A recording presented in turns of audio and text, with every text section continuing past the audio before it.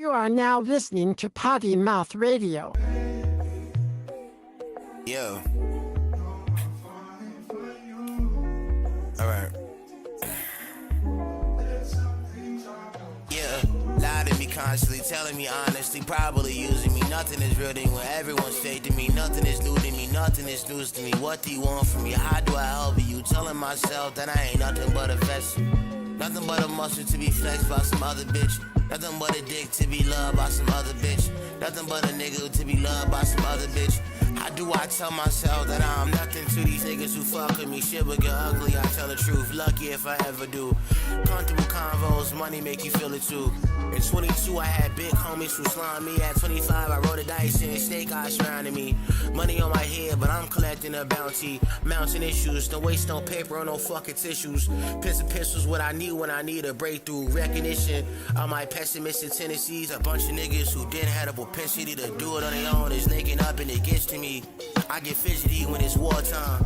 The saying goes that my trigger finger itching, but niggas know my finger has never left the trigger. I'm shooting still like Puka or Luka. Niggas know I be hooping ill. Scoot the Ville, I scoot your bitch and chill. Tense feelings of anxiety. I see my IP getting slaughtered by little homies I'm side-eyeing. Rest mission execution impeccable. Is it deserved or worth it is the question though. Tail spinning at 2 a.m. I'm desperate for purpose. Niggas heard about the channel, I see the vultures lurking. Merchandise and commerce is the death of me. Especially when it takes away from giving the best of me. I can't mess with the recipe. Winning is essential to my quality of life. Like a warm drain, nigga, could you please add ice? For 5 years straight, dog, yeah, I can't sleep at night. 5 years stuck here, I just need advice. Yeah. The big homies ain't bigger no more. Every day this city starts to resemble Sodom Gomorrah. Girl will put the city on his wings and flip it around. That's how I feel when I see you niggas still running around. At this point in my career, I'm punching down. I'm too addicted to the drink like it's prohibition. Being the greatest in the game is my only mission. Close second doesn't ever cut it like dog scissors. I'm not no mid-card nigga like Dolph Ziggler. Charge too much to the game, dog, yeah, that shit is max. Every time I hear that fucking word, I think of plaques. Too many tracks I ran, I'm thinking about doing a lap. Victories in eyesight, but still just out of grasp. My only passion in life, nigga got me praying to God. I don't even believe in Christ, I'm hoping I'm doing it right. Hope he checks his voicemail, I ain't get through. I give it too much to niggas, sometimes I feel misused. Hey. Abusing a person who cares, but I still persevere. Gossip and messing is just the only thing that persists. My only fear is being not remembered. Almost 30 years on this planet, I'm still lost as ever. Puzzle piece missing, start to feel like lost treasure. Brother gone missing, milk carton's the last measure. Tall glass Moscato on parched. My lady tells me she feel like we growing apart. Says I'm aloof, but gender roles, I'm playing my part. These days I start to feel like everything is shot in the dark. Adrenaline in my soul, I need a shot in the arm. Cody Rhodes storybook in it's not in my cards. Who booked this shit? 100 gotta be holding the pen. No dosage, pain is full of anxiety. Voices flare up and they come in variety. I'm on stream and I'm trying to spread ideologies. This neo-feudalism is becoming uninspiring. Talk about knowledge, niggas tell me I'm spiraling. White folk trying to talk about some slavery in Ireland. The system is working, of course, and some niggas really love that shit like I learned from Troy. Traffic is great in this country, yeah, but my life is a boring American dream don't exist, so everything we torn, everything is falling. Everything is falling, everything is falling. It's falling apart in front of us. Last generation of a once great nation. No one say cause we all participated. It's falling apart in front of us. You are now listening to Potty Mouth Radio. Yeah. Hey. Na-na. Oh na-na. Oh na-na-na-na-na-na. Turn me up. Till my dog turn snake, we gon' spin up on the block and we gon' hit him in the face. Yelling for no jersey till we found out that's where he stay. Niggas switch to the other side, that's where he gon' stay. I ain't never met no plug who can't make a play. I ain't never met no nigga tatted in his flesh. Chill like my brother still, he gon' turn his back. Hey, what the fuck is that? Spend any time, I want that nigga sleep. We can leave in order, never take it to the streets. The way he talking, man, I think that nigga wants some beef. What the fuck is that?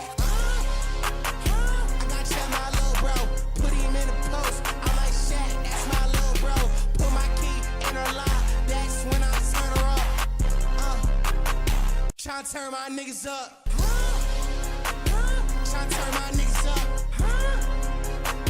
Tryna turn my niggas up. Tryna turn my niggas up. Man, I turn my niggas up. Man, I turn my niggas up for real. Man, I turn my niggas up for real. Man, I turn my niggas up for real. Man, I turn my niggas up for real. Yeah, hey, what you needed from me? What you need? Hey, cause we don't speak unless you need some. Know you need some from me. I know you need some from me. Yeah, look, when we met your ass was broken bummy. Broken bummy. I turn my niggas up like that shit is nothing. Shit was nothing. I turn my, yeah, I should've seen it coming. I should've peeped it coming, yeah. Hey, when I give out grace, all I ask is thanks. All I ask is please don't bite the hand that feed your ass. Niggas saying that he leaving like we need his ass. Man, I turn my niggas up. Hey, and we spinning to the body drop. Body's dropping. Yeah, I'm so it's non-stop, non-stopping. And it's all when it's, and it's all when it's, and it's all when it comes. Turn my niggas up. Hey, and I turn my niggas up. And I turn my niggas up. Hey, and I turn my niggas up. And I turn my niggas up. And I turn my niggas up. Hey, and I turn my niggas up. Hey, and I turn my niggas up. You are now listening to Potty Mouth Radio.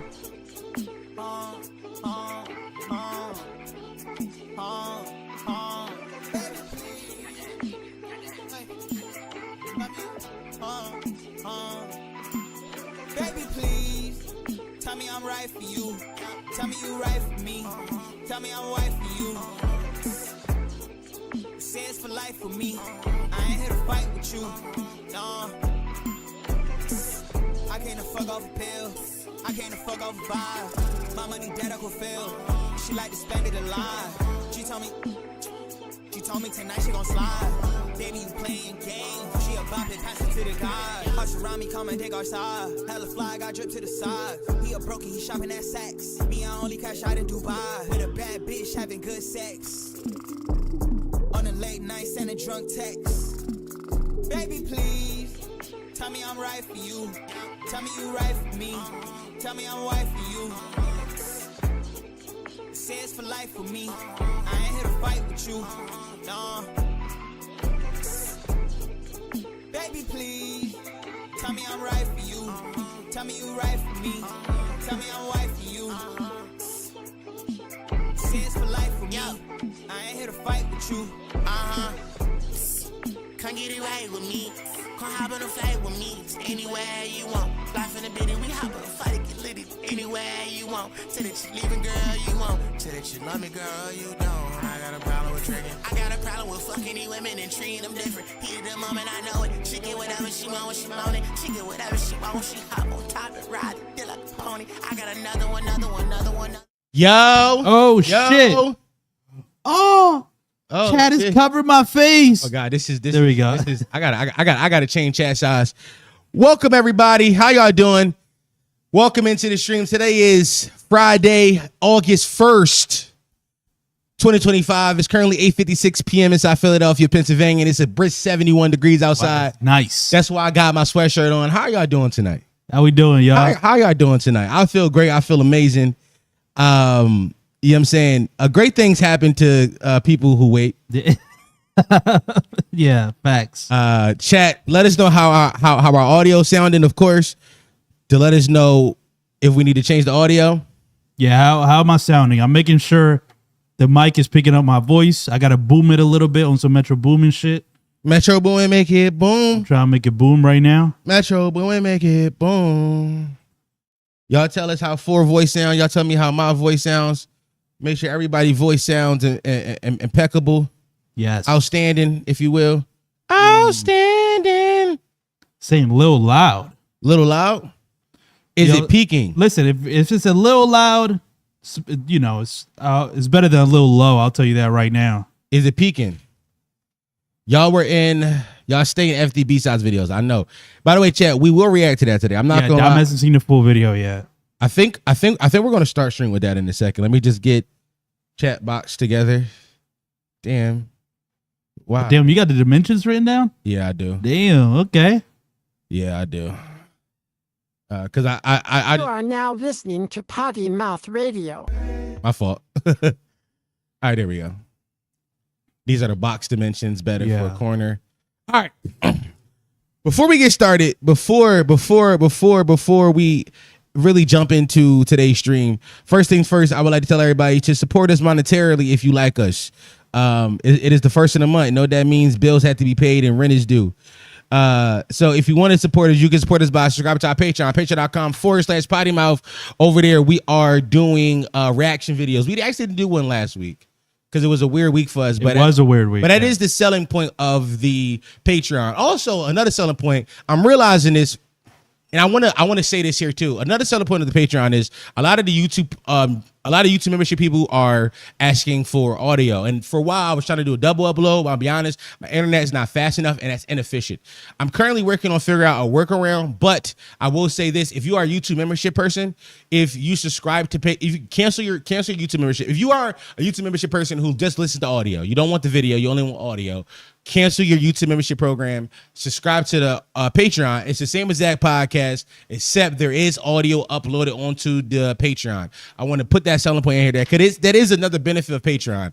I wish that YouTube allowed me to just upload audio by itself, or maybe take an RSS feed and put it on there. I'm trying to figure out the workaround for that currently. I still haven't figured it out, but that is one of the selling points of Patreon.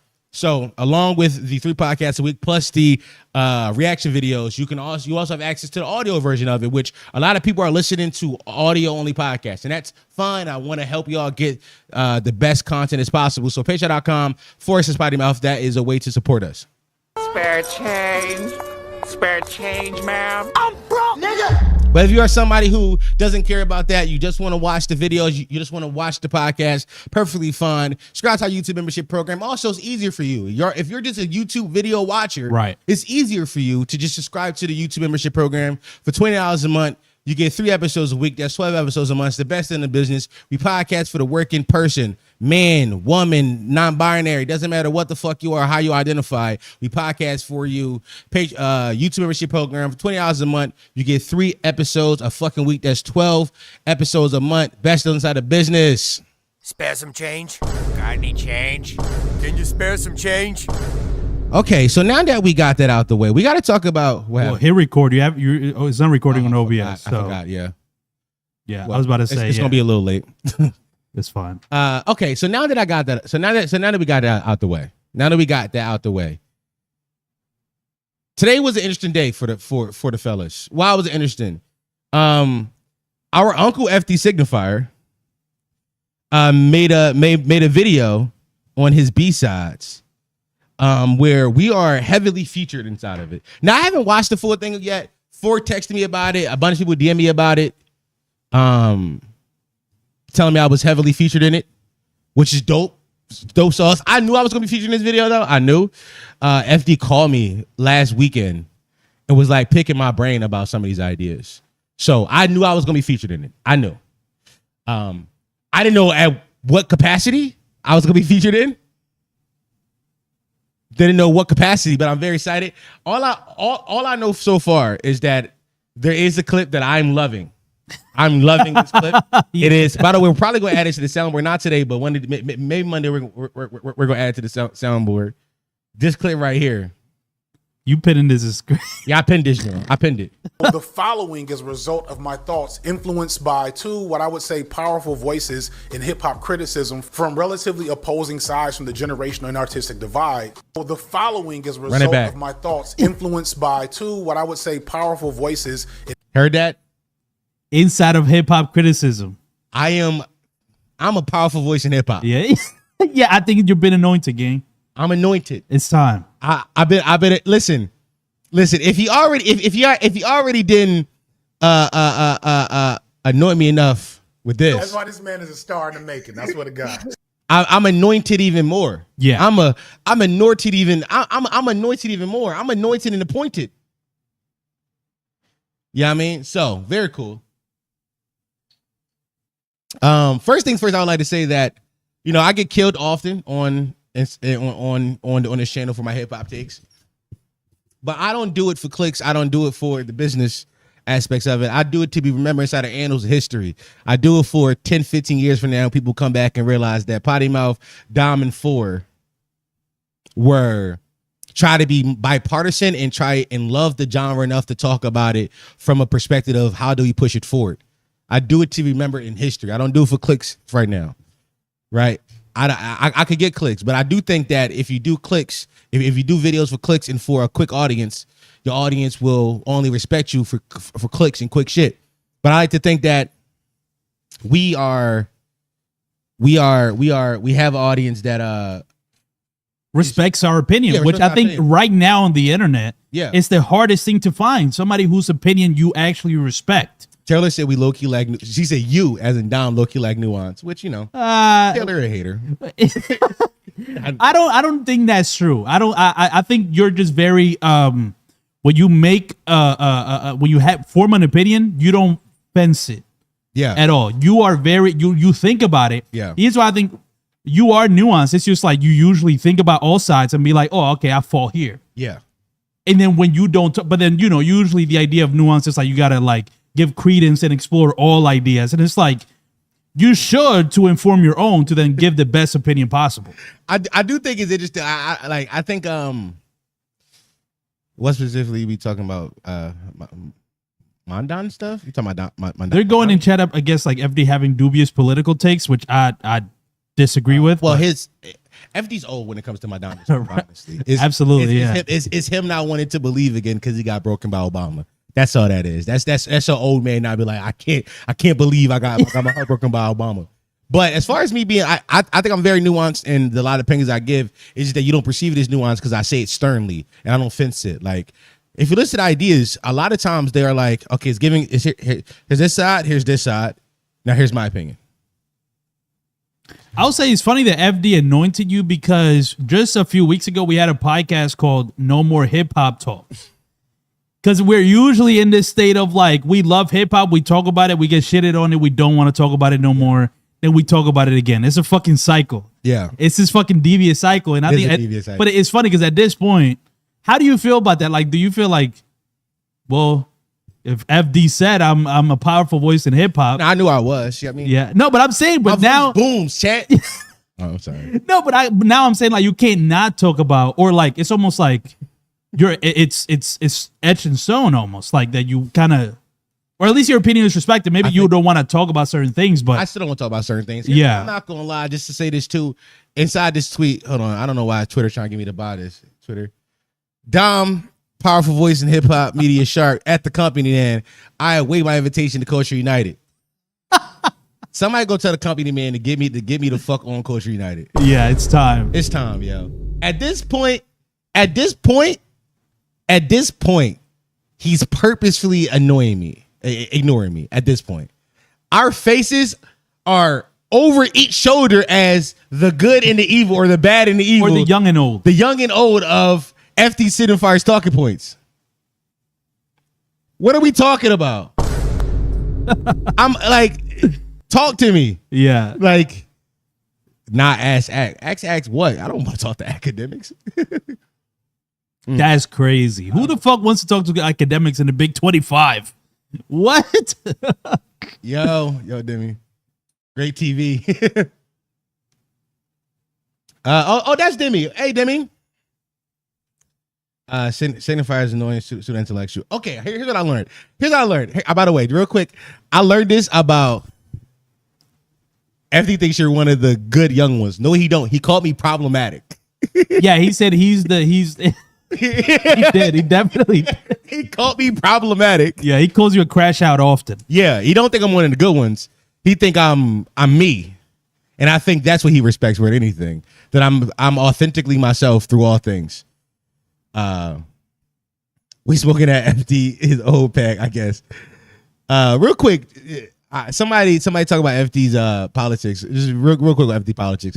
Here's what I learned, and this is something I'm trying to grasp on the internet, and I have trouble grasping it. And And after he told me this, he's like, yo, everybody's not gonna like you. And it's you think everybody likes you because your view count going up and your likes going up and your sub count going up. But everybody not gonna like you. Some people will disagree with your opinion, and some people will form an opinion about you based off one thing you've said ever. And I think that is disingenuous to like how people like FD and I, not putting us in the same category, but how we make content where there's so many different ideas, so many different videos sparsed out through years and weeks and months for you to be like, this, you are this thing. You are this one thing. And I think that's where we gotta like, that's where I'm trying to get better at being like, yeah, everybody not gonna agree with me, that's okay. But also understand that I'm still me regardless of whether or not you validate me. Which is, it's hard to say as a human, right? It's hard to say as a human to be like, because what we do here is oftentimes looking for validation through internet strangers. Like all of us who make content, we're looking for validation through internet strangers. So when we don't get that validation from some people, it hurts us. But I have to learn that, like Charlamagne said, and I know niggas say Charlamagne, but stay with me. You're never as good as they say you are. You are never as bad as they say you are. You always fall somewhere in the middle, which is true. Yeah. True. The validation thing is so real, especially on a live stream, which is like, we've done all different forms of content. This is definitely the most like immediate form of validation you can find as a content creator. Just saying something and people immediately responding to you. You don't get this in anywhere else. No other format. But with that being said, let's watch the B-sides video. For now, I usually don't do reactions on this channel or on these streams. But let's react to it, because apparently, like I said, I'm featured heavily, and I'm very excited to be featured heavily inside a FD video. Yeah. So we're gonna fucking react to it. Let me pull up the video. Here we go. By the way, this shit underperforming for his channel, but he love hip hop and he gonna keep talking about it. Yeah. All right, here we go. And if you I did not watch this. This is me scrolling through to see my face a whole bunch. Pop's in often. All right, let's go. A few weeks ago, the Clips released their 5th studio album, Let God Sort 'Em Out, and their first album in nearly 15 years to critical and commercial acclaim. And after a week or two of discourse, I made a video about how I had mixed feelings about the fact that arguably the most critically acclaimed, attention-grabbing rap album of the year was made by two men older than me. That video never made it to YouTube. And it didn't make it for mostly good reasons. A lot of what I had to say in this video, I'm going to low-key repeat in this one. But right after that video was finished, I saw a video from my problematic nephew, Dom, where he continued his smoke demon phase toward the generation before him. Literally. Wait, smoke demon, how do you feel? Bro, he called me his problematic nephew and then called me a smoke demon. Like, that's crazy. Continuing this smoke demon phase. He's like accepted it. He's like, he's right now, he's just gonna rebel, man. Like, ain't nothing that we can do to keep him contained. He's gonna expose his hatred. He's like, yo, he just hate niggas, yo. I'm not gonna lie, I'm decking smoke demon. Smoke demon is a hard. I'm jacking that. That is hard. I'm jacking it. I'm throwing it in my bio. Yeah, smoke demon. I'm a smoke demon, bro. I'm a smoke demon. I'm jagging it. Agreeing with my overall opinion, but also adding some things to the story that I knew I wanted to touch on, and I didn't know if I touched on perfectly. He called you a shade room black who reads what? Yo. Before I could add anything to the video, I ended up taking a trip to LA for some business and ended up connecting with who I would say is the godfather of modern hip hop journalism and content creation, the Company Man. And my conversation with him really helped me see that my initial take was inadequate. Look at us, yo. Come on. Yo. Also, how do you feel about the picture he chose? It's, it's a good picture. It's just out of it's a thumbnail. It's a thumbnail. He should ask me. I would send him. Yeah, I would send him a good picture. You might need to put like an official headshot out. I do need an official headshot. You might gotta just I need an official headshot. Yeah. So the following is a result of my thoughts influenced by two, what I would say, powerful voices in hip hop criticism from relatively opposing sides from the generational and artistic divide, and using those angles. I want to discuss interesting generation and artistic divide. I mean, he's right. By the way, niggas say it's a good picture. Okay, that's literally my face. Like, that's how my face looks all the time. I'm also, by the way, I'm looking at the quality. Also, I'm looking at the fact that I'm pretty sure I took this picture with the camera. So it's like, You did. Yeah, but it's also clear. It's like we took that picture in the basement. Damn. Inside the old studio. the old studio. It's been a while. Yeah. Yeah. We would like take a bunch of pictures. Yeah.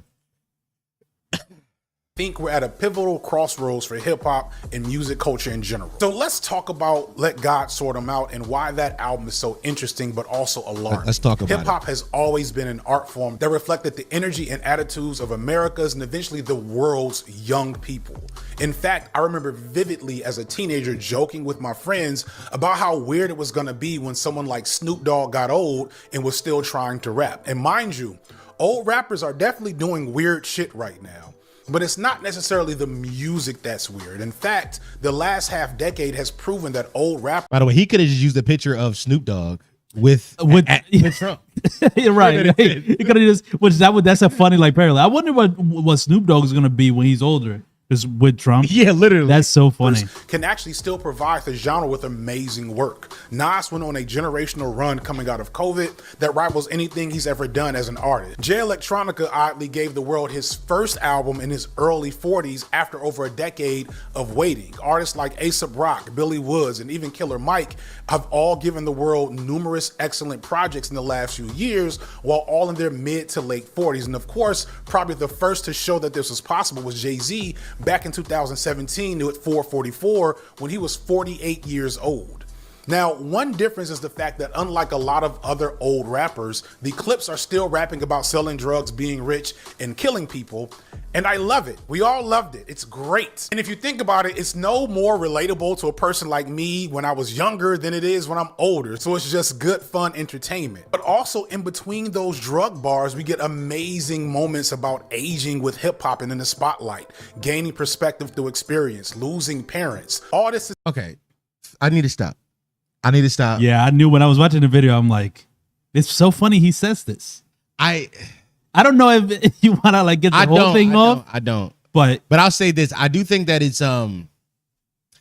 interesting in the era where we talk about how the other side of hip hop and how they speak about the side that I represent or the side I hold the flag for often, the vibe rap side, how they say it's just nonsensical things said on the beats. And then champion 250-year-old guys who are rapping about selling drugs and killing people as if they're still doing it. Is as if it's not the same nonsensical things just being said onto beats.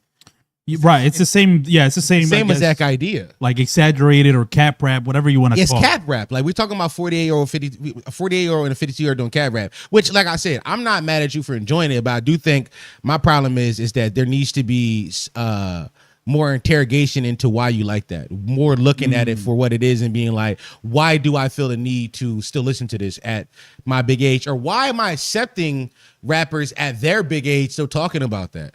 Yeah, as opposed to especially when we hear about, we hear criticisms of artists often is that they're not going within their music. How can we just accept that from these guys? Which I'm not here to do that whole talk today, but I just want to say that. And I'm not reading checks. I know chat going crazy. I'm looking away. Say, as much as I love him, Andre 3000, you are wrong. There is a lot of room for older people in hip hop. Teray, another hip hop journalism elder, said as much a while back. However, I still have concerns when I see the rollout and reception for Let God Sort 'Em Out, not in terms of its success, but in terms of galvanizing the culture, drawing attention, and driving trends and conversations, being a moment in hip hop in a way that I don't know if it's happened enough in the last decade or so. Because while I think there's plenty of room for older rappers in hip hop, any genre of art that is dominated by people in their 40s going into their 50s, especially a genre that used to be driven by younger people. The aforementioned Nas, for example, was 19 when he made Illmatic. There you go. And the aforementioned Andre 3000 along with Big Boy, they were both 19 when Outkast released Southern Playlist of Cadillac Funky Music.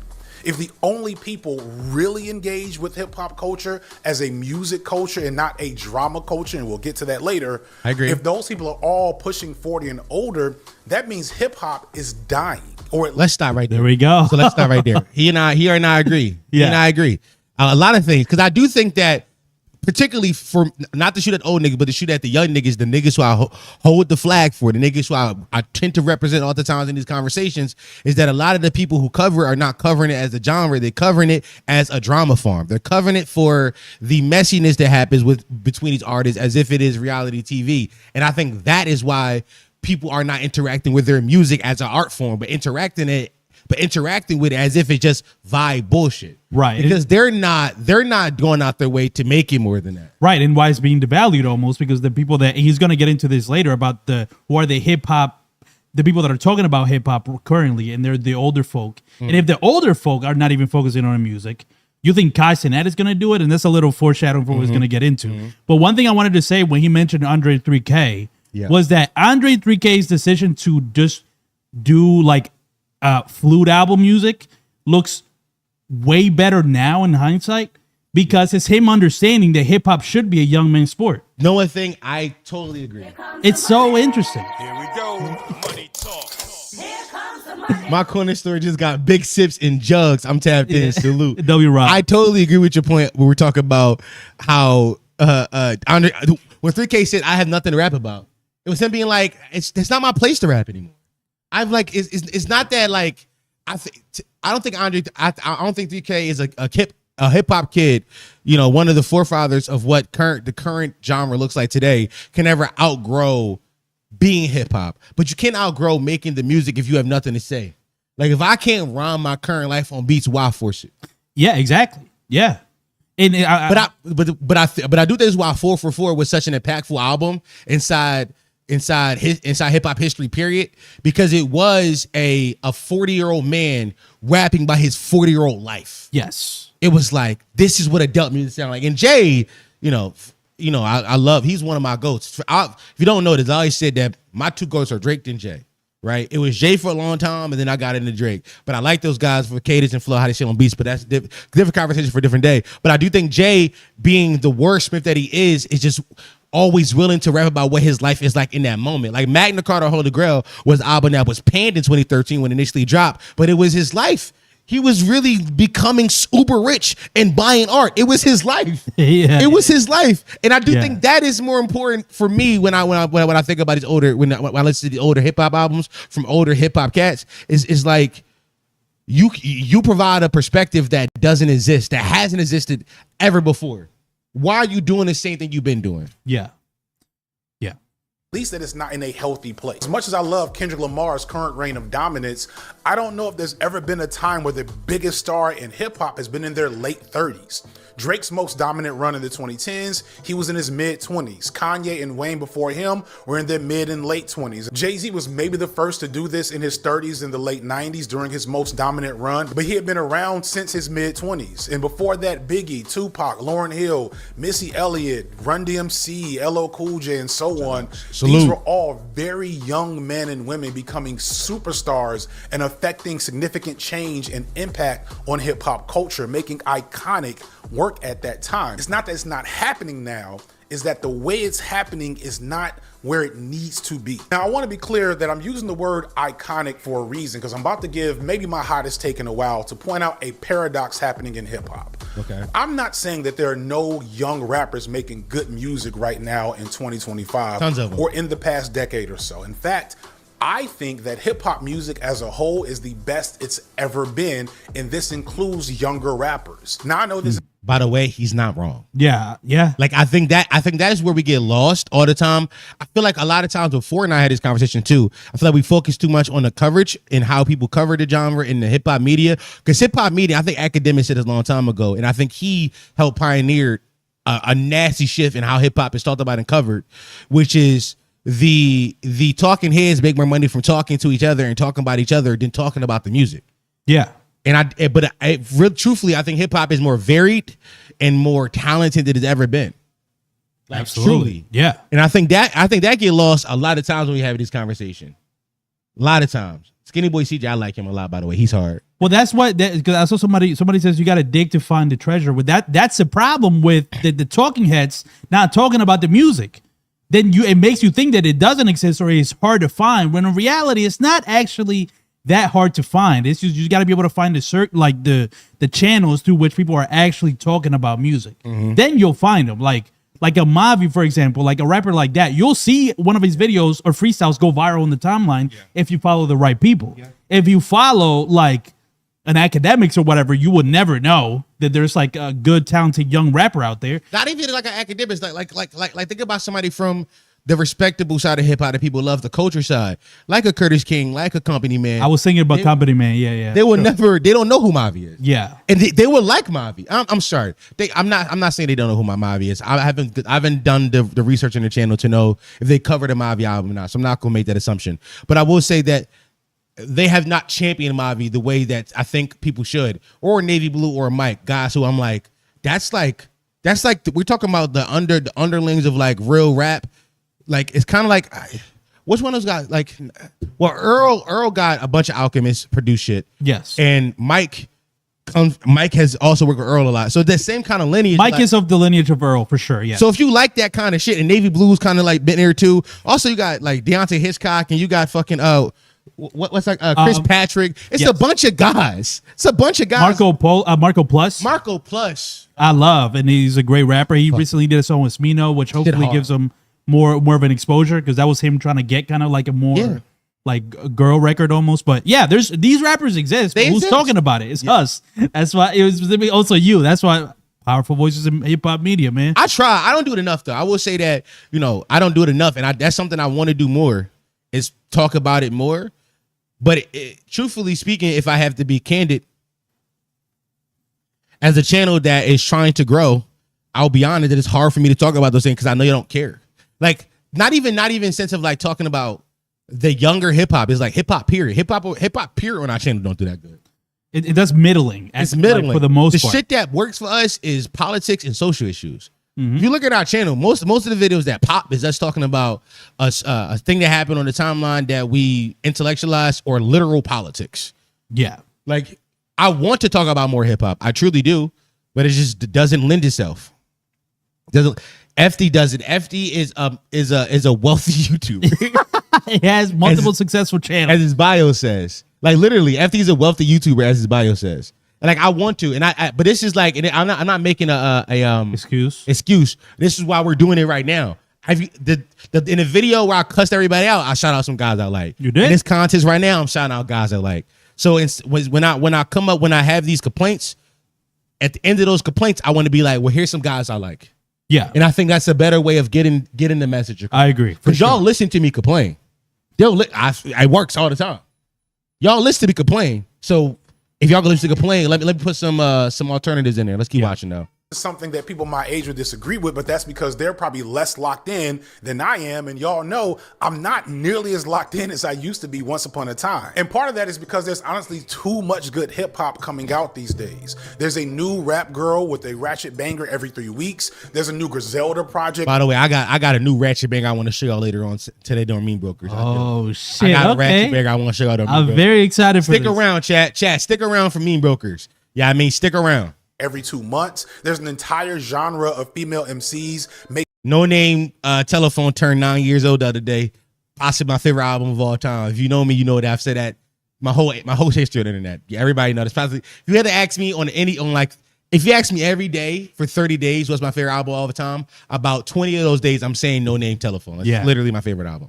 Making more purist boom bap adjacent music like Chica and Lil Sims and No Name. There's entire catalogs of good music from younger artists like Denzel Curry or Vince Staples that I don't get to spend enough time with. Because the reason is one of y'all are bringing to my attention someone like Mike, who I haven't listened to yet because I don't know when I'm going to do that, because I just heard the new McKinley Dixon project, and that is to me my favorite thing that's came out all year. And then I find out that dude has 5 other albums that I've never heard. Have you listened to McKinley Dixon? I've listened to some of it. It's like live instrumentation, like raps, which I think is cool. It's not necessarily my thing, so I haven't spent too much time listening to it. He's done many songs with Guys, who's a friend of mine. So that's how I knew his name. Yeah, that's how I know. That's how I knew his name. Yeah. Yeah. But his thing is like live instrumentation rap. Yeah. Like he gets like full bands and raps over them. Yeah. Okay. Because I've heard that. I've heard a lot of hip hop players talk about that. McKinley Dixon. And this is all while Let God Sort 'Em Out is still in heavy rotation. If you're my age and you're paying attention and you're honest, you have to admit there simply wasn't this much high quality stuff coming out in the 90s, because the way we consumed hip hop, the people that controlled how hip hop was released, would not have allowed it. But that's also part of the issue. Hip hop music is in a second renaissance right now, but hip hop culture is kind of trash. Absolutely. And there's a lot of First of all, before he go any further, this take, I'm sorry. Listen, I'm gonna pause it. This why we don't do reacts on stream. Because I'm a pauser. No, let's go. Go ahead. But what FD about to say something that 4 and I have been talking about for a long time, the difference between hip hop, the genre, and hip hop, the culture. Absolutely. And I feel like a lot of times where like I'm like, yo, hip hop is trash. I'm talking about the culture. The culture is in a weird space of how we talk about the music, but the music itself is good. And I feel like a lot of this, I feel like the culture aspect of hip hop, those guys over there who pump up the culture love to mix these two things as if they are the same. They are not. The genre and the culture are different. They are different. They are different and have been forever. The example I give you all the time, and I give it to you again, any and everybody is allowed to be a part of hip hop, the genre. Facts. We've shown it throughout time. That isn't me being like, I want anybody and everybody in. That's me looking at the history of the genre and being like, any and everybody is allowed in hip hop, the genre. Yeah. The culture is something different. The culture is something that you are born into. The culture is something that is bred into at a young age. You don't join that. It's like a gang. You don't join a gang at 27. Right. You join a gang when you're 14 in the neighborhood because you want to feel protected when you walk into school. It's different. The genre and culture are two different ideas. And I feel like a lot of times we get caught up in believing these two things are the same. But let's keep going. For this. Many of them have to do with the mediums through which we consume music. Streaming has changed the nature of engaging with the music and has also exacerbated how exploitative being a rapper is, as rappers make even less money off their music today than they did 30 years ago. Where they were getting at least pennies off each record, and now it's a percentage of a penny off each stream. And this has led to a big difference in how rappers might be motivated to make music. And you know what? I'm gonna be lazy and just like add a section from that vaulted video here because it's basically the same shit. But even going back to those stars, the Doechis, the Glorillaz, the Megs, etc., are any of them willing to put in the effort to sit and really build a project akin to Chromacopia or Let God Sort Them Out or maybe whatever Jid and Joey Badass are doing? To be fair, does the even culture demand that from them, or is this just an outdated old head concept? Is it old head of me? I'm asking this genuinely to want more artists to sit down for a couple of years and really work on building a project, because I understand that that's not the optimal way to be a musician in 2025. Like, I don't know if any rapper has had a bigger 18 to 24 month period than Glorilla. I feel like ever since she popped up a couple of years ago, she's basically had a top 10, top 20 hit every 2 to 3 months. And So the Glorilla. Salute. But Glorilla is what unks think the baddies listen to. As somebody who be around women, I'm trying to tell you, I'm around women. Now, Taylor's a woman in the chat. She can maybe and Demi's a woman in the chat, and they're gonna be like, no, we listen to Glorilla for sure. I'm telling you, I've been outside. That's not. There's some Glorilla songs. I don't know if it's as many, because he said every 3 months. That's a little. It's like her Glorilla went 2 years. She got her chain snatched by Sexy Red. Right, she did. Yeah, and then snatched her chain back. Right. That's a good way to put it. It's exactly what happened. Yeah, that's exactly what happened. I saw it happen in real time. Yeah, Sexy Red snatched her chain, and then Glorilla came back and said, "I'm snatching my chain back." Yeah, no facts. That's exactly how it happened. Yeah. I'm serious though. No, you're right. Somebody, look, Demi show. Glorilla makes music primarily for men. Exactly. Wow. Well, this is a woman. Shout out Demi. Well, I thought this. I think Glorilla is the male gaze version of what baddie music sound like. Mm-hmm. It's like that's not what the huz listen to at this point. I'm telling you, I know about the huz. I be around the huz. What are the huz listening to? Could it be in the meme brokers? It maybe? is. Yeah. The huz. Listen, the huz. Okay. In my experience, the huz are listening to like the most hardcore hip hop you've ever seen. Oh, like the huz love the Clips album. Okay. The huz love Larry June.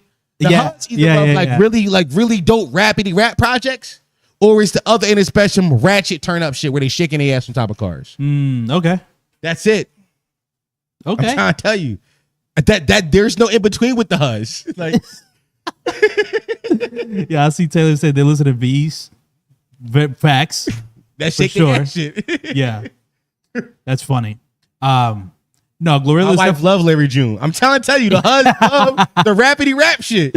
yeah. The hood Huz love Rod Wave. That's the hood Huz. You Bro, do knowledge. Yo, Matt trying to be like, that's Philly Huz. Nah, bro. Don't throw that on Philly Huz. That's not, bro. That's not this Philly Huz, bro. If you said F as the Bender or some shit like that, maybe that's Philly Huz. No, the Philly Huz listen to fucking OT7 Quant. The Biddy Huz? Right. Right, for sure. Somehow, By the way, we've been reacting to this shit for like 30 minutes. We're 7 minutes in. This is why I don't do react. No, I'm Dante. Bro. Yeah. came out with not one but 2 albums in 2024, or maybe they're mixtapes. I honestly don't know, and that's kind of my thing. It doesn't feel like it mattered that she came out with 2 albums in 1 year, and that the albums themselves didn't really make, like, as singular projects, they didn't make huge splashes because she's still releasing big hits every couple of months. What would incentivize her to go away from that strategy and like let her wave calm down for a second and legitimately stay in the studio for a big album, hype it for months, make one big splash all at once, when she can basically just keep ruling TikTok and Instagram and whatever else with these great songs?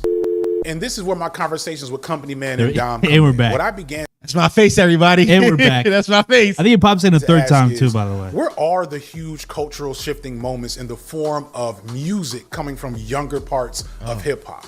While there's still good music happening in hip hop, the stars don't seem to shine as bright. I looked at a list of the 20 hottest rappers in hip hop from 2022, and a bunch of the people on that list had already low-key fallen off, like Jack Harlow and Sexy Red. If you were people I didn't know anything about, like V's and Cash Cobain and Ken Carson, and you might say, well, that's because I'm not. Immediately, he just named 3 of the like almost like pushing mainstream of the underground. Yeah. Like V's, Cash Cobain, and Ken Carson is 3 different sounds. Totally different. Very different, yes. But also 3 different like large fan bases. All pretty much got like big songs. Absolutely. The guy He's got This Not a Drill. Yeah. Cash Cobain, 1,000 of them, and Ken Carson, which I don't like his music that much, but I know he got him. He got some big songs, yeah. But I mean, his point of like, are these stars though? Now That's an interesting point, and I've been thinking about. You and I on our podcast talked about that. A lot of the problem is that the younger generation don't have a star. I think I might have one. I think after we're done with this video, I think I came up with one. Oh, and this is where I did some research. We got a 4 take. Yeah. I think after the video's done, this inspired me to think about who are the stars, and I think it's been right under our noses, but we don't want to acknowledge it. Oh, I loved it. Yeah, I love that take. Stay tuned. Yeah, stay tuned for that. Stay tuned, ladies and gentlemen. Yeah. Locked in, and to an extent, maybe. But if they were really huge stars, it would be impossible for me not to know who they are. There's a few bona fide huge stars, but they were also mostly women like Meg, Glorilla, Lotto, Doja Cat, Doechii, and keep a pin in that because that's important. So aside from maybe Playboy Cardi and Lil Uzi Vert, I don't think anyone on that list has truly done anything to deeply impact hip hop culture on a large scale. Real quickly, both of those guys came out a decade ago. Just want to point That's that out. what I'm saying. Yeah. Point that out. Both of those guys came out a Facts. decade ago. There's good music, there's big hits, but there's no big galvanizing culture shifting moments. And as I showed with Glorilla in that previous segment, I don't think there's even a real reason or like force to make that a thing. As big of a year that Glorilla had, I don't think her presence right now compares to what Nicki Minaj did with Pink Friday 15 years ago. And I was old then. I wasn't locked in then, but I could tell from looking at the youth. Nigga, how old is Unc? Jesus Christ. He might be calling that. He might just be saying that for the video because, like, 15 years ago, he can't be old. If he might have been like around my age. Yeah, like 30, I think. Yeah, around maybe younger. If you say so, I don't think Unc 45. I think Unc like 42, maybe. Yeah, so I think he's just saying that He for would the have been sake like, of. Jesus. I think it's for the sake of the video. I think he's just saying like I was kind of older. I was Unc status. He like 42, so like 15 years ago, he would have been around my 27, age. yeah, He would have been my age exactly. Yeah. Chad, am I old? That's what. Nah, bro, he's just saying that for the video. He's saying, Chad, I'm wise. Chad, I'm cooked. I'm done for. I'm old. I'm finito. You good, bud? Oh shit, that's funny. All right. I'm looking at the culture that something was happening when she came out, and it's not the same. People now Okay, are real quick. Also, I want to announce that Nicki point real fast. It's different, right? Is Nicki Minaj run her initial run with Pink Friday and Roman's Revenge and all that shit happened like pre-streaming and pre everybody on the internet. Yeah. So it's a different time period where like we are able to be distracted by so many different things. Like Nicki Minaj was popular and Drake similarly was popular. First of all, let's talk hip hop throughout history up until like 2017, 2018. Everybody who was popular, who was mainstream and really big was big because we didn't have any other options. Yeah. Of things to look at. Absolutely. Yeah. Like it was just like, well, all we get is what the label feed us. It changed a little bit with the blog era because the internet, it's like the infancy of the internet. Even but the blog era, those guys weren't as big as the radio at the time. probably not. We're talking about like in all. They eventually grew to be like, yeah, you know, but early on, I can see your point. Like when the blog era first started, like the blog era kids became the superstars. So let's think about it. Let me see. How much did Pink Friday sell? I believe it's like 300K. The first one. First week sales. Yeah, 375. Yeah. Nobody does this number anymore. No, it's rare. Like nobody does this number anymore. We talking about the biggest hip hop album of the year last year, Gene X. Didn't sell kind of like 312, I believe, or something. So 312. 319. Like, yeah. you see what I'm saying? Like, nobody does that number anymore. It was a different time. Absolutely. In music and media consumption. So I don't want to hold that against Glorilla. It's more so just the times have changed. Yeah. Just satisfied with small mini waves in different pockets of fandom, and that's not the worst thing because that also does mean we get better, more niche content, but it does mean that hip-hop is lacking star power, or at least young star power, which is concerning because that's what drives the medium and the culture forward into the future beyond when I'll have any influence. There's a lot of obvious aspects of why this is happening: late capitalism and enshittification of music streaming and how we consume music, but the company man added something else that I definitely want to touch on to oversimplify our conversation. Justin, by the way, he called me. I did not add anything to this conversation. Really? I don't know if he quotes me in this video at all. I don't know. I think he does imply that he's gotten his ideas from talking to you. Yeah. But I'm telling you right now, when he called me, he texted me. He's like, yo, you want to talk on the phone? He texted me Saturday morning. Yeah. After I had just been to the club drinking. I was hung the fuck over, Chad. I ain't gonna lie. Oh my God. That's crazy. Chad, I was on the phone saying a bunch of nothing. That's crazy. Chad, Chad, I was hungover. I had alcohol runs. My pores was leaking tequila and fucking Tecate beers. It was bad. It was bad vibes, bro. It was bad vibes. He had no idea. Bro, he had no, and I'm trying to lock in, and I had no Adderall. I'm trying to lock in, bro.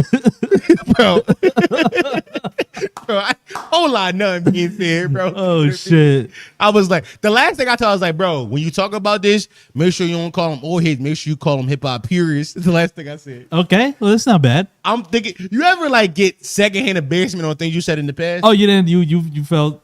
I'm thinking back on that conversation, get secondhand embarrassment. Shit, it don't matter. You still a powerful voice in hip hop. Tight shit. You know what I'm saying? Shit. You know what I mean? Yeah. I invite you to add your commentary to this when you can. He pointed out that essentially Gen Z doesn't have the best critics who are also popular and influential in the culture in the same way that Absolutely. me and him and others above us. He told me this take, and I had nothing to say to this, by the way. But this is facts. He's not wrong. This is facts. He's not wrong. Us and older than us were while we were consuming hip hop. The reality is that the popular figures who promote and discuss music that is Gen Z oriented are, for lack of a better word, pretty shallow. So before you take offense to that, young people, let me explain.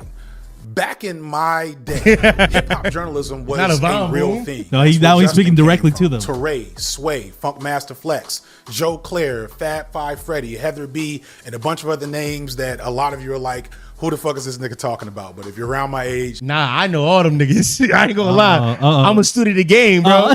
Yo, Heather and B and Sway had a show together.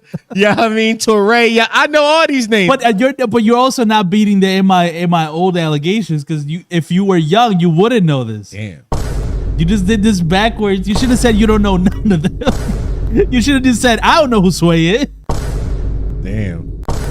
Yeah, you should have locked in on I don't know none of these people, bro. You did it backward. You did a cell phone. What the fuck?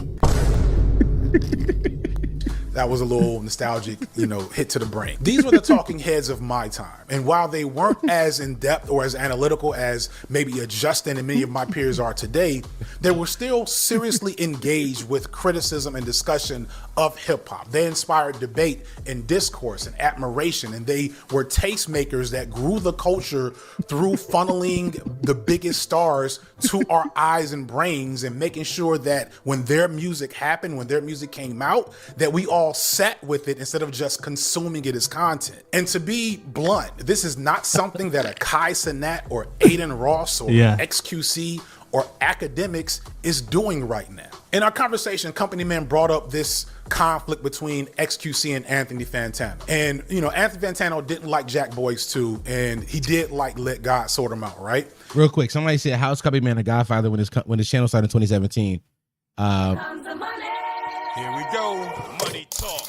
Here comes the money. Salute for $2. Company Man was a writer for, I believe, Vibe and a couple other magazines way before he started a YouTube channel. Yeah, he was an old school journalist. He was a Hip Hop DX as well. On Hip Hop DX channel, he used to do he was like the face of their social program for a long time.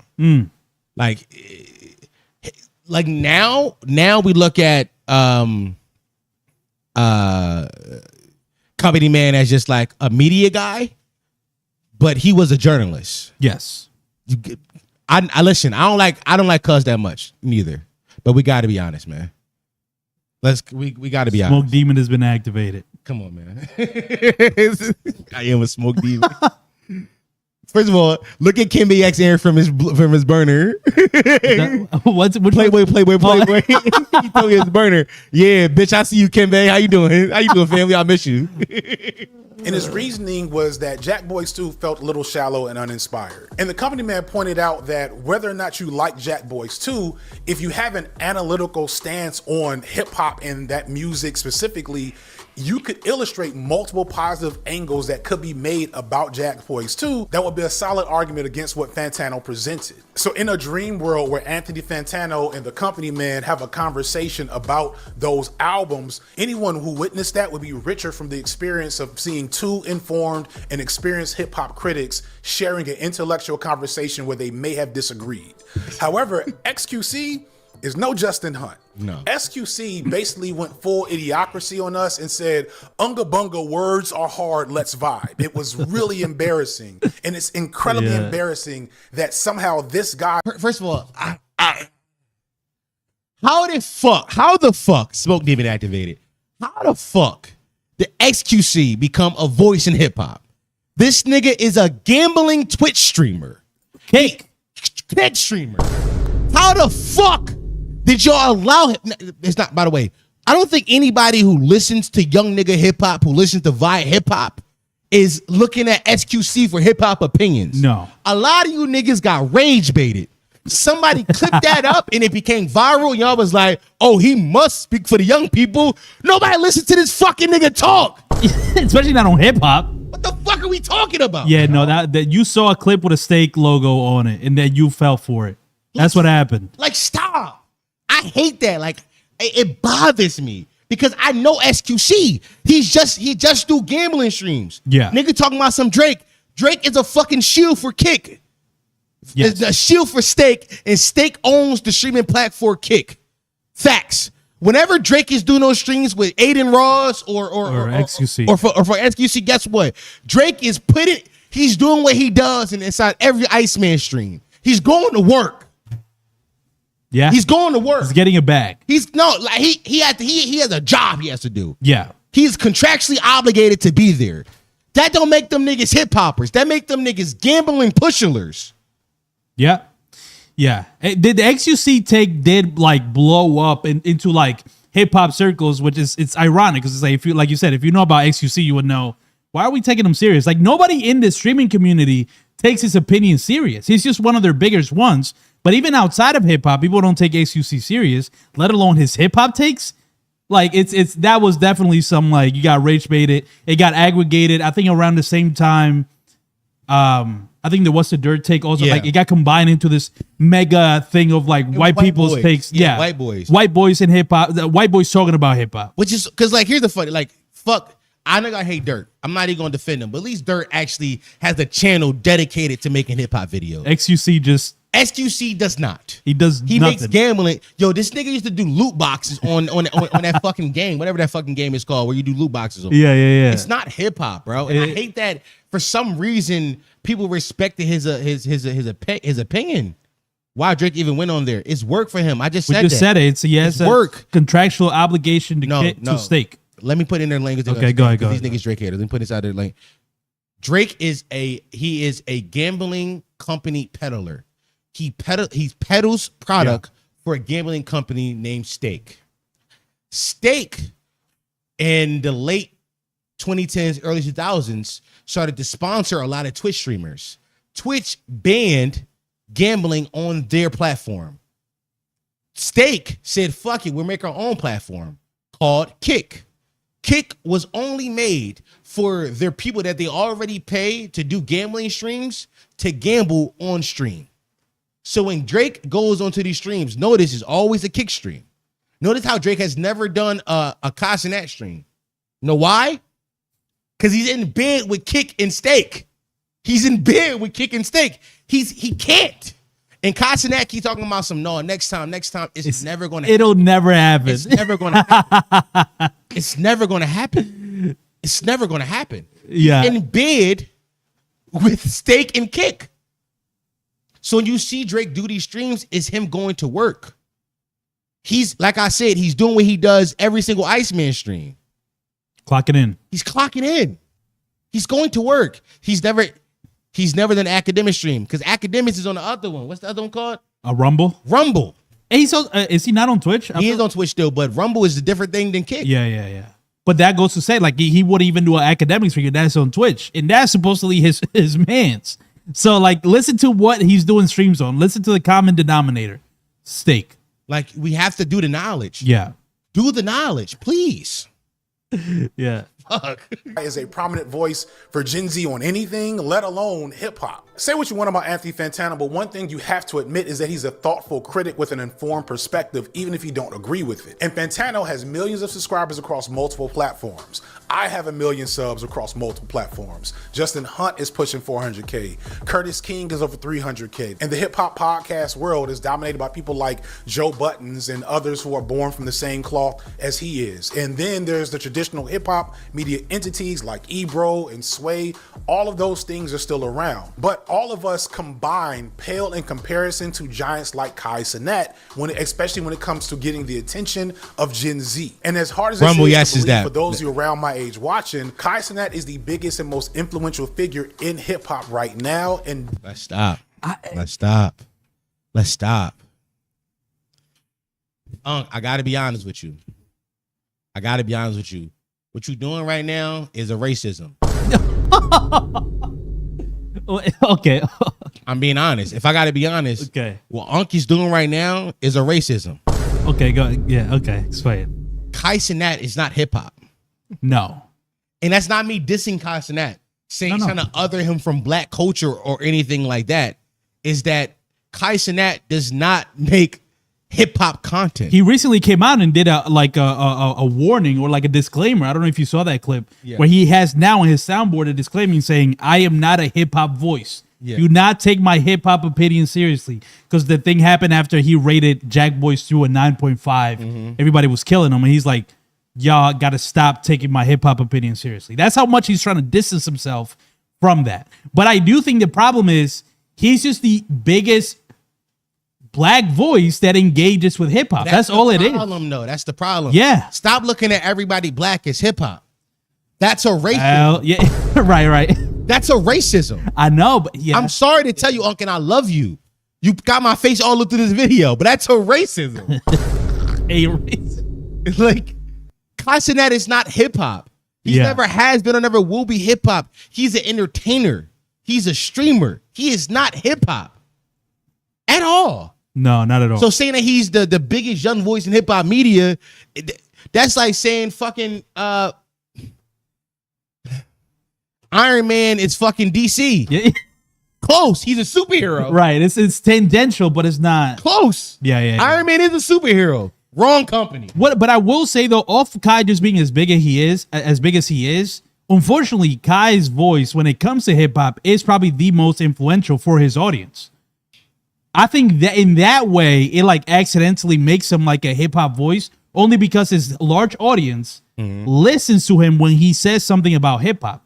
You know what I'm saying? When he says the Jack voice is good, his audience of like younger kids. That's an influencer.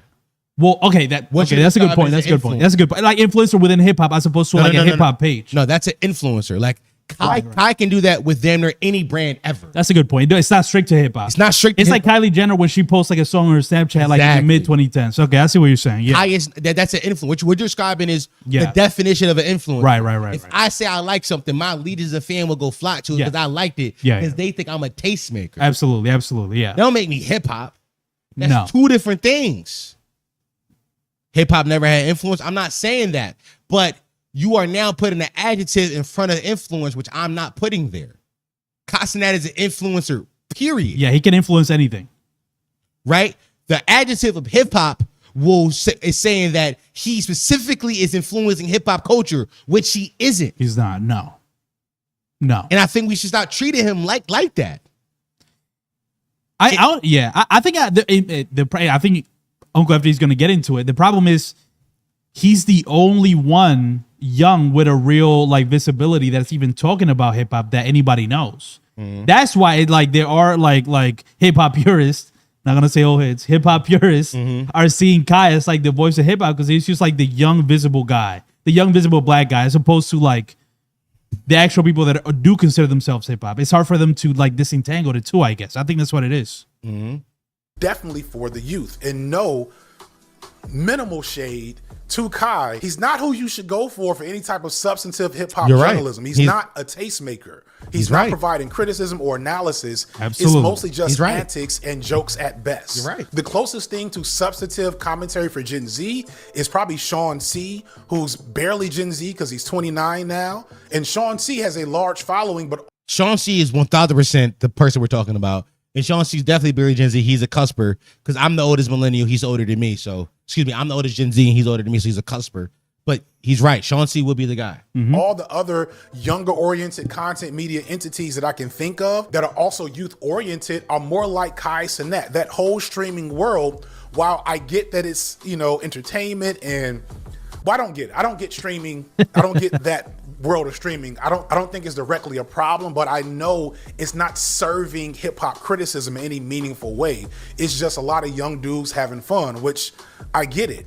The people that are Gen Z that are doing serious commentary are much, much smaller and they're not getting nearly the same level of attention. I mentioned Dom. Go ahead. He gonna say my name. Wait, let him say my name real quick. Go. Hold on. I ran it back. Yeah. I got excited. I saw us, bro. I know. I got excited. My fault, bro. My fault. Go ahead. No. Much smaller and they're not getting nearly the same level of attention.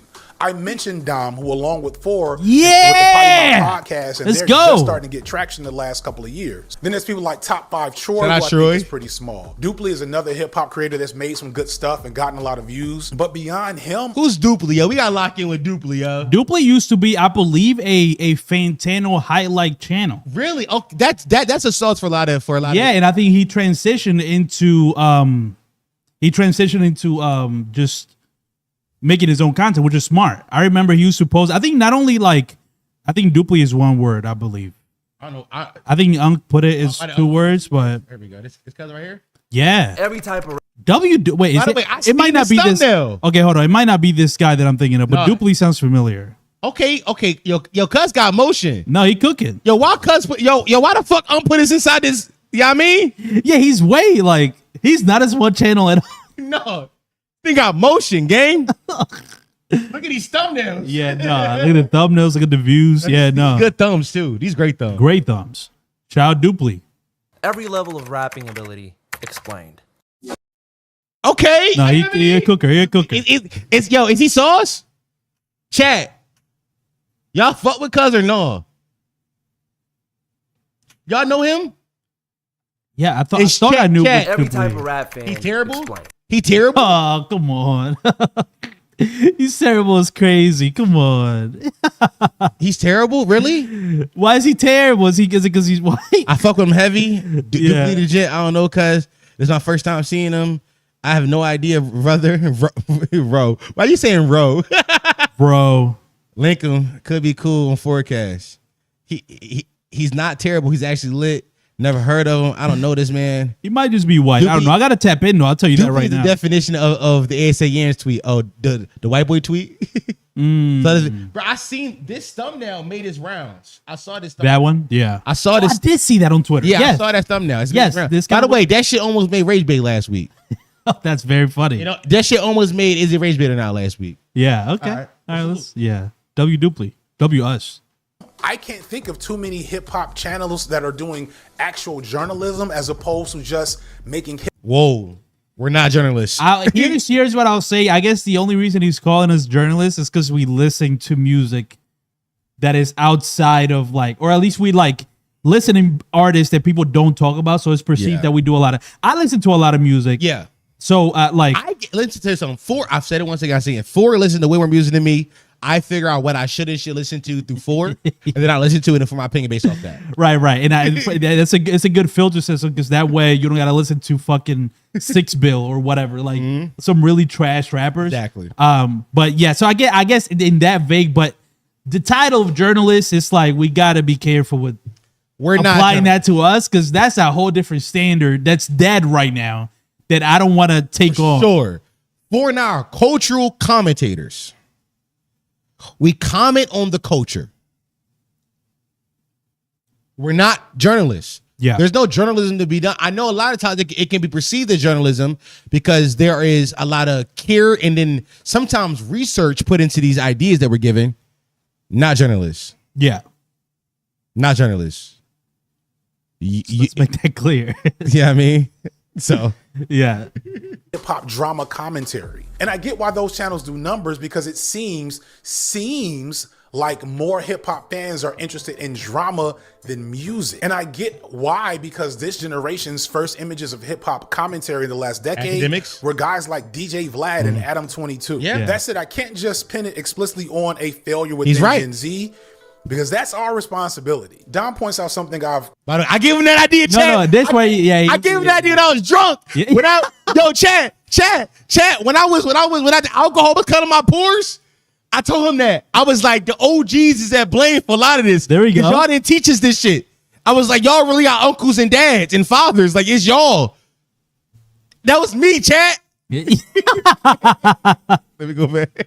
On a failure within Gen Z, because that's our responsibility. Dom points out something I've complained about for years, which is that the old guard of hip hop tastemakers are struggling with aging out of relevancy. They're struggling with change, and for the longest, too many of us have been openly hostile and dismissive of what the modern era of hip hop is about. And the consequences of this has been a severe lack of carrying on tradition. And by tradition, I don't necessarily mean a specific style of rap, but I mean the essence of what hip hop culture was supposed to be. Recognize that hip hop has always been compromised. Like from day one, go back to my Kid and Play video. I want to point out somebody saying this. Somebody said, it's like a son giving his dad a hammer. Look at Dom. No bullshit. It really was. It really is like that. Damn. Y'all be think I'm playing when I tell y'all that like Unc is really my internet uncle. It's my internet, literally. That's my internet uncle. You know what I mean? Yeah, you know what I mean? When he needs something, when I'm his young nigga I'm his YN correspondent, which says very funny because I'm listen, we got to start somewhere. Yeah, I mean, you know, it starts with you. Yeah, I mean, listen. Yeah, like you know what I'm saying, like what's my guy named Josh Jackson? Josh Jackson? Yeah. What does he do? Just like the comedian. Oh, Josh Johnson. Josh Johnson, he started as a correspondent on Daily Show. He might host that shit soon. Soon, yeah. You got started as a correspondent. Absolutely. You got started as a correspondent. For sure, yeah. You got to start somewhere, Chad. By the way, did you hear his take about how like hip hop has always been compromised? You recently said this, I think, on yesterday's Patreon podcast. I said that, yeah. About like this shit's been like it's been commodified for a while. No, hip hop has been commodified from the moment it went mainstream. Yeah, so I want to shout that out because that's an idea we've talked about, and I appreciate Uncle FD showing love to that. As soon as the money came to rap music stopped being a radical art form. Literally. But there were at least always counter forces within the culture resisting commodification, resisting selling out, and staking a claim to that essence the entire time. And that's mostly gone now. What does compromise mean in this context? You're talking about the idea of it being a commodity to be bought and sold, an item, a SKU. Yeah. You know what I mean? Does Auntie Ole still despise Ford? I haven't asked her in a minute. I asked her. Probably. I mean, I don't know what could possibly change. But you just got to show her this video. Be like, Uncle FD, you know what I'm saying? She shot him up. He said his name. She gonna be like, how does that feel? She like, the praise is really for you though.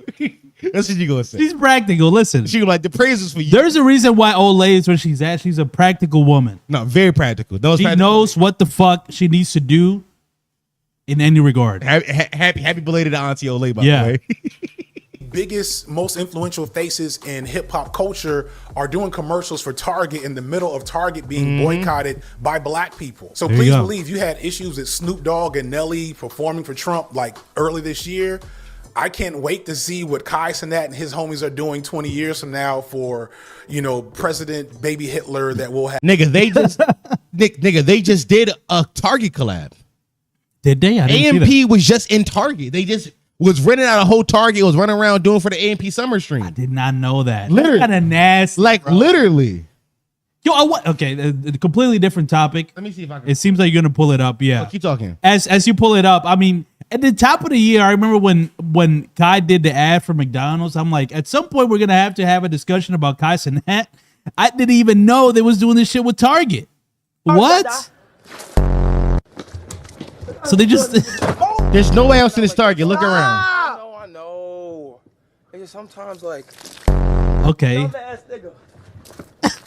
Literally, they ran out a whole Target. Like, this ain't... I'm sure Target sponsored, absolutely. For sure. Yeah, wow. Yeah, like, you know what? That's... Oh, yeah, the Twitter's... And you got the paid version, so it pops out as a... That's a topic for another day. Like, AMP and Kai Cenat, their way of selling out. I've already said that black people are selling out crazy. Yeah. Here comes the money. Here we go. Money talk. Here comes the money. Y'all over here calling Ole auntie. She clocked you last time for calling her that. I'm gonna tell on you. Listen. She clocked you on the text messages. Y'all don't know, on Twitter I called her auntie when her birthday was a few days ago, and I was like, auntie got auntier. On Twitter, she was like, Dom, I'm gonna fucking kill you. Yeah. And then text me was like, what if I shot you, bitch ass nigga? Yeah, so she already, no. Yeah. Bro, I was, listen, here's what I realized. Ole's like my big sister, but what big sisters is, I can't talk to her too often because I do annoy her. I do. I do annoy her because she really is I annoy her. That's so funny. I saw myself annoying her in real time. One day I was like, oh shit, I'm pissing you off. Some real sibling interaction. That's my crazy. big sister. Y'all love her. You know what I mean? Have by then, because that's a whole other conversation. I see people like Aiden Ross and SQC and worst of all, Akademiks. Somebody asked what the Target do. They're funding a genocide, basically. Garnering massive audiences and getting cosigns even by legitimate hip-hop tastemakers. And you could never have been a serious figure in hip-hop doing the things they do. And back in my day, you could never have been a serious figure in hip-hop doing some of the things they do. In the 90s and 2000s, coming out and saying that you were a fan of Bush 1 or 2 or Ronald Reagan would have had you completely excised from the culture. But now we have our OGs and new age tastemakers for hip-hop overtly supporting Donald Trump. How have many of these so-called tastemakers covered these black women stars? I think you already know the answer. There's a world where Meg and Dolce and others feel bigger than they do even right now if there was a hip-hop media landscape more amenable for engaging with female stars. And don't get me wrong, hip-hop has never been great with women from jump, but compare the way that hip-hop culture received Lil' Kim and Lauryn Hill and Foxy Brown and Nicki Minaj a couple decades ago versus how people like Akademiks and Aiden Ross treat Dolce and Meg Thee Stallion. And here's the thing. Regardless of how people my age feel about the state of hip hop culture right now, and if you feel like the youth and Gen Z and soon to be Gen Alpha is fucking up the culture, that's still our fault. There we go. And that's because for the longest time, a lot of us have been openly hostile to anything new people. I told him this too. I told him this. Yeah, you're going to cook on this idea for sure. Young people have been doing with hip hop. We have been incredibly uninviting to large chunks of their generation. When Kanye dropped 808s and Heartbreak, we shitted on it heavy, said it wasn't hip hop, said we were mad at Kanye for it. But that album is clearly today one of the most influential records hip hop has seen in the last 2 decades. When Lil Yachty said he didn't know much about Biggie because he was literally born a couple of months after Biggie died, we crucified him for years for that and wrote him off as if it wasn't an elder's responsibility to sit him down and play Biggie for him, because that's what adults are supposed to do with the youth. So when you look at the way we've engaged and managed those types of conflicts, a schism, a divide between the young and the old was inevitable. We are responsible for carrying on tradition, and we didn't do that. And like thinking about cook these old niggas. Yeah. Yo, it's fucked up that there's gonna be people that are like, oh, maybe he is cooking, and they just shitted on your idea. Yeah. Probably a lot of the same people that were shitting on the comments are gonna hear this from somebody that is more akin to them. Be like, oh, maybe I should be introspective about my role in this. But just because it was coming from you and you were yelling at them, they were just like, you're like, fuck you, young man. Unc has the ability, because Unc's a teacher. So Unc is like, let me sit you down and talk to you like you dumb. I don't do that. I treat all of you. My problem is I treat all of you as if you are the same or more intelligent than me, which I shouldn't. A lot of you niggas are idiots, and I should start treating you as such. That's truly my. I'll give y'all too much grace. Smoke demon activated. I'm just saying this every time Dominic get on this bag. Shout out to FD. Smoke demon activated. I'm serious. Sometimes I be in the comments arguing with niggas because I argue in good faith, thinking that you are just as smart as me or smarter than me. Then I realize you're a fucking idiot. Your brain, its composition isn't the same as mine, and now I feel stupid because I'm like, oh, I'm arguing with a nigga from the slow class. I feel like I'm bullying you now. Right. Well, especially when you see this, you're like, because if you look at all the comments, you would think you're out of your mind. Yeah. Like your ideas, you're trying to think about like logically. They're like, nah, and you're like, wait, I thought am I tripping? And they're like, no, you're not tripping. You're thinking this things, through. I just I'm realizing, oh shit, some of y'all are idiots. Like y'all brains. Can you drop a vibe boom after that, please? Thank you. Some of y'all idiots. Some of y'all brains don't work the same way moms do. And that's not your fault or my fault. I mean, blame God. Yeah, that's crazy. Let's keep walking though. Yeah. Let's keep watching. That I have to show love to Kendrick Lamar, because even though while there's criticism for him connecting with an artist like Playboi Carti, I said then and I better recognize now that his goal was just to introduce a generation of fans to a style of hip hop that they haven't been involved with or invited to. Those kids. There is an interesting point in that. Because I do think argument. Okay, so I think there's two ways to look at it. If you don't realize the part, we're talking about why did Kendrick do the Playboi Carti verse? Unc FD is looking at it from a very optimistic perspective of like he wants to introduce a generation of hip hop fans to a side of hip hop they never been invited to, which is a very glass half full way to look at this. And it's very much in a vacuum. Like when I heard this, I'm like, there's a clear. I know exactly what you're about to say, but I just want to give credence to the idea of like, in a vacuum, it is good for an older statesman in hip hop to introduce their audience to a younger artist. I agree. In a vacuum, That's why I don't even want to introduce other peers of Kendrick that have been doing this for a while or their importance in hip hop. Not even that. It's like the size of both audiences Right, that we were talking about here. Yeah, like in a vacuum, I think his point is made. Yeah. But there's there's more implications and there's more problematic. There's a reason Kendrick got shitted on when that happens.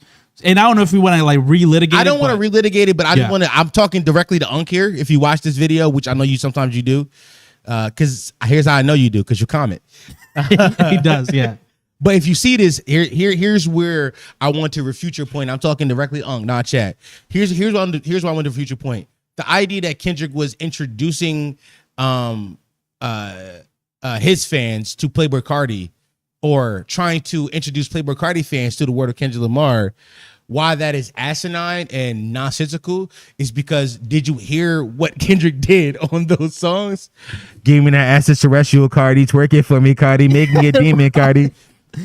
That's not what Kendrick Lamar music sounds like at all. So how are you introducing him to that side of hip hop? How are you introducing that fan base to that side of hip hop if you're not doing what you usually do? Well, I guess the way. So initially, the premise is on shaky ground. Yeah, I think it's purely just his presence. Because I will tell you this: there's a lot of Kendrick fans that I've never heard a Playboi Carti song that listen to those songs. Well, so that is true.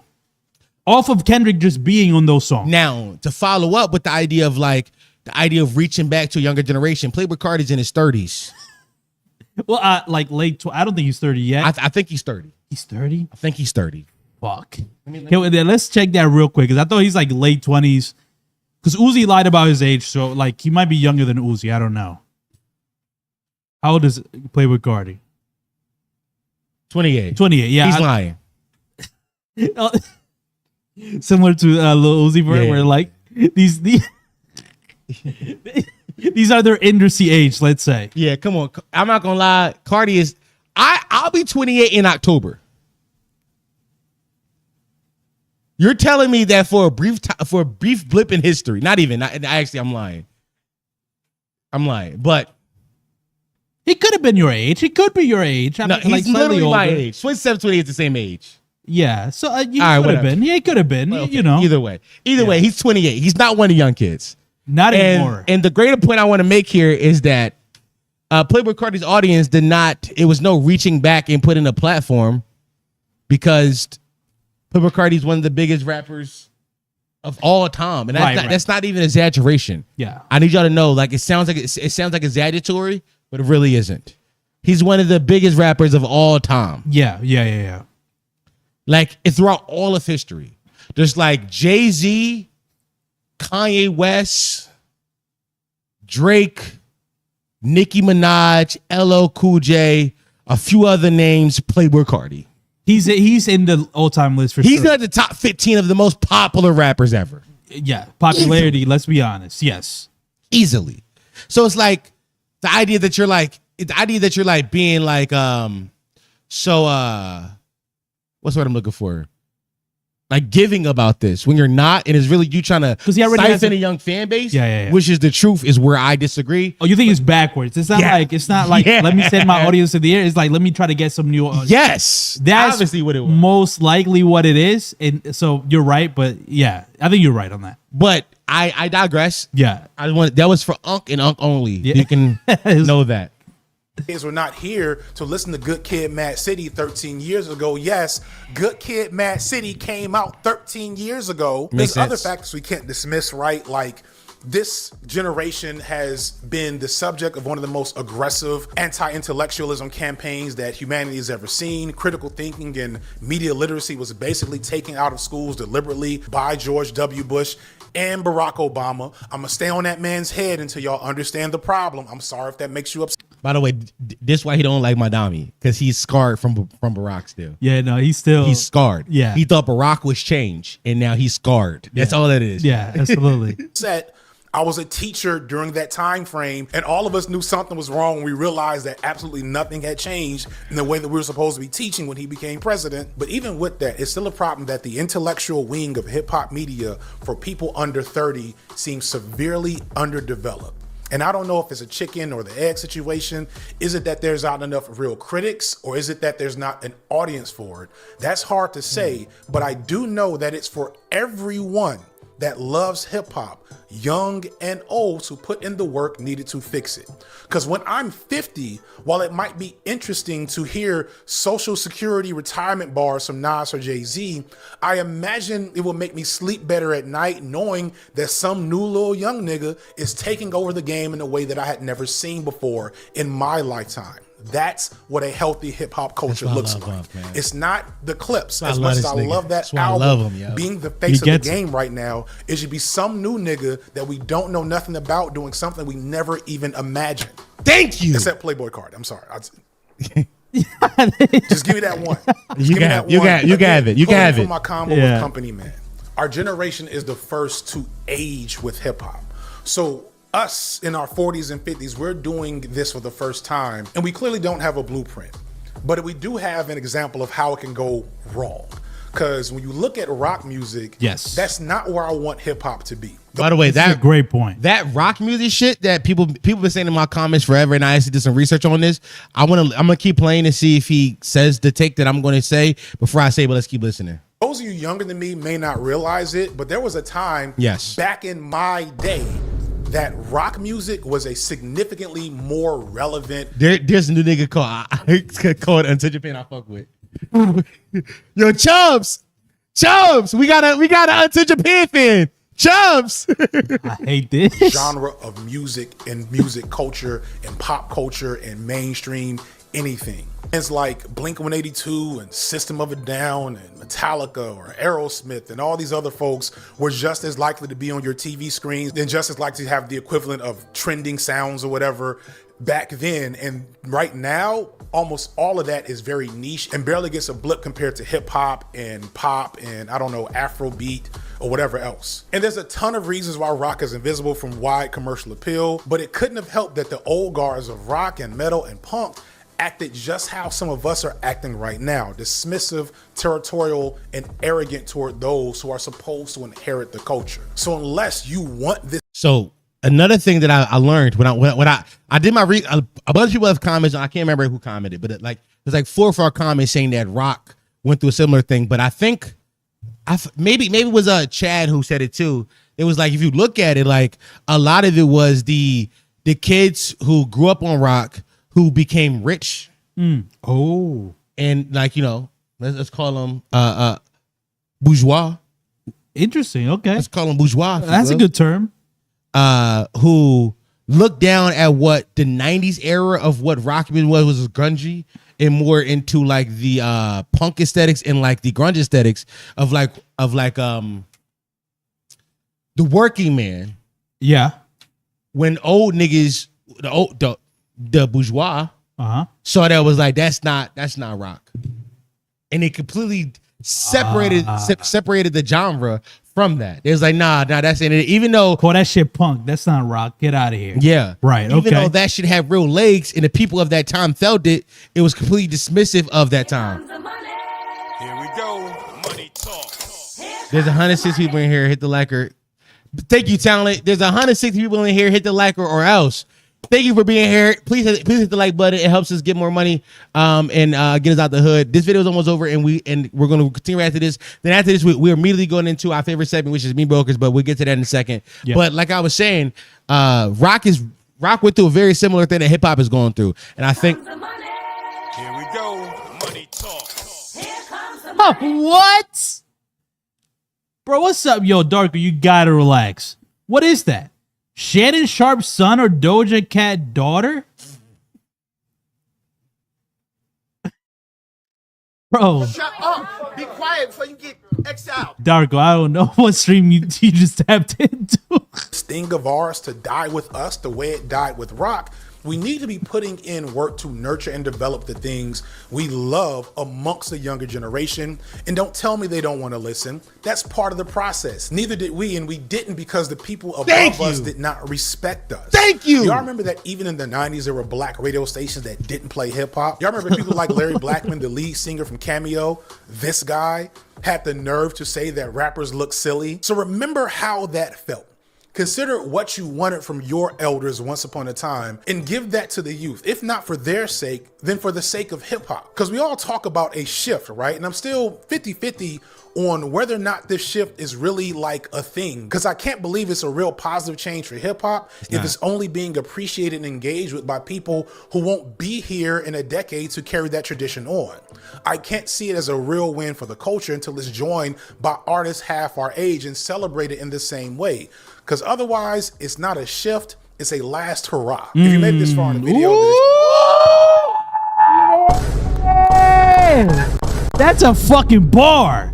Uncooked. A last hurrah? Last hurrah. I'm gonna be honest with you, I would have never came up with that word in my life. Listen, that's why he better than That's why he get the big bucks. That's why he is a wealthy YouTuber. A wealthy YouTuber. Absolutely. This is why, yo. Nah, he cooked. W man, what a fucking video. Great By the Great way, video. listen, the great video. I think a lot of by the way, I think I made the transform enough. This is why I don't do reactions. We spent but I want you to know the timestamp for that reaction. I can tell you exactly where it started because I wrote it down. Started at 22 minutes. So we did about an hour and 10 minutes on a 20-minute video.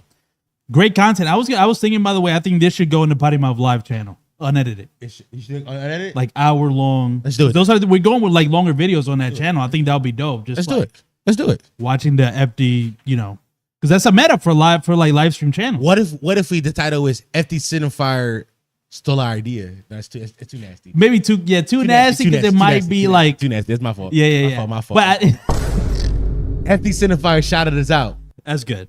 Yeah. There you go. Yeah, I think that video should go on Potty Mouth Live. Nah, do it. Look. Nah, spread it. Wave me the red flag. Be like, nah, succumb to the darkness. Go full clickbait. He stole it. He did not steal our idea. That's a nasty. That's a nasty funny. title. Yeah. Okay, so we watched the whole video. At the very beginning, he said, "I have an idea." Yeah, I did.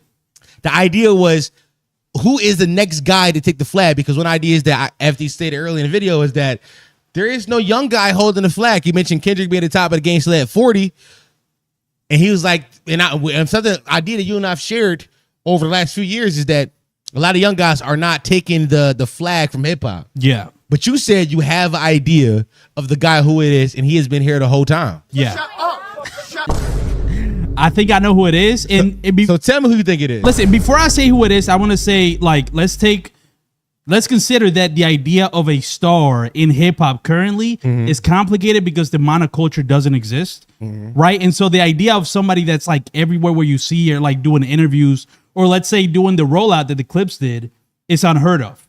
No artist in hip hop right now is doing that kind of rollout or like doing interviews, period. So I want to consider that. But if we're talking about the closest thing right now, I think it's Yeat, bro. I think it's Yeat. I'm sorry to say, he is a white man. Ain't nobody wants to hear this. But I'm telling you, I thought about this deep and hard. It's Yeat, bro. It's Yeat, bro. It's Yeat. I'm sorry to tell you. Are they rage baiting you? I swear to God, bro. I'm telling you. I'm telling you, bro.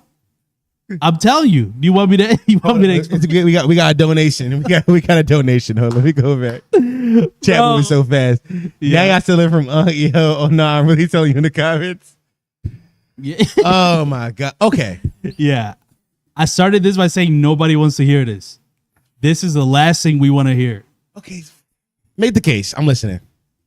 Made the case. First of all, I'm going to start with Yeat is an interesting artist because I've been keeping track of his quote unquote stardom or the amount of listens he gets or the album, the record sales he gets as a way to indicate popularity. You often talk about like record sales or first week sales doesn't indicate.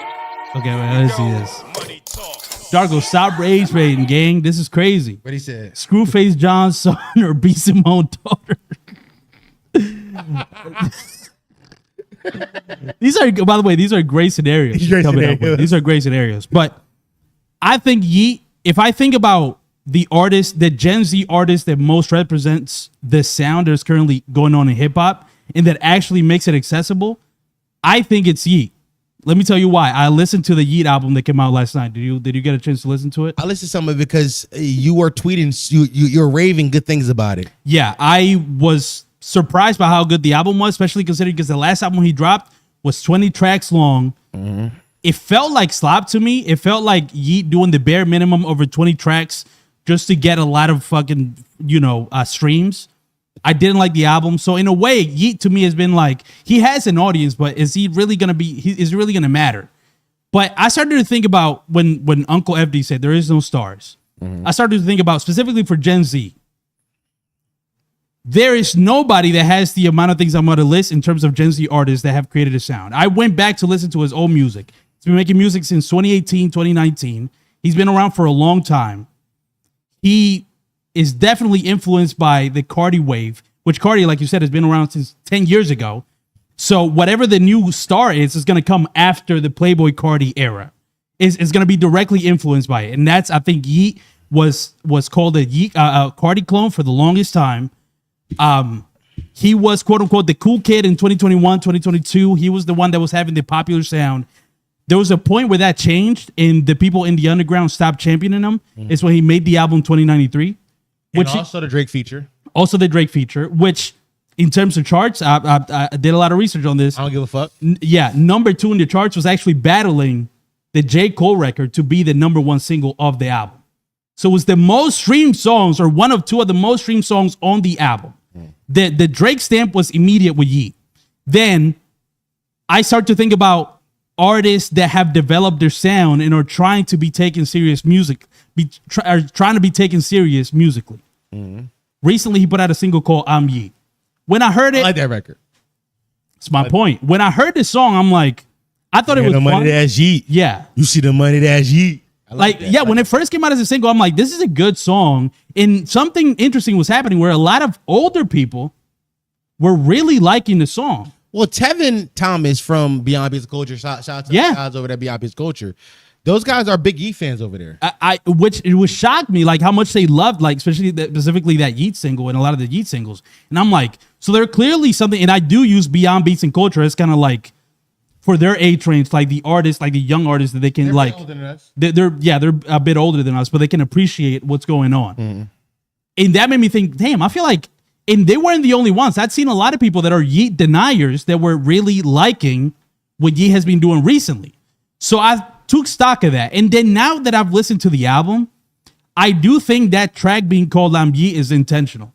I do think Yeat now at 25 years old is trying to become the star of the Gen Z generation that was directly influenced by Playboy Cardi.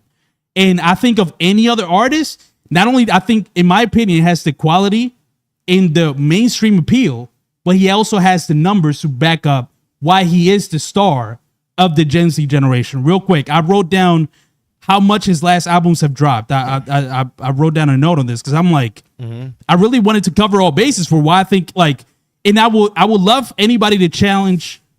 If it's not Yeat for a Gen Z, who could it be? I'm going to name the numbers. So finish your point. His first album, Up to Me, less than 5,000 record sales. It was, not a lot of people had listened to it. Two Alive, kind of an EP, 32K. Life was an album, 30,000. So it wasn't that much.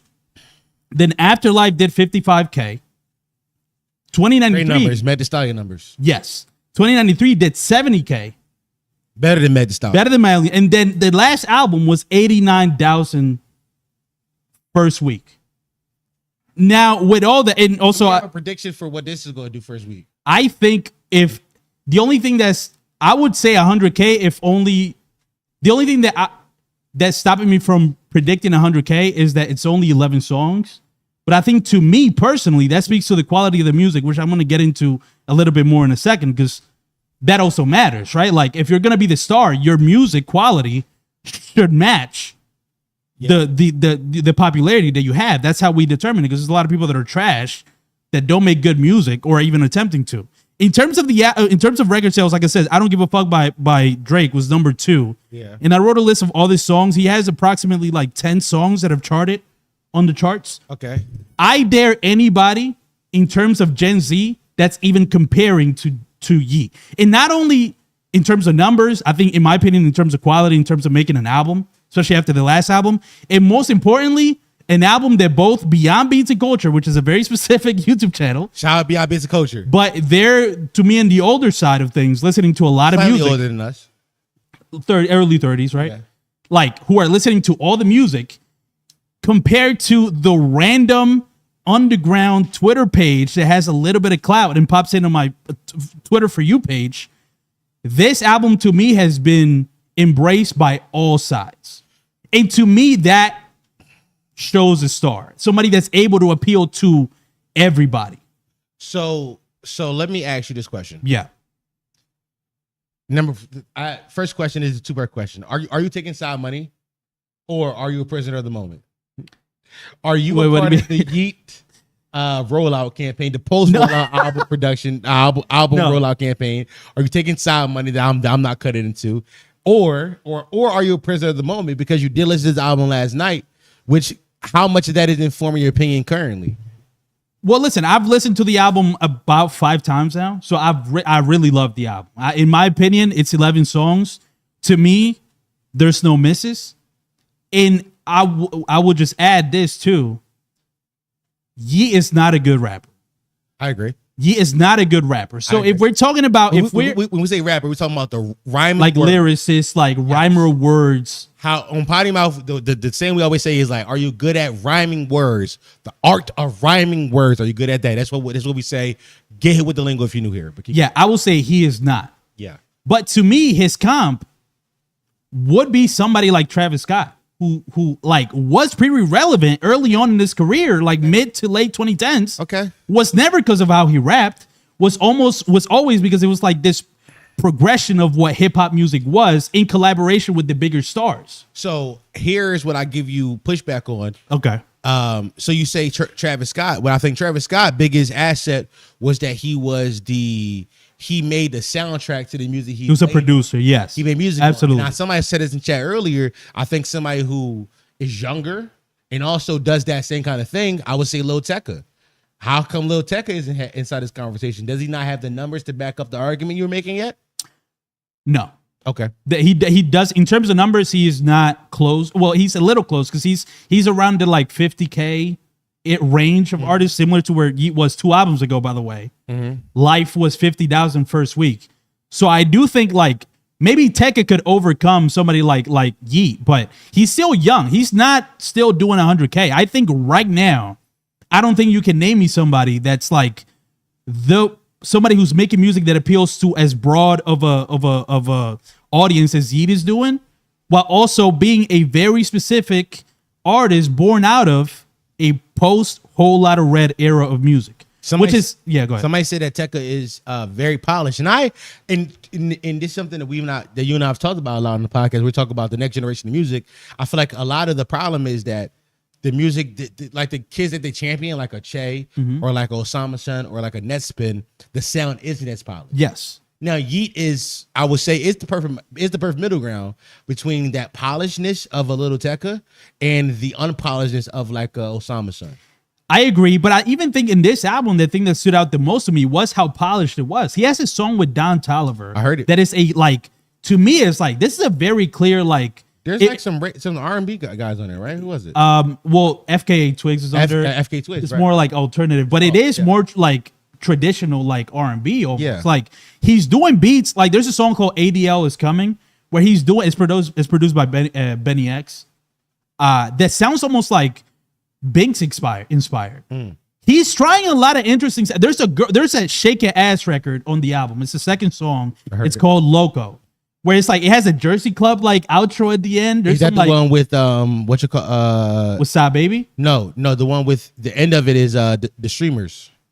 Yes, is that one? Yes, because there's names? Zias and Bila. Yes, and there's like applause like breaks. There's a Jersey Club thing at the end. Also, to me, something that's very accessible is like the Sa Baby song, which is like love Sa Baby. Sa Baby is great and clearly had a moment with what's the song called? Viking last year. Yes, which that was a hit. Yeah. So I think Yeat is trying to be the guy, which is more than anybody else is doing, that was born out of the post Whole Lotta Red era. And also, I think for me it's interesting on a podcast recently, we were talking about how like guys like Shay or whatever, they're like 19, 20. They're very young. When Yeat became popular, he was 19, 20 years old. So now he's been making music for 5 years. I do think there's beginning to be a maturing for what Yeat wants to do that involves, I think I could be the guy. And I think of numbers and in my opinion, quality, I don't think you can make another case. Now, like I said, this is a tough pill to swallow because he is white and it's not a good rapper. Very much. So then like, who the fuck would give him a chance? But I'm telling you, anybody that's over fucking 30 years old, I think you can listen to a song like MFU, What's Up Baby, or a song like Loco and be like, or I'm Yeat, his lead single, and be like, I can enjoy this. And I think you can't say that for any other underground artist. You can even say that for Ken Carson, who would be to me like the second like most streamed artist. Like who else could you like point out to? There's nobody else. So I think like it's not a thing of like Yeat is like the best artist. It's just like as far as what we have right now, I do think he's the perfect storm of all these things combined together. Do you feel like we're selling a little bit? What do you mean? You said that he's the best of what we have right now. Do you feel like we're settling a little bit?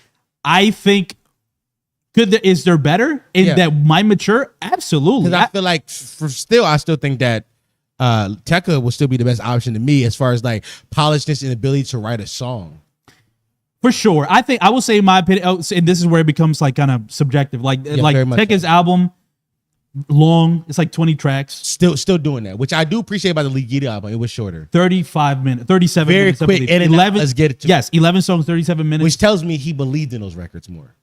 Absolutely. And when I listened to the last album, that was my problem. All those songs sounded the same. This one, all the songs to me sounded different, but still felt cohesive. Like, I think Tekka is probably the better songwriter. I agree. And he can catch up to Yeat, but I think right now hip hop. Also, another point I got to bring up in terms of deals, which is something like a Megan Thee Stallion has been doing for a while, like brand deals. Yeat has a Taco Bell like brand deal, which is like because of the bell. Yeah, and I'm like, even that, Ken Carson's not getting a fucking brand deal. Lil Tech is not getting a fucking brand deal. I will push back again. Are we judging our rap superstars based off the brand deals they can get? I think it's a confluence of all. I think I'm trying to bring together everything together. Because in my opinion, I think the listenership is there. I think in my opinion, the quality is there. I like the album a lot. I think the brand deals is there. I think the attempt to appeal to a broader audience is there. And I'm like, when I think about that, I do agree. Lil Tecca is probably right under that, but it's always like one or the other. Like Lil Tecca might have, or I'm sorry, Ken Carson might have the numbers, doesn't have the mainstream appeal. Lil Tecca has the mainstream appeal, doesn't have the numbers. Like a lot of the other like people you can point to, they don't have all of it. And also, and you know, it like truly it helps because he also has like a huge cosign in somebody like Drake that sets him up to be the guy. If Drake's, because people listen to Drake, so if they're listening to that Yeat song again, number 2, almost beat the J. Cole song for number 1 song on the album. There's a lot of eyes on him and there's a lot of attention. So Ford does streams every Thursday and Sunday. Thursdays at 2 p.m., Sundays at 4 p.m. On your Tuesday stream, you was playing one of our favorite young guys who you say is copying The Weeknd. Would you consider him hip hop? What's his name again? Connie. I think he's going more pop, in my opinion. I think very purposely. Connie, I think he's going very pop. But I do think if he decided to make like more mainstream appealing like hip hop records, he easily could. I think he's a great writer. But this is what I'm saying. You see, like, I think all the options are people that could get there. I'm just pointing out the guy that currently right now, if you were to ask me who is the star of like, let's say 26, 27 and under, it would be Yeat that has all these qualities. And again, it's like, you don't want to hear that because who the fuck takes Yeat seriously? Not even Yeat himself takes him seriously. Also, in terms of the monoculture point, Yeat should never do an interview ever. He is, from everything I've heard about him talk, he is not somebody you should listen to him talk for longer than 20 seconds. He's kind of an airhead. So even in that aspect, like, he won't truly be a superstar because he doesn't have the charisma or personality that you would need for somebody to capture a larger audience. But short of that, there's nobody else that to me you can make a real case for based on, all the evidence I laid out. Okay. Like, I just think it's, nobody wants to hear it, but listen, I'm the numbers. opinion. You made a great case. That's all. Listen, I thought about it. I told you I did. I looked into the album records. I'm like, who can come close? Because it's not like even I wasn't taking Yeat serious. I barely knew the album was coming out this Friday. No, most people didn't know. Like this isn't a thing that I was anticipating. But I heard the album. I'm like, he's doing a song with Don Toliver, which is more of like a girl record. That clearly he wants to go crazy on TikTok because Don Toliver goes crazy on TikTok. He's reaching out to Sa Baby, which is more of the street side, and he had a hit with Viking. You know what I'm saying? I would say this though, like, do you think that Yeat not speaking benefits or hurts his career? I know you think it's a benefit, but I'll tell you why I think it's a hurt, because I do think as a superstar, you do have to carry the torch for what hip hop is. Similarly to when we watching Cody Rhodes doing a press run, he did Bill Simmons the other day. When you are the superstar, you got to go and get the press run. Absolutely, you got to do the press run. That's why I don't think he will never be a superstar. Okay, so all right. So what are you calling him? A star. Star. I think that's the thing that I don't even think has been existing in terms of what the representative sound for post 2020s hip hop has been. That's the problem. There hasn't even been a star, let alone a fucking superstar. You're right. You see what I'm saying? Like, and that's why I started this. Like, I think the star right now is Yeat. I don't think he can make it to superstar. He wants to. It would include something like be more personable, talking to people. Going to a breakfast club, for example, or some shit like that. Unfortunately, like you would have to do the rounds. And even if he did, I don't know how well it would go. I'll have to see it. But like in terms of so yes, in terms of superstar, there is nobody that's even close. In terms of a star, I think to me, you'll be hard pressed to find a better candidate than Yeat right now. So that's my opinion. Great take. Yeah, great take from Ford, chat. That was a 4 lock-in segment. Shut up. Be quiet before you get X out. It took this video to be like, because I'm being honest, like the song I'm Yeat, I thought about it. I'm like a hip hop purist that has enjoyed like Future in the past could like that Yeat song. Oh, for sure. 1,000. Yeah, I'm Yeat, and I'm like, you can't say that for anybody else, bro. Yeah, you can't say that for nobody else. There's nothing even it's slightly approachable. W4. Yeah. Thank you guys for being here. I don't know how many people here are still here, but thank you guys for being here. If you are new here, if you are just coming in, stopping by, make sure you drop a like and subscribe to the channel. We do streams every Monday and Friday. Like this video so it can come back inside your algorithm. If you enjoyed this, like this so we can be back in your algorithm. We know a lot of YouTube watchers do not subscribe to channels. We know a lot of y'all are just trusting the algorithm to bring you back. How about you give the algorithm a little bit more trust and like the video? Like the video so that the algorithm know, hey, I enjoyed this. Give me their next one. But if you're somebody who has been around for a while and you're thinking of like, how do I support these guys financially? How do I make sure that this thing continues? Patreon.com/pottymouth is the best way to support us, honestly, truthfully. We have a YouTube membership as well, but I'm gonna get to that in a second. On our YouTube membership, that is all video, but on our Patreon, patreon.com/pottymouth, there's audio and video of podcasts posted 3 times a week. 3 times a week. That's 12 episodes a month. It's the best in the business. And also the benefit of subscribing to the Patreon version is if you are a podcast fan, you can easily connect your Patreon account to your Apple Podcast account. You can get those podcasts directly into your podcast feed, onto your podcast account without ever having to open up the Patreon account. Literally, truly, there are members of our current community who do it all the time. It's literally, listen, we're trying to make this thing as easy for you to listen to as possible. Patreon.com/pottymouth is a way to support us, and I appreciate you if you do. Spare change. Spare change, ma'am. I'm broke, nigga. Now, if you are a YouTube watcher, somebody who watches YouTube all the time, you're constantly watching videos, you just need more YouTube content to watch, subscribe to our YouTube membership program. For $20 a month, you get 3 episodes a week. It's the best deal inside the business.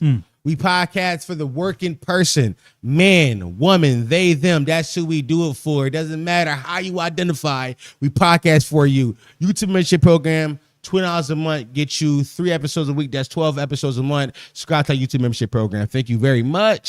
Spare some change? Got any change? Can you spare some change? All right. Yes. I gotta go take a leaker fast. Okay. Ford's about to just vamp for a second. Yes. Ask me. Tell me how wrong I didn't see the chat once, for the Yeat take, so in which I'm glad because it would have gone wicked. Tell me now. I can look at chat while Dom goes pee and tell me why I'm wrong about Yeat, or tell me an alternative. Because I'll listen to any other alternatives you got. Dom brought up Lil Tecca. I want to hear the other options for who do you think is the star for Gen Z, bro. I'm telling you, I was seeing fucking like 19 and 20-year-olds on my fucking TikTok. On my Twitter For You page, For You tab, that were like, I love this Yeat album. And then I saw 30-plus-year-olds be like, I love this Yeat album. It's like, I can't think of anybody. Like, I'm telling you. Started cooking. Friday is too old. Well, Haas, he's more like R&B to me. Friday is he's R&B. I'm 18. Yeat is a star for sure. Okay, there we go. Shout out to Smoke Mids. That's kind of what I'm speaking of. Sentan Dave, UK bias. His accent is too strong. I don't think he's merging into the US like consciousness like that right now. Sa Baby soon. I think Sa Baby has had a very interesting career. Blackballed for a second. Now he's back.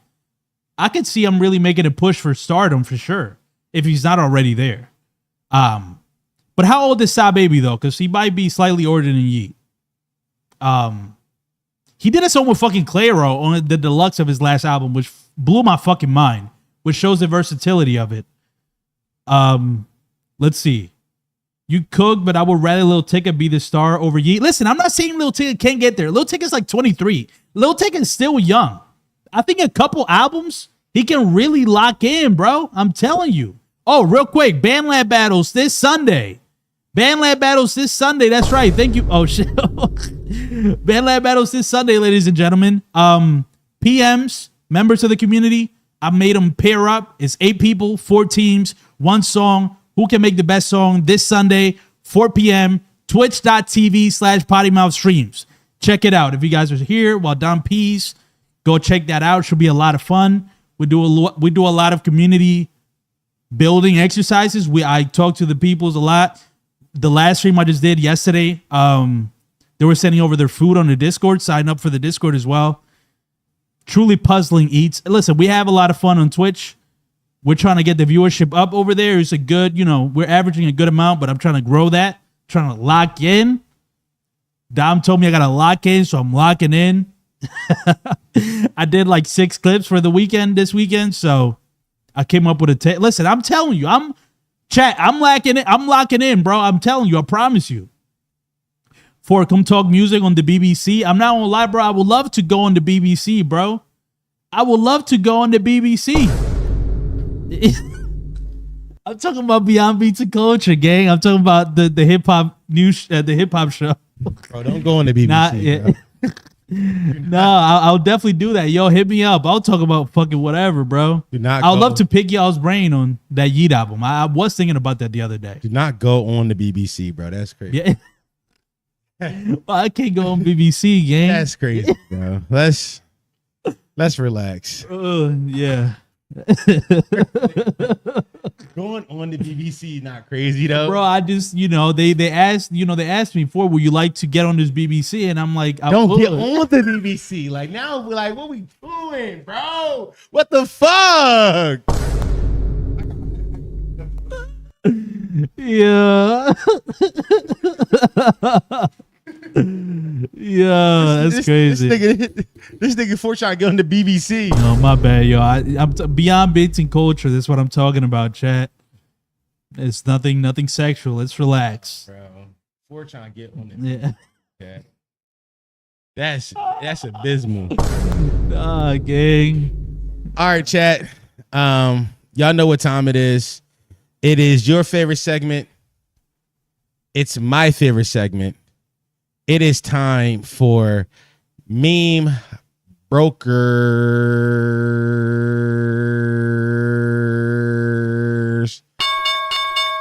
The stock market is now open. Yeah, let's go. Meme Brokers. Come on, man. Busy day at the stock market. All right, chat. It's Meme Brokers time. It's Meme Brokers time. If you don't know how Meme Brokers work, I'll explain it to you. If you're new here, if you don't know, if you were fucking, I'll explain it to you. Here's what Meme Brokers is. A lot of times there are things that happen in culture that I don't have real opinions on. But I still want to talk about them. Why? Because I want to be able to say I talked about them. So I created a segment before called Meme Brokers. Basically, what's going to happen is I'm going to bring it up. We're going to talk about it, and then we're going to say buy or sell. Simple as that, and that is Meme Brokers inside of a nutshell. The first thing I have on Meme Brokers, I ain't going to lie. I'm here to show y'all the Ratchet song of the summer. I'm so excited. I'm glad you teased this because I need to hear this. I gotta show y'all the Ratchet song of the summer. This shit has been bubbling. I'm seeing outlets post it, and I'm ready to talk about it. Here we go. Let's switch over to we are. Damn, y'all, come on, y'all can see this whole time? No, they could they? No, I don't think so. No. Whatever. Please not Pluto. No. Listen to Chicago rapper Glizzy Glow and her song of the and her summer juke kit Cutwater. Ooh. Big Liz. Hey. Summertime fan. Bitch, I'm drunk as hell off Cutwater. We got plenty flavors. They like Glizz, you got enough for it. Hell yeah, bitch, I'm turned. I got way more than enough water. Pigs like margarita. Bitch, we cutting up in that order. Give me my. Come on. Come on. Woo. Big Liz. Come on. Cut. Cut. My bitch shaking ass, cause they drunk as hell off Cutwater. My nigga do the dash when he drunk as hell off Cutwater. Might beat a bitch ass if I'm drunk as hell off Cutwater. Hey, wait, hold on. Lil' shot, cut the beat. Bitch be 12. Come on. Hey. Come on. Nah, chat. Yo. Nah, chat. I'm fucking with this. Oh shit. Okay. I'm not on live. First 20 seconds, it didn't sell me, but once the breakdown hit, you got it. Listen, first and foremost, I do think it's a hip hop staple, a staple of hip hop, for a rapper to do an ad for an alcohol or clothing brand. That's just a staple of hip hop. Shut up. it's facts. That's true. It's a staple of hip hop. Listen, they just do it. Dom's Big Sip song coming soon. Honestly, I gotta. Honestly, I ain't gonna lie. As soon as we get up, I am planning on selling my own boxed alcoholic beverage. I am planning on doing. Ooh, oh shit! You fucking know what I'm calling it? I would love to. Thirsty box.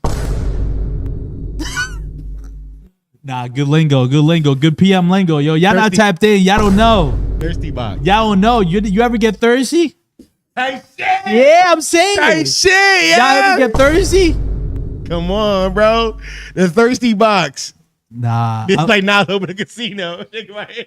Nah, I would love to get. Listen, I would love to the thirsty box to quench my thirst, bro. That's what I'm saying. Yeah. A nice box to quench your thirst. Come on. Yeah. But when we talking about this young lady, her name is Glizzy Glow, and she from Chicago. It is a juke song. Which immediately I like. I like the juke vibe. I do like juke. I've only heard juke on Chance the Rapper songs. Sure. Kimbe, I don't know if Kimbe is in chat still, but Kimbe is from Chicago. He can tell us more about the juke history. Also, FD's from Chicago. He can tell us more about juke history. Yeah. I listen, I like a good dance. You've said this is the future of like hip hop hits. Yeah. You got to be able to dance to them. Mm-hmm. And there's every state, every city has like their version of like a danceable local sound. And for Chicago, juke is it. I listen, I'm fucking with that. Chad, are y'all buying or selling Cutwater by Glizzy Glow? I'm telling y'all right now, this is a buy for me. I'm definitely buying. Here's why it's a buy for me personally. I know what Huz like. Huz like dancing and shaking ass. Right, shaking ass. Also, the Huz love Cutwater. Yo, sometimes it be that simple. Sometimes it's that simple. Do you want to say the word Cutwater? The Huz love Cutwater, chat. I don't know if y'all realize the Huz are running in flocks and droves to get Cutwater. The first time I heard Cutwater was a few months ago. Lil Shuddy was like, I know you been drinking Big Sis, but you heard of cut water? I'm gonna keep it being with you. I don't want to drink none that got water in it when I'm trying to drink. She was like, no, it's like tequila beverage. I didn't believe her. Other day I went to the beer distributor with my little young one. 24 years old. Yeah, I mean, she old enough. I'm 27. My little young one, she was like, give me a cut water. I was like, word. No one think Kim? Give me one too. Shout out to Kim. Cut water's amazing. I'm telling you. So it really like it lived up to the way to describe it. Really is it's not the best flavor drink, but it really do get you there. Why call it water? Why is water in the title? Cause it's like you drinking it like it's water, but you cutting up, bro. Do the line. I'm not doing the math. Okay, do the knowledge, bro. My bad. I didn't do the knowledge. Sometimes you want to cut up in the water. You got to cut up with bro. the water. Yeah. Okay. I hear it. Where were you ranking in terms of like big sips or B-box? As far as like we talking about like alcoholic mixed beverages. Yeah. You know, so the Huz would tell you that the Buzzball was the first inside the lineage of the cut water. I love this breakdown. Yeah, okay. The Huz would tell you that the Buzzball. Now, the white Huz would tell you something about like the what's them shit's called? LaCroix or no, LaCroix is it was a sparkly joint. The white. I know what you mean, but I can't remember that. I'm not white. Me neither. But the white Huz was on that too. So these kind of drinks has been around for a while. White Claw. That's right. White Claw. Seagram's type. Yeah, there we go. Now, back in the day when I used to work in kitchens, I used to work with a chef named Chef Ronnie. Chef Ronnie used to call these your own bitch drinks. He was Korean and misogynist. It's not my fault. So what you're saying is you kind of accidentally inherited the language. I inherited that misogyny. Okay, listen. Yeah. But I'm saying, though, I do think that cut water in this song could work. I'm buying the whole package. Well, listen, yeah, right. That's, I guess, maybe. Because you got to think about it. Think about the Huz. They already drinking cut water. You play this song, and now they get to yell the drink they sipping on and shake their ass. Come on, that's a no. I think mix. Yeah, I think this is where a lot of people are not seeing the vision. They're only thinking about the song. You're not picturing yourself outside with cut waters all around you. Yeah, like you got to do the math. Yeah, no, yeah, absolutely. You gotta do the knowledge. You gotta lock in. It's not you're not just buying the record. Wait, is this a song that says outside with some pretty bitches? She did say that. I definitely heard this on TikTok. This is definitely a TikTok sound already. We'll probably make it out of TikTok. But if they selling cut waters outside, in Philly they is, I live in the trenches, gang. Yeah, where y'all at? Listen, gang. If I can find it in the trenches, you can find it where you at. I'll tell you that. Yeah. Play it back real quick. All right, hold on. Let's get another one. Hopefully she don't fuck. Now I want y'all to imagine. Imagine you with the Huz. By the way, look at the first scene. The first frame is her getting a cut water poured into her mouth. Like you gotta visualize this is the environment. You gotta realize where it's gonna be played.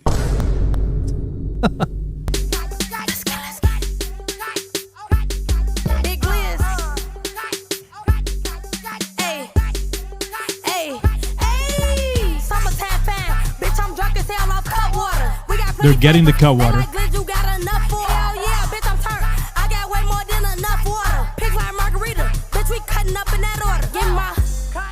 on. Let's get it. Big Liz. Come on. Let's get it. My bitch is shaking ass because they drunk as hell off cut water. Come on, you can yell that out. Cut water. You're gonna be like, cut water. You gotta hear the Huz. Y'all not hearing the Huz, Dad. They not, bro. I'm hearing the Huz. They really not, bro. This is a buy. Of a cut water? Yeah. Yeah, I'm definitely buying. There, see? That beat still dirt. You talking from a hip hop perspective. Yeah, what are you? Come on. Get off your fucking hip hop soapbox. The Huz is shaking ass, nigga. The fuck are we doing? Bro, if you can enjoy that, then you're too far gone. You gotta lock in on experiences. Come on, bro. You can listen to anything on your headphones. Have some fun. This is outside. Drug girls in the Ultima screaming, cut. Exactly. You on. see it, Blue. Cut. Like, you see what I'm saying? You know what I mean? They're at the gas station on top of the Ultima. This Ultima need a new alternator. This shit all fucked up. But they on top of that joint shaking ass. You know saying what we doing? You know what I mean? Blue see the vision, bro. Yeah, facts. Come on, bro. Dance. You gotta be on top of the cars, bro. Don't ever say the woman to me ever again. I was gonna say that was an incredible, like. I be with the husband. No, it was incredible. It truly is. I be with the husband. I think it speaks to that's for sure proof. Yeah. You be able to get that off just now is proof that you be That's with how the they hus. be, bro. That's how they be. That's how they be. You didn't- Like, I was about to say because I didn't remember. You didn't stick your tongue out, right? no, I didn't, but I could have. I could have to really sell So it, but I that's ain't what I'm getting saying. character. I was hoping as long as you didn't like stick the tongue out, I think that we would have been good, bro. No, we good. No, we good. We good. Definitely buy. I can see this. This is a buy. Song of the summer, though. You think it's enough time? I didn't say song of the summer. I just said, like, are we buying the record in general? Like that it will work. Yeah. Yeah. Okay. Yeah, I could definitely see it work. Might be too late for like I guess song of the summer. it could build. You say the summer ends in October. So Summer we is in got time. October. We got time. What's a HUD? Yo, Tev so old, bro. Hose. It's hose, but funner. Yeah, it's HUD, but less. It's hoes, but less misogynistic. Yeah, because it's sillier. Yeah, sillier. Yeah, huz. HUD. You know what I mean? It's a good point. Yeah. Yeah, I mean, like, cause like a dad is just the does. The does. Yeah, I mean your grandma, the gruz, your mom, the muzz. Yeah, no, good lingo. Good lingo. Yeah. Yeah, shout out to your rage. You definitely came up with that, yeah. It's gonna slide in the slot that Don Julio song being. Exactly. We need one of these. Oh, there we go. Yeah, we need one of these every summer. Yeah, this is a staple. I love the Muzz. Yeah, the Muzz. Your brother, the Bruz, for sure. Exactly, bro. Yes. Your brother is the Bruz.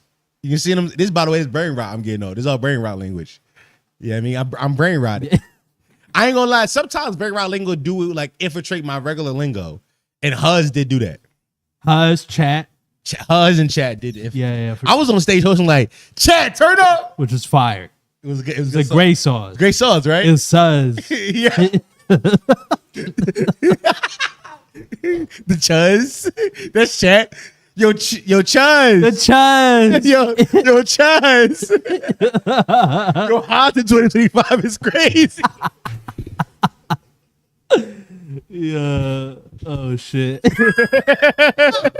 Your auntie to us. Yeah, the us. Yeah. Come on, Chuz. Yeah. Yo, Chuz, how y'all feel? That's kind of a sauce. Chuz is hard, bro. Yo, Chuz kind of sauce. Yeah. No, I like Chuz. Yo, Chuz, how we feeling? We calling the chat chopped Huz. No, it's chat. It's Huz and chat. It's Chuz. Yeah, bro. it's Chuz. It's chat and us. Yeah, come on, bro. Chop, yeah, I mean, we not calling chat chopped Huz, bro. Oh, they not ugly. Your daughter that does. Yeah. If Huz brought his last time, we would be the different timeline. Yo, Matt been on. Deep lore, deep potty mouth lore. Yeah. Huz previous employee of potty mouth still being around. It's very funny. W old employees. W non-disgruntled employees. Yeah. Rare. Yo, very rare with us. Yeah. Very rare with us, yeah. What we got? On to the damn, what the fuck number did I write down? I'm writing all stupid numbers down, bro. On to the next topic. We got this thing that I think Ford talked about on a his stream, but I saw this floating around. We got Love Is Blind coming to Philly, bro. Love Is Blind is coming to the biddy. Incredible. Love is Blind is looking for single men and women in Philadelphia area for the upcoming season. I kind of want to read his article. I haven't read his article. A lot of stuff I don't look at until we get on stream. Let me zoom in more so I can see because I am drunk a little bit. I'm druzzed. I'm druzzed. Love is Blind is looking for single men and single women in Philadelphia for upcoming season. What we know. The focus on singles who are randomly matched to one another through pods. The pods don't allow anyone to see other person. They're literally describing the premise of the show. On Instagram, kinetic content casting. The posts include information for how to apply to the show. The post calls for people who are brave, open-minded, and ready for a committed relationship. Yeah. The application for this show can be found here and requires participants to be at least 21 years old and single. Questions on the application include: are you ready for true commitment? Are you ready to show up for a romantic partner in a meaningful way? Be specific. And what has been emotionally from previous relationships that you hope to find through this experience?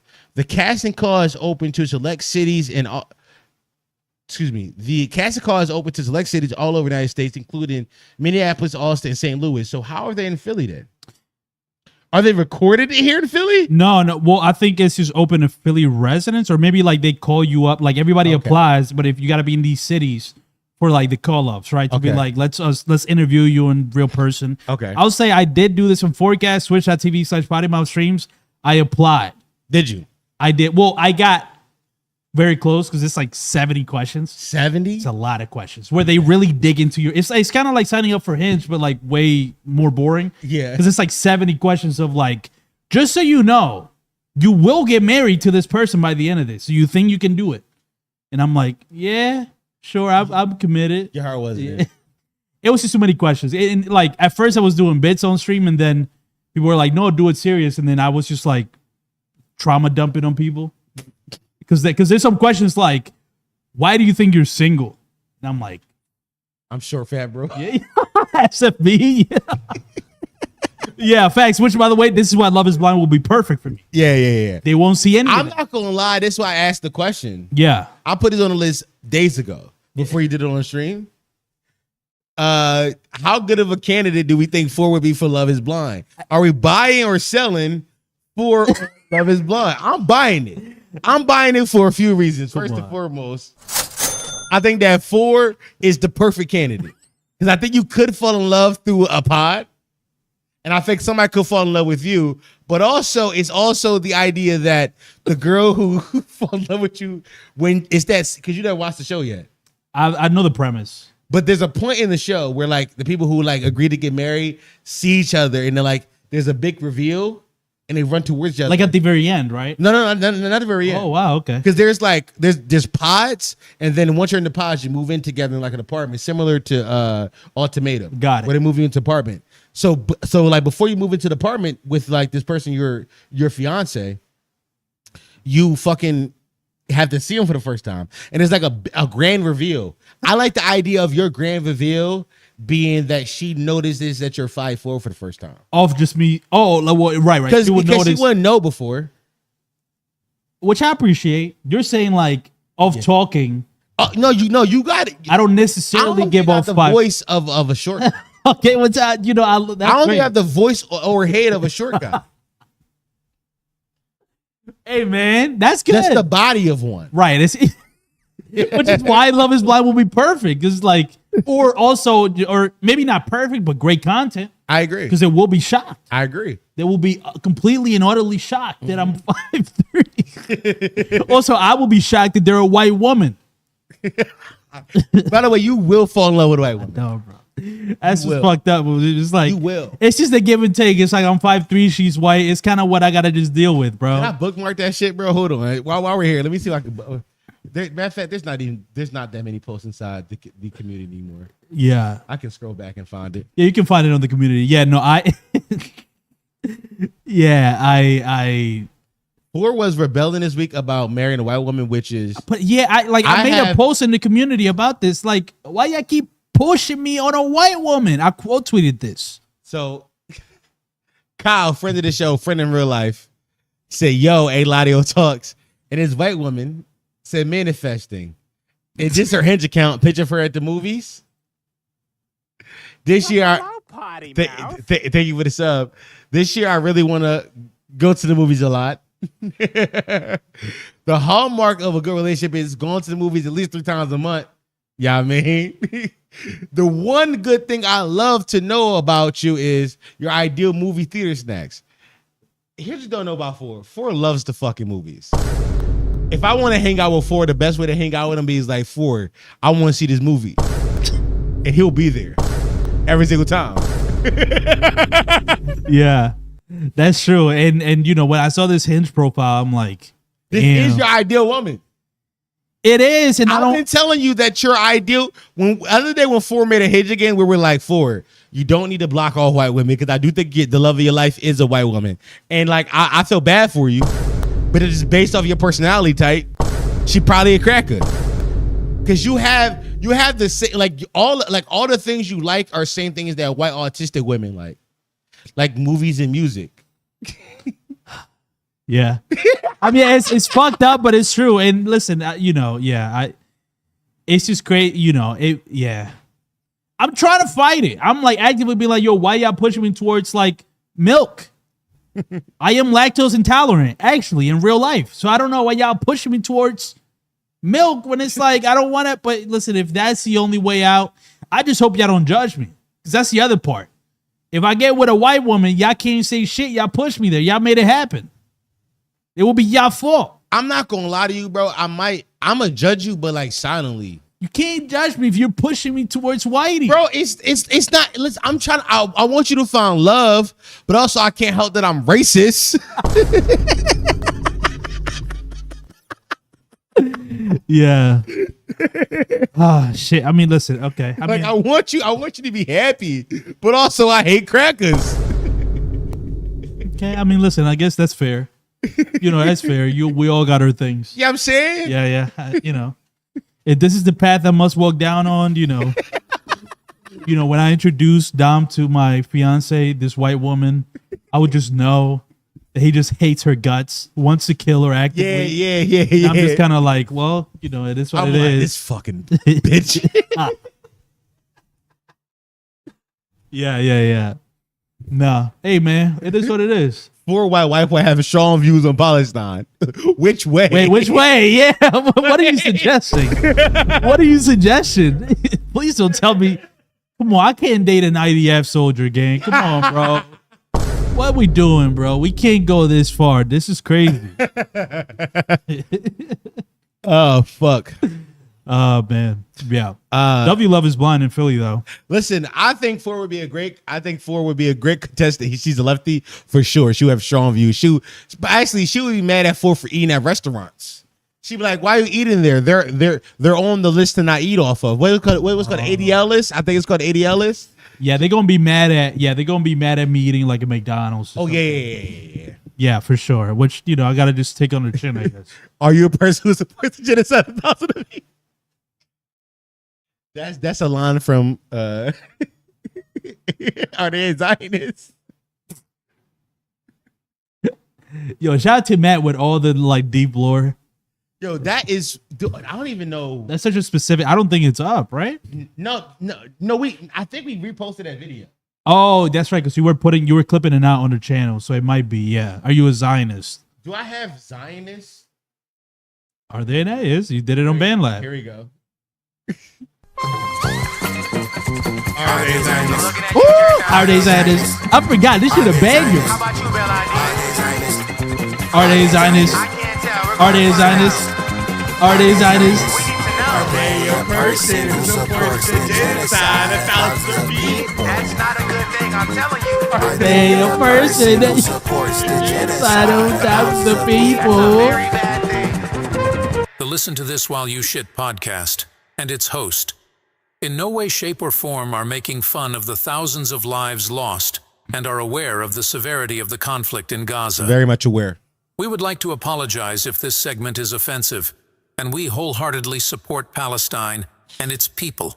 From the river to the sea, Palestine will be free. You know, I'm glad you added that at the end.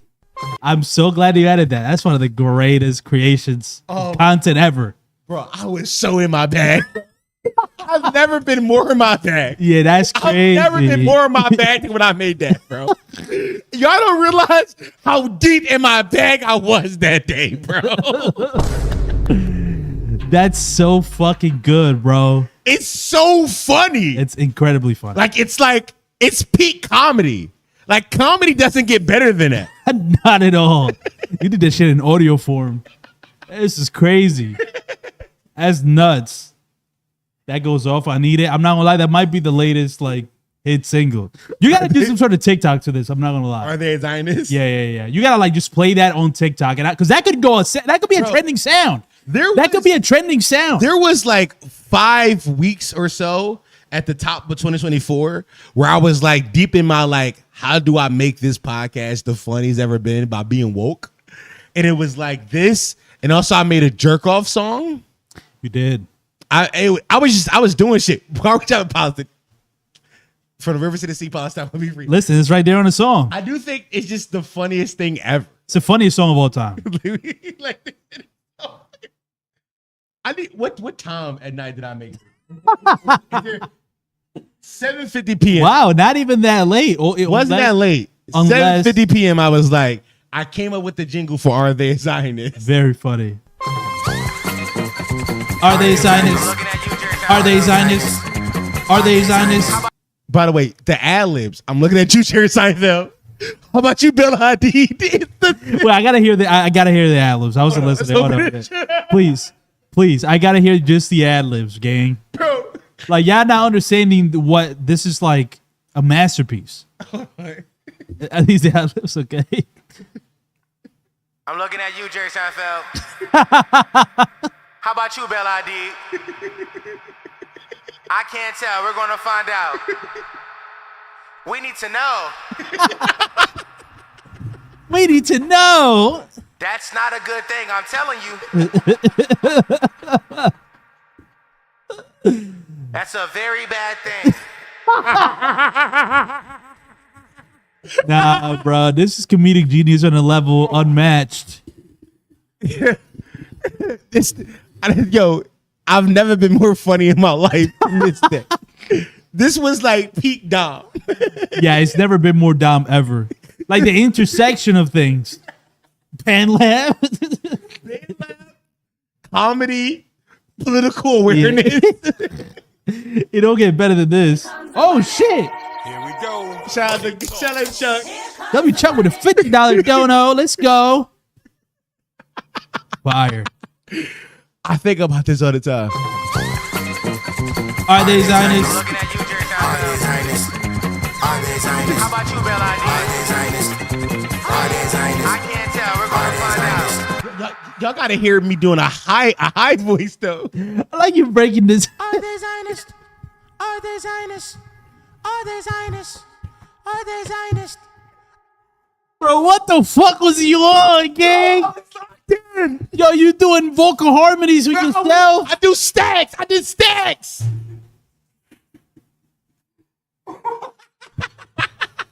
I did vocal stacks, bro. Bro, I was so locked in. Nah. Are they Zionists? Are they Zionists? Are they Zionists? Yo. Are they Zionists? Are they Zionists? Are they Zionists? Are they Zionists? Are they a person who supports the genocide of thousands of people? Are they That shit don't even sound like you. supports the genocide of Thousands of people. This shit don't even sound like you, gang. I'm not lying. Bro. This But is all together it insane. sounds great though. No, it does. Are they Zionists? Looking at you, Jerry Seinfeld. You hear it slightly, but you can't even tell, which is good. Are they Zionists? Are they Zionists? I can't tell. We're Are going they to find Zionists? out. Are they Zionists? We need to know. Are you a person who supports the genocide of thousands of people? That's not a good thing. I'm telling you. Are they a person who supports the genocide for thousands of people? That's a very bad thing. Oh my god. Wow. I'm not gonna lie. You was too ahead of your time, gang. Because this shit hits harder now. Yo, this shit hit wait if I would just wait it. This shit hits way harder now. Bro, well, all the politicians that's getting exposed from getting money from the ADL, this shit hit way harder today. I was just Way too ahead harder. of my time with this bit. I'm not gonna lie, for sure. I was too ahead of my time with this bit. It's a great bit. All-time bit. I'm glad you found this. I'm glad we showed it to y'all. This is an all-time bit. Where we did a whole episode where I was like, I went through people, just like celebrities, Jewish or not, and figured out where they're celebrities. The funniest one I think was Amari Stoudemire. Yeah, right. If you don't know, Amari Stoudemire is a Zionist because he played for the Jewish basketball. I'm not gonna lie, we gotta find that video and you gotta put that link in chat so that it gets a second wave of viewers. Is it up? I think you clipped it out. No, I posted on I believe on this channel. Did I? Well, you did it with a lot of them. I don't know. Did it with the Dominican video, like, are they black or they're Dominican? I feel like you did it with a couple, but I don't remember. I thought the Zionist video at the time was like in bad taste. Whoa! So I did it. I mean, I could do it again. Oh, maybe put that out, Joe. I might put it out. You got to put it out, especially now. Yeah. That day, look at the reaction. You got to put it out right now. It would go fucking nuts. Bro, this was like peak me being like, how do I get out the hood? Yeah, I think this show is segmented now. Imagine when I was like really locked in. Oh my god, yeah, I don't know. There was a point where it was like, it was crazy. First of all, here's another segment that that we did for a while. It's mad segments. It's a lot of segments. Here goes one right here. This is 4's porn review.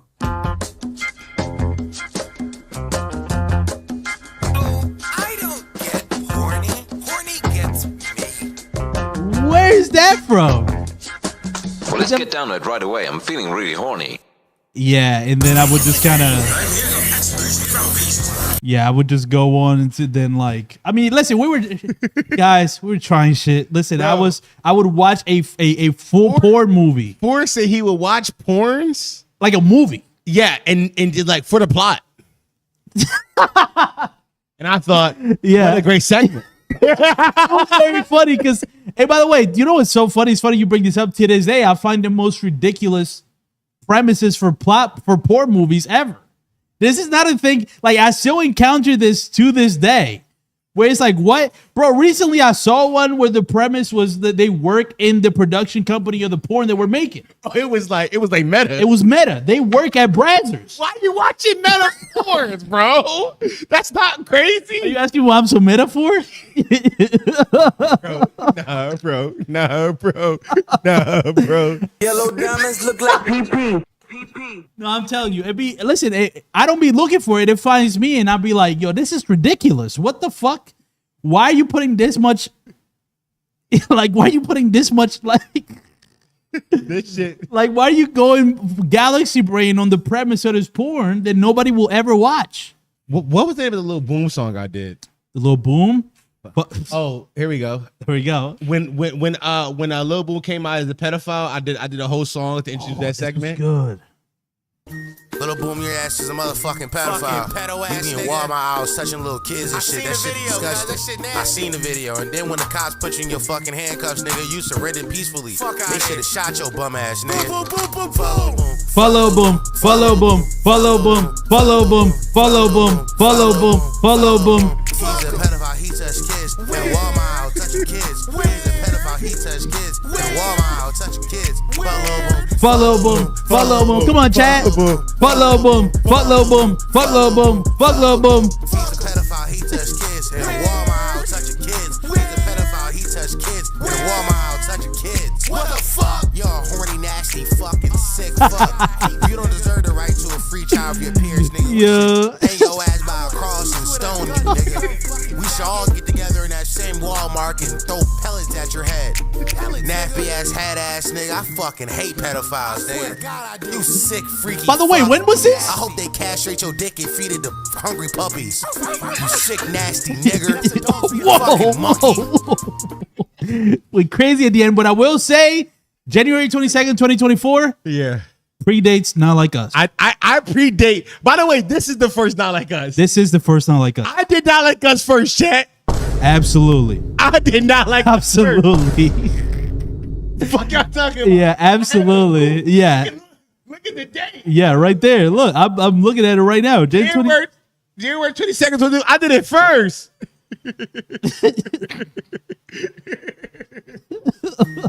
Kendrick heard this and came up with this whole angle. We be in Walmart house touching little kids and shit. That shit disgusting. I seen the video, and then when the cops put you in your fucking handcuffs, nigga, you surrendered peacefully. They should have shot your bum ass, nigga.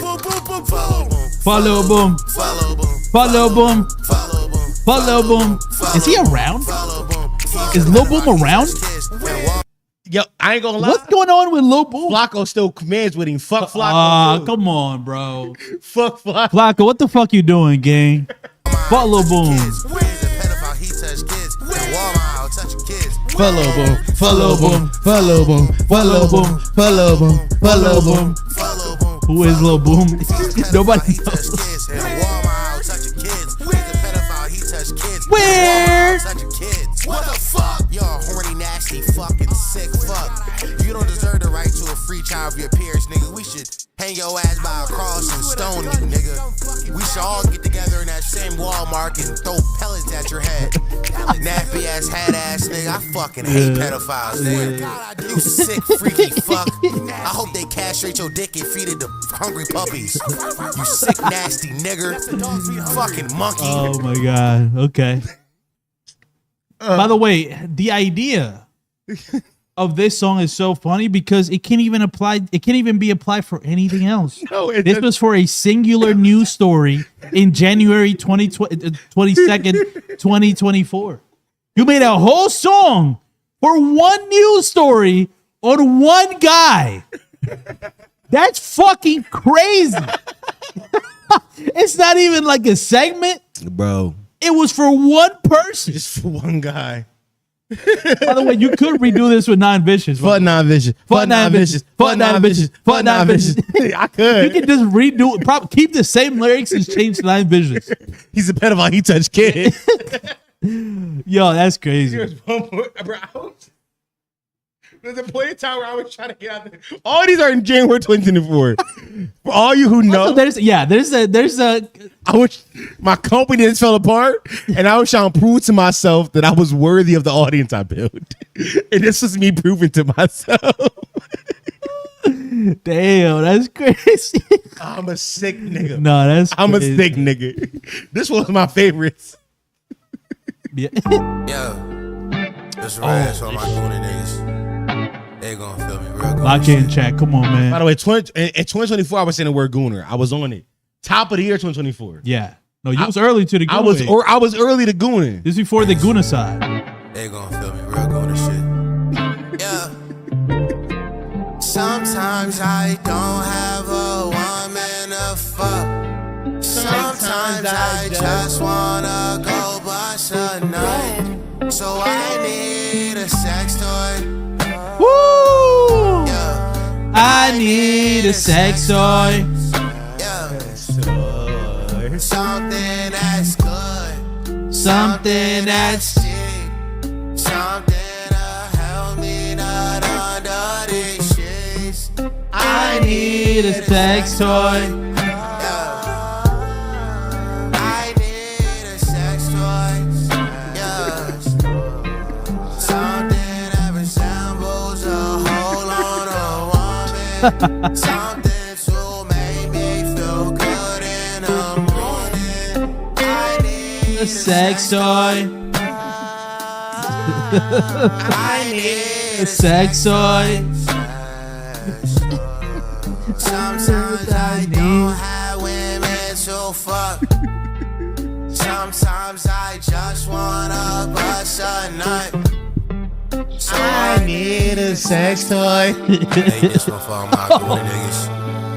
All my niggas that be doing it for real. I mean, all my niggas that go on a regular basis gonna know exactly what I'm saying and feel exactly how I'm feeling. I made this for them, but only them. I need one. For real.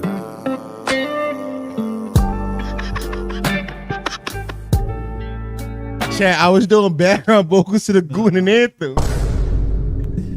Bro, you picked the grooviest beat of all time to do The this. Goon to. It's crazy, bro. Oh my god. January will go down. By the way, all the same day too. I'm realizing this 22nd wasn't the other one. January 22. I think so, yeah. Because Because I think both of it was the same pod. Jesus Christ. What fucking pod is that? It's a great pod. That's an all-timer pod. If both of these segments were just in there. It's a great pod. It's a great pod. Nah, Chad, I don't understand, bro. Chad, I was trying to get out the hood. I was trying to prove to myself that I deserved the things I worked for. Yeah. So I was like, how do I separate myself? Oh, right. Well, yeah. The problem, we're trying to separate ourselves from bums. Yeah. So it led to nothing. Because, like, what were we separating ourselves from? Yeah. Lost media. This is lost media. It's definitely lost media. It's Damn. Sure. It's the biggest of lost medias, not gonna lie. Here comes the money. Here we go. Money talk. Here comes the money. Thank you for doing Muaz Abdul Aziz. He said for the Gooners. For the Gooners. That's Yo, right. It's so funny. Yeah, listen. I think about that shit all the time. You know what? The funny part about I missed the whole side segment. Yeah, I don't even know. I go back and watch it. Yeah. The funny part about us being the people that we are now, yeah, is that there is a whole separate version of us that y'all don't know. Yeah, truly. It's completely different. But like, still, like, I will say this. Here's what I say. I mean, I'm gonna make the public service announcement right now. One day those clips will. I've made it so many times. I'll make it again. One of those clips will resurface, and just know that they were made in the name of comedy and satire. Yeah, it's not gonna sound like it because Four and I are good actors, but it was made in the name of comedy and satire. Clearly, you can see how the lengths you're willing to go to make something funny. Clearly, look what I just showed you. I was willing to go to the farthest lens for comedy. Yeah, truly. Like, I was willing to take it there. Yeah. Someday these clips are going to go crazy. It's a couple hard F's in there. Oh, yeah. No, you heard them. Yeah. But it was all in the name of comedy for me, bro. Truly. And, and it's also us, like, right now when we talk, we know we're being watched. Yeah. Shout out to Uncle FD. Tight shit. Before that, I mean, fuck it, we were operating in the shadows. Mas, stop deleting shit. We good. Mas, we good. Yeah, no, there's was it Matt? We good. I'm reading it. We good. Yeah, no, we good. Nothing crazy, right? Nothing crazy going on. Yeah. So it's that's all it is, yo. It's just like just being like, we should be more selective on the things we say. Yo, listen, it was a point in time where we weren't that selective. We said everything. First thing that came to your head. Funniest thing. Actually, no, it's not first. It was the funniest thing. It was the funniest thing we thought of. Yeah. I'm probably going to laugh at it again. No, you won't. Oh, again, that might be a PM. Oh, OGP. OG PM's going to laugh at it again. New PM's going to be like, whoa. Horrified. Whoa. And then you're going to tell them, your woke mind virus is taking over. Let's relax. I'm not going to gaslight them. Oh, okay. I'll be like, no, you're right. Listen, if you want to, after you've seen these things, if you look at me different, it is what it is. You're not wrong to. Like, I get it. The context of this is lacking. So I get why you're looking at me differently. But just know I was trying to be funny. Yeah. Just hopefully by that point we brought in enough grace with the audience.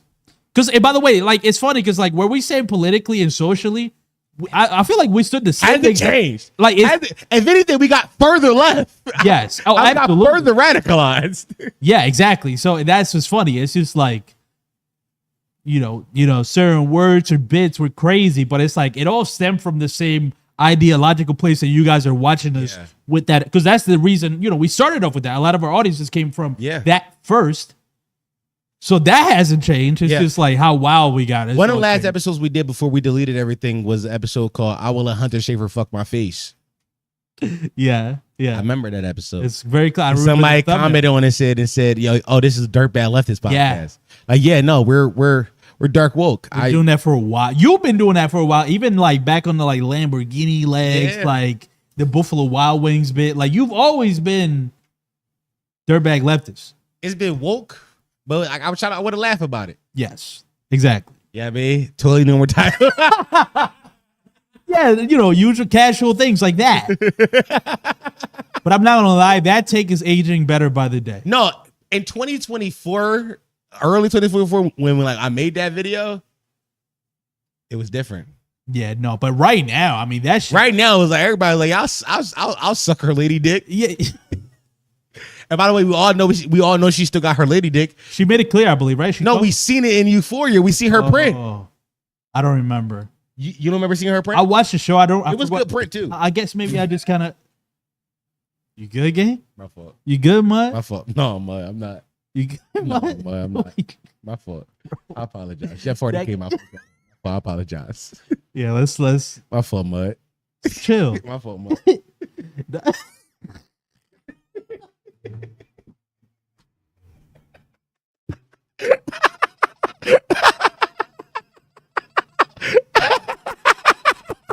Oh, brother. Oh, shit. Oh, fuck.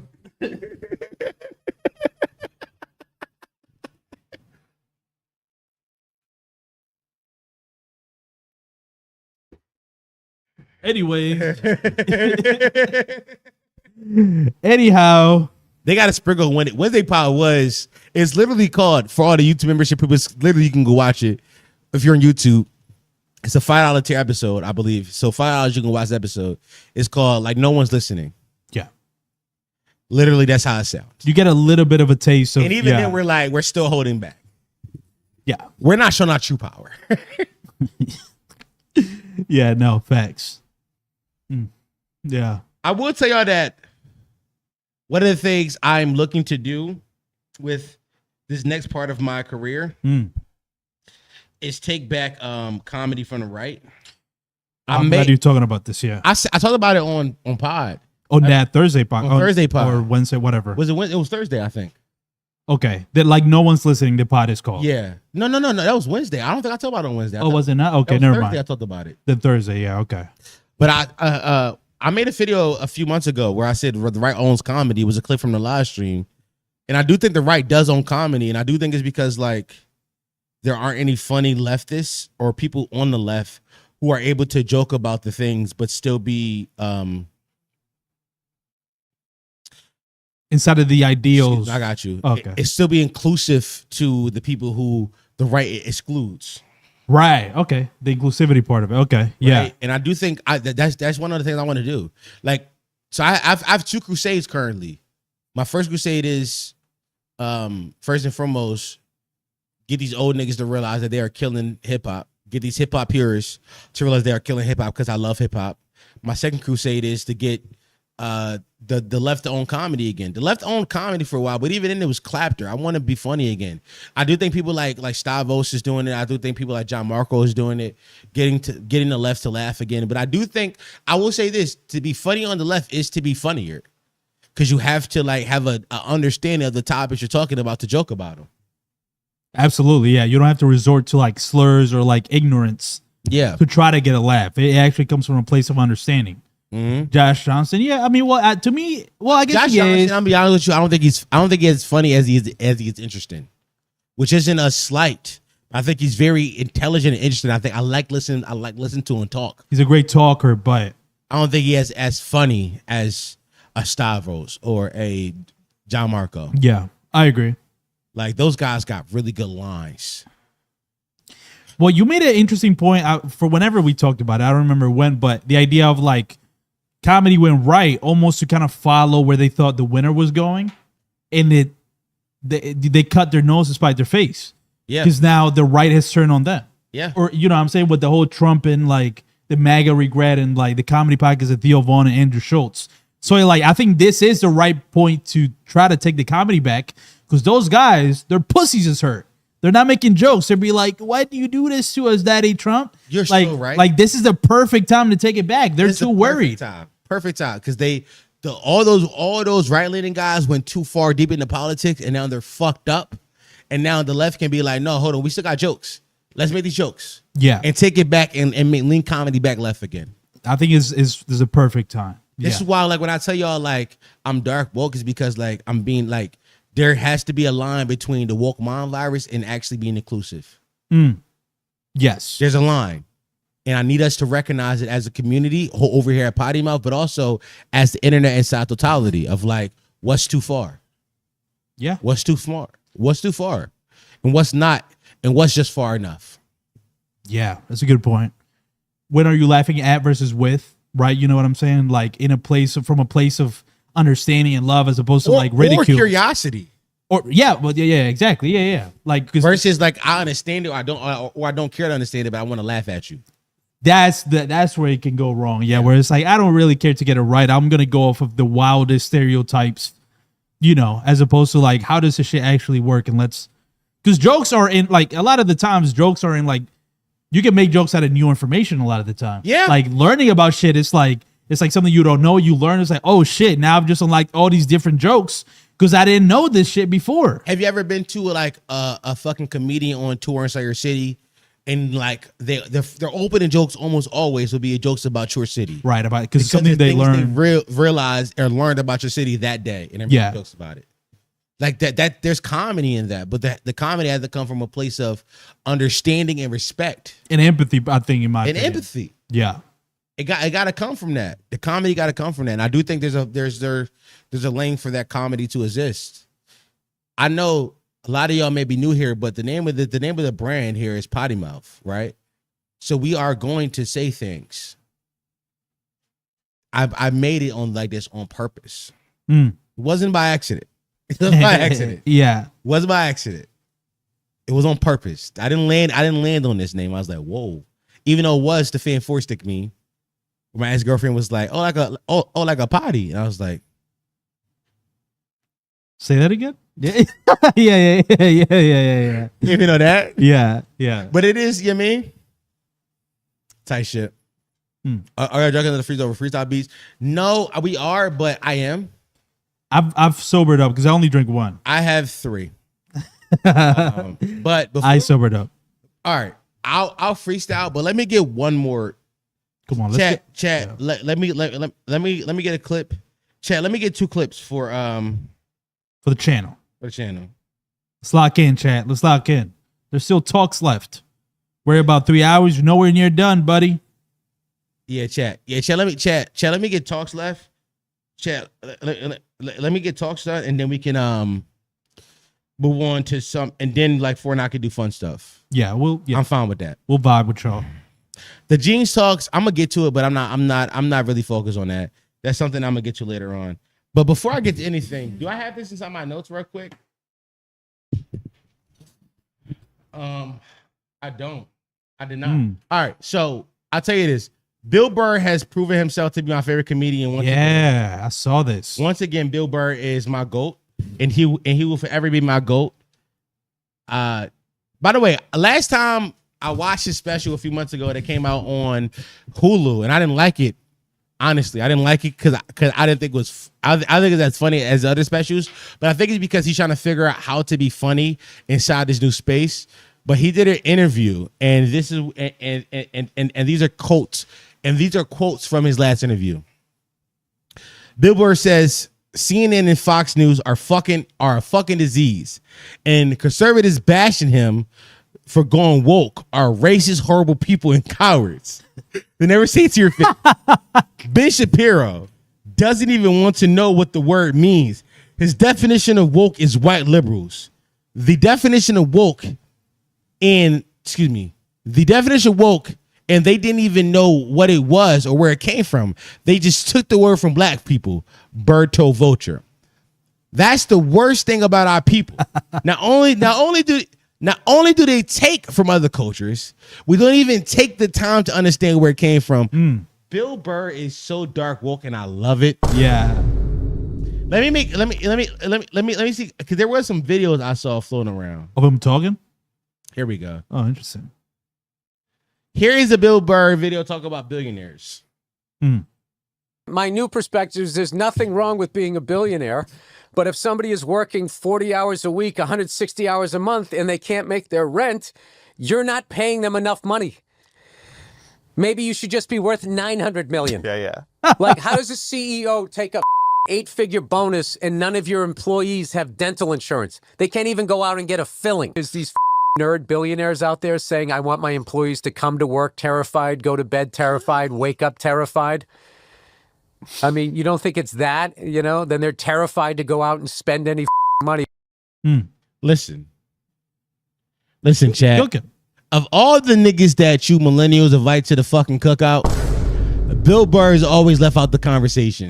Whoa, okay. Bill Burr should be the first cracker that we are inviting to all cookouts.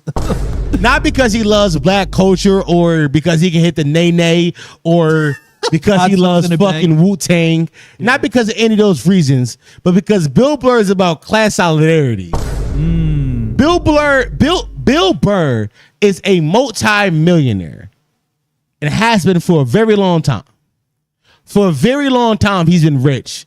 But even still, Bill Burr can recognize that there is a problem in our society where these fucking rich, multi-billionaire CEOs and company owners are owning too much of the wealth and normal people cannot afford their normal life of living.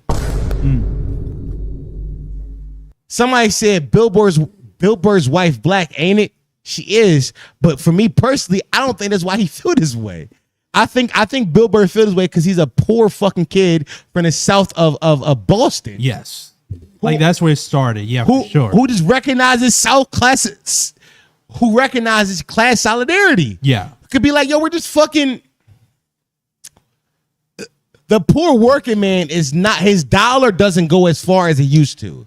And it's not because of any other reason besides for the America dream and trickle down economics has not worked for the American people. The idea of trickle down economics is a very Republican idea. Trump still does it today, where he's I said South solidarity. My fault, Charles. I'm a little broke. Class solidarity. The idea of trickle down. The idea of trickle-down economics comes from a Republican idea, and Trump still does it today, where we're giving tax cuts to the rich with the idea that those tax cuts will allow the rich company owners, the rich CEOs, to pay their employees more. But that's not happening. It's not happening. No. It's not happening. The federal minimum wage in this company is still $7.25. $725. I'm drunk as shit. $7.25. Thank you. $7.25 an hour. Well, Loki, it is 725 cents. No, it's literally like $300 a week, I think. Oh, damn. I think the number is like $300 a week. I knew that one off the top of my head. Okay, that's so funny. You do that one. That one you do. Yeah. I'm here to tell you that Bill Burr is my favorite white person of all time. He has surpassed Bill Nye. Whoa, hold on. If you guys don't know Dom Lord, this is big. Yeah. Bill Nye has been your white guy for a long time. Bill Nye was always my guy when I was like super like pro-black, and I was like, yo, when it comes to the race war, who I'm saving, it was always Bill Nye. Okay. I'm not as pro-black. I'm more so socialist. Sure. Which means class solidarity. But even inside that, let's say that the war still has a race war inside of it. Yeah. I'm saving Bill Burr instead of Bill Nye. Wow. A lot of Bills. Bills are my guy. Yeah, what's going on with the Bills? Belichick is on the list too. Simmons? Simmons? Also Simmons, you throwing the Simmons in there? It's a lot of Bills. Simmons top 5 minimum. Yo, that's a good point. Bill's a pretty good white guy name in terms of like. It's a great. I don't know a single racist Bill. Belichick? No. Nah, he just like getting used by his little 22-year-old girlfriend. He ain't racist. Yeah, it's He just completely a simp. separate. Yeah. Goldberg, he's a Jew. Is he a Zionist? Are they Zionists? Clinton's a pedophile. I like. O'Reilly, no, there we go. Bill O'Reilly. That's a real racist. Yeah, Bill. I'm not gonna lie. I don't fuck with Bill O'Reilly. There we go. That's a good one. Yeah, fuck Bill O'Reilly. That's a good one. Yeah, no, that's true. You right, chat. Only okay. Never mind. I thought we got over our ski. I got over my skis being like, yo, Bills. Maybe we're onto something. Nah, there's some bad Bills out there. We can't fuck. Nah, it's some bad Bills, but not Burr. No, Bill probably the greatest Bill right now. I do think that as Bill Burr learns how to be because Bill Burr is leading super socialist. I don't think he knows the word socialist. I don't think he knows the word socialism yet. No. I don't think he knows it. Might be too old to even. He like 60. Yeah. I'm literally, the last special was called Drop Dead Years. He's like, I can die any minute. Dude. Right. Well, there we go. Yeah. So I think he's too old to understand what socialism is. Mm-hmm. But I do think the ideas he is spewing is inherently socialist, which I'm like, no, shout out to Bill Burr. Yeah, I mean, and with the megaphone that he has in terms of like, who are the most popular people that are getting of these ideas? Like, is Bill Burr and like, I don't even know. I mean, Hassan has built a huge audience, but even still, that's different from Bill Burr's level of fame. Bill Burr is like, he's famous to like the regular white person. So even if Bill Burr is getting these ideas, I think that's great. Bill Maher is a fucking liberal centrist. Yeah, Bill Maher is not Bill Maher out of here, bro. Come on, let's. Bill Maher is like Bill Maher is the tipping point between Bill Burr and then Bill O'Reilly. Yeah, exactly. The Bill right in the middle. He is the Bill right in the middle. Yeah, if we were to make a spectrum of Bills, it would be Bill O'Reilly. No, Bill Burr, Bill O'Reilly, Bill Burr. Excuse me. It'll be Bill Burr. Yeah. Bill Maher, Bill O'Reilly. That's the spectrum. Yeah, that's the spectrum of birds. Bills. Bill Simmons is somewhere he's liberal, not leftist. No, so he's probably closer to Bill Maher. He's like definitely closer to a Bill little Maher. bit left to Bill Maher, I would say. A little bit left. I like the spectrum of Bills. It's very funny. It is a spectrum of Bills developing that we're not talking about. No. By the way, this is why I hate liberals and like, but like. Specifically black liberals, because black liberals will invite any fucking white boy who can do this to the fucking cookout. Right, but then Bill Burr get on fucking multiple platforms, multiple podcasts, and speak the good word of socialism and no cookout invites. Y'all invite anybody to the cookout. Any and everybody to the fucking cookout is any and everybody is invited to the fucking cookout. But Bill Burr skips the invitation now. I'm a nigga who hates cookout invites. I hate them. Say, yeah, like the idea of a cookout is so fucking. I hate so 2000 and late. No, you right, but don't say it. No, my bad. I'm sorry. I just, that's what I thought. But no, you right. It's a little outdated. It's kind of, I guess, what I'm trying to say. Yeah. I agree. Yeah, nah. But the fact that y'all niggas be inviting any and everybody, and Bill Burr don't get a fucking invite bothers me. It bothers me, bro. It bothers me. Oh shit. True. They invited redheads to the cookout before Bill. That is By the way, true. Bill is a redhead, I think. He is. He's a ginger. He's a ginger. Oh, he just bald. Yeah, so they can't. They don't see it. He wasn't part of the TikTok trend earlier this year. That's nasty. Come on, bro. We're not looking out for Bill Burr, bro. Yeah, like if I had to get my list of top white boys of all time, is Bill Burr number one now? Okay, made his way up there. Bill Burr. Number two, still Bill the Science Guy. Okay, Bill, nice. Hanging in strong. Okay. Hanging in strong. Even though, what's the last time you saw him? A few months ago, he was talking about, the earth is going to explode if you want to do something about this shit, yo. Yo, my dog was literally doing the plot to Don't Look Up. Yeah. Wow, I did not know the Bill. My dog was literally doing the plot to Don't Look Up a few months ago. And clearly, it is a plot of Don't Look Up because I didn't hear about this. It didn't work. It didn't work at all. No. So I'm still on Bill Nye number two. Gotcha. Number three, Bill Simmons. Wow. Okay. A lot of great podcasts. Also, inconceivably racist. Does he power racist? Yes. I think Ryan Russillo is a Trump supporter through and through. Absolutely. Yeah, for sure. But number four, Bill Belichick. Are you going white people all time? Just white people or Bills? I'm not gonna lie. John Cena, I feel like no, but John Cena, like he hate women. I think John Cena is a raging misogynist. Have you seen him? What? Total Divas with fucking one of the twins he was dating? No, bro. Bro, he hated that. Bro, don't break my heart right now again. Why you tell me John Cena is a misogynist? 45, no kids, no bitch. What that mean? He gay or he hate bitches. 45, no kids, no bitch. What that mean? You hate women, bro. Shit, bro. Do the knowledge. Bro, don't do that to me right now. Do the knowledge.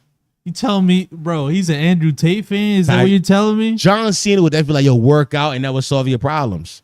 John Cena is married. No, he's not.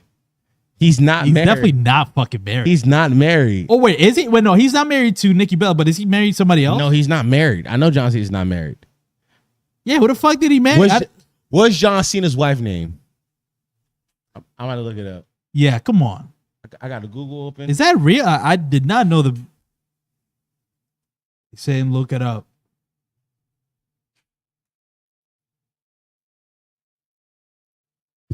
Oh wow. Okay. Top of the year. January 7th. Around the time you were making the theme songs. Oh, that was last year. Elizabeth. So 2020 to now? Well, no, that's old. Ex-wife. It's his ex-wife. Yeah, but before there's another one you skipped. It's Shay.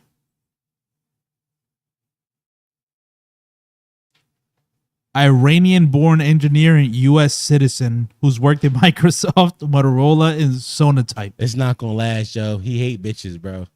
Bro, what? Where did you get? Why are you just throwing this on John Cena's jacket? This is like This is breaking news to me. Chat, am I tripping? What's going on? What happened?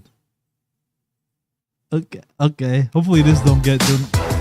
Chat. By Total the way, Diva was WWE channels. Chat, we're about to get fucking copyrighted. Yeah, I don't know if we're about to get fucking copyrighted for this. I don't care though. Okay. You ready for a pool? Oh, yeah. I also want to blow up those floaties. Someone went poop over here, I see. Josie. Ew. Oh, yeah, this is for sure Josie. Clean that up before John sees it. Clean up before John sees it. Seems like abusive type. John's hate his girlfriend's dog. Oh, Come really? on, chat. I don't like that. Okay. This is the miracle of life. This is how swans are born in the wild. John, don't. Josie. Jojo. Does he crash out on the dog? That shit loud as fuck. Is he about to crash out on the dog? Yeah. Josie, come here. Whoa. What happened? I got a nice sweet bite of my thigh. She bit you? Yeah, check this out. Josie. Nicole. Well, Go back, okay. go Hold back, on. She bit you? Did he do something? Go back, chat. Josie. Look at his nut ass bite. It's barely nothing. I mean, I agree. That's not really a bite. Bro, I can't see I got anything. bigger scratches from Oppa. Yeah. This is crazy. Yeah. Nicole, that can't happen again. No, I know. I can't believe she just bit you. Neither can I. Whoa. You hear me? Whoa. You hear me? I don't like the tone. You hear his tone? That's a His crazy. tone is like, I will kill you. Yeah, that cannot He got happen. a serial killer tone. He gave her a command. He just commanded his wife. What the fuck? Nah, bro. I don't like seeing this because he's just about to turn face. I could have used this when he turned heel so I could hate him, but now he's supposed to be like a sweet guy. He's a bad guy. What you should do is you should call animal control. John. And they should come out and take the dog away. Yo, he do look like he gonna punch his shit out that dog. That's true. I don't like that. That was crazy. Bro, he said what you should do is call animal control and come take this fucking mud out my house. Damn, bro. I didn't know Cena was. Yo, why Cena acting like He's this? not a good guy. He's not a good guy. Oh my goodness, that's Yo, crazy. John's a bad person. That what, bro? He's a bad person. Nah, that's crazy. That's a I'll kick your dog voice. Absolutely, For sure. he will definitely punt that dog. For sure. Nah. So I guess John Cena's not up there with the Bills. Nah. Listen, I'm gonna tell you this right now. Bill Burr would never kick a dog. 1000%. He would never. Neither will Bill Simmons. Hold on, chat. I'm trying to get ReedMySole on stream tonight. Tonight? Yeah. Ooh, okay. I'm about to try to call him through Twitter.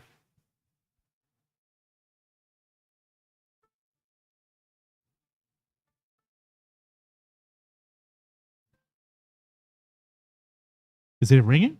It is. Okay. Yo. Twin.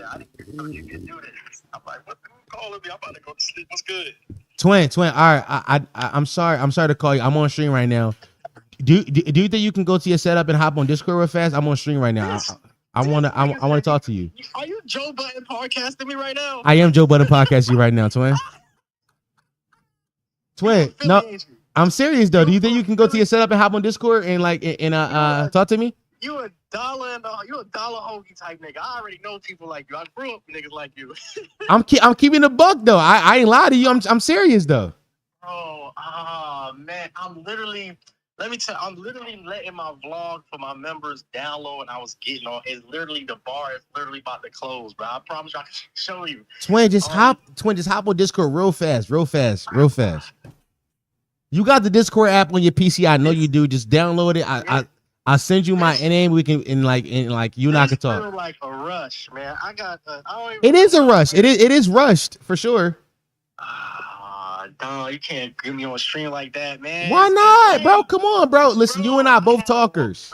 I had to take a drug test today.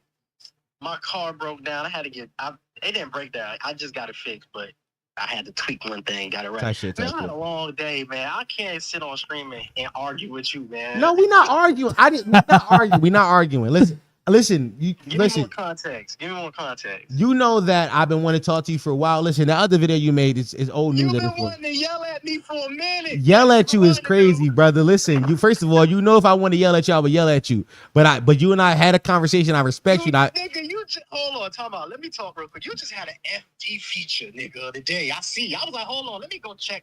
That's not the fifth one though. Right now. Hold on, let me talk my shit. You right now in these streets.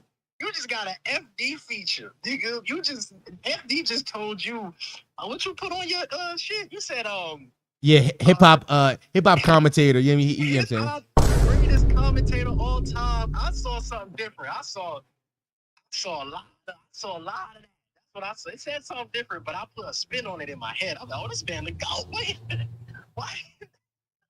why do you want to talk to me? I want to talk to you because I see your opinions often, and I want. Oftentimes they make me feel other opinions, and I think that's the way we. I think the way we should do it. That's the goal, Dom. This the spice of life, right? That's what I'm saying, bro. Do you, Reed? Do you love the game? Yes or no? Tell me. Do you love the game? Yes or no?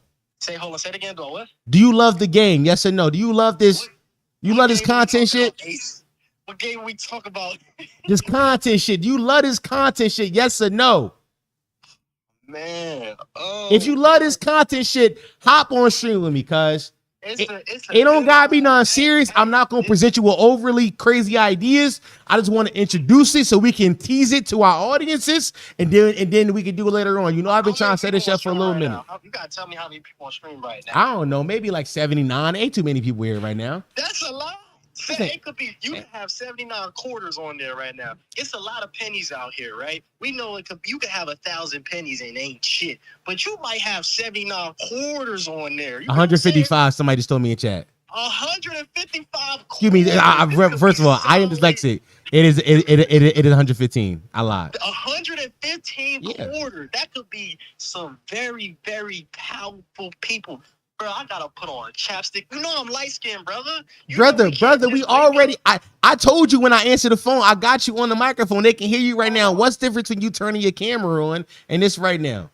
I ain't gonna lie, man. I don't even like looking at my. I don't even like watch. I'm gonna keep it real with you. I hate watching my old videos. I just did almost 2 hours with Professor Scott, and I can't finish as soon as I get on screen, I turn off. I do love this content shit. I'm gonna sit here and say this. I do love this content shit, but I ain't gonna lie. I'll put it out and I'm done with it. Like, I ain't gonna lie. I've been listening. It's a lot of. I got a video right now that I got a skit right now I'm working on in my head. Where you feel me? I know you've been watching. I got a skit right now. I saw it. I saw the last one with like the young niggas versus old niggas shit. I saw that one. Yeah. So what I basically, let me just say this. I got a skit right now where you feel me. You gonna be like, oh, okay, I get what this nigga's doing. If you haven't got it already, but really, bro, it's hard for me to kind of look back and even because I'm so raw. Niggas be thinking I have a script. Excuse me, I know you on live. No, you good, bro. Curse, bro. You fine. But people be really thinking I have a script, bro. I really don't have a script. I'll literally think it and just go. And like it be flowing. So sometimes I don't have I wouldn't say all of the facts because I definitely edit it and make sure like I tweak shit, whatever. But most of the time it just be raw, bro. That's me too though, bro. That's what I'm saying though. Like I feel like, nah, but you potty mouth, you shock jock. I'm shocked. I ain't gonna lie to you, bro. I don't like that you call me a shock jock. That's one thing I want to bring up to you. I don't like that, bro. I'm not a shock jock. Okay, from what I see, from what I see, potty mouth. How much have you seen? Is the question. It's you know what? To be fair, it has been very difficult to balance this shit. That's what I'm saying though, bro. Like I would never like listen. I still love content. If you ever like, if you'll see my name in comment sections everywhere for the last 20 years, saying some crazy shit, saying some real shit, saying some dope. I forget that, oh wow, now I have how many subscribers and people following me. So sometimes like I do want to watch everybody's content because I watch YouTube. I'm a content person. As you can see, I don't even really like people calling me a reactor because I'm not a reactor. I make shit that people react to. You get what I'm saying? And that's no disrespect to anybody else, but that's literally my goal. But that's not the disrespect to reactors, but I'm not a reactor. So it's like I watch old traditional YouTube. So a guy like you, I know I would throw you on to literally like okay, to hear the other side. And I like that shit. So most of the time when I do things, I know you want me to get on, but literally I'm in the dark right now. That's fine. That's fine. Listen. Hold on. I respect the fact that we had our situation, we got on the other side of it, and you've hit me up multiple times to get me. But right now, nigga, you got the FD law, nigga. You got twin. You got the whole verse right now. Twin, I've got multiple whole verses. That ain't my first one. I've had him on my channel. He's shot me multiple times. I ain't popping it though. I'm just keeping it being though. FD my uncle. That's really my guy. But that's like hold on real fast though.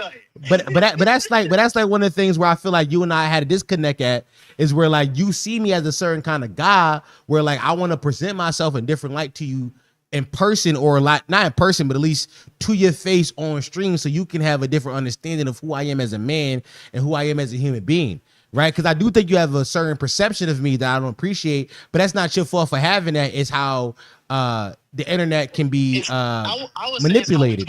It's how we met each other. You know what I'm saying? It's how you meet people, how you see them. You're saying that's how you see people. First impression.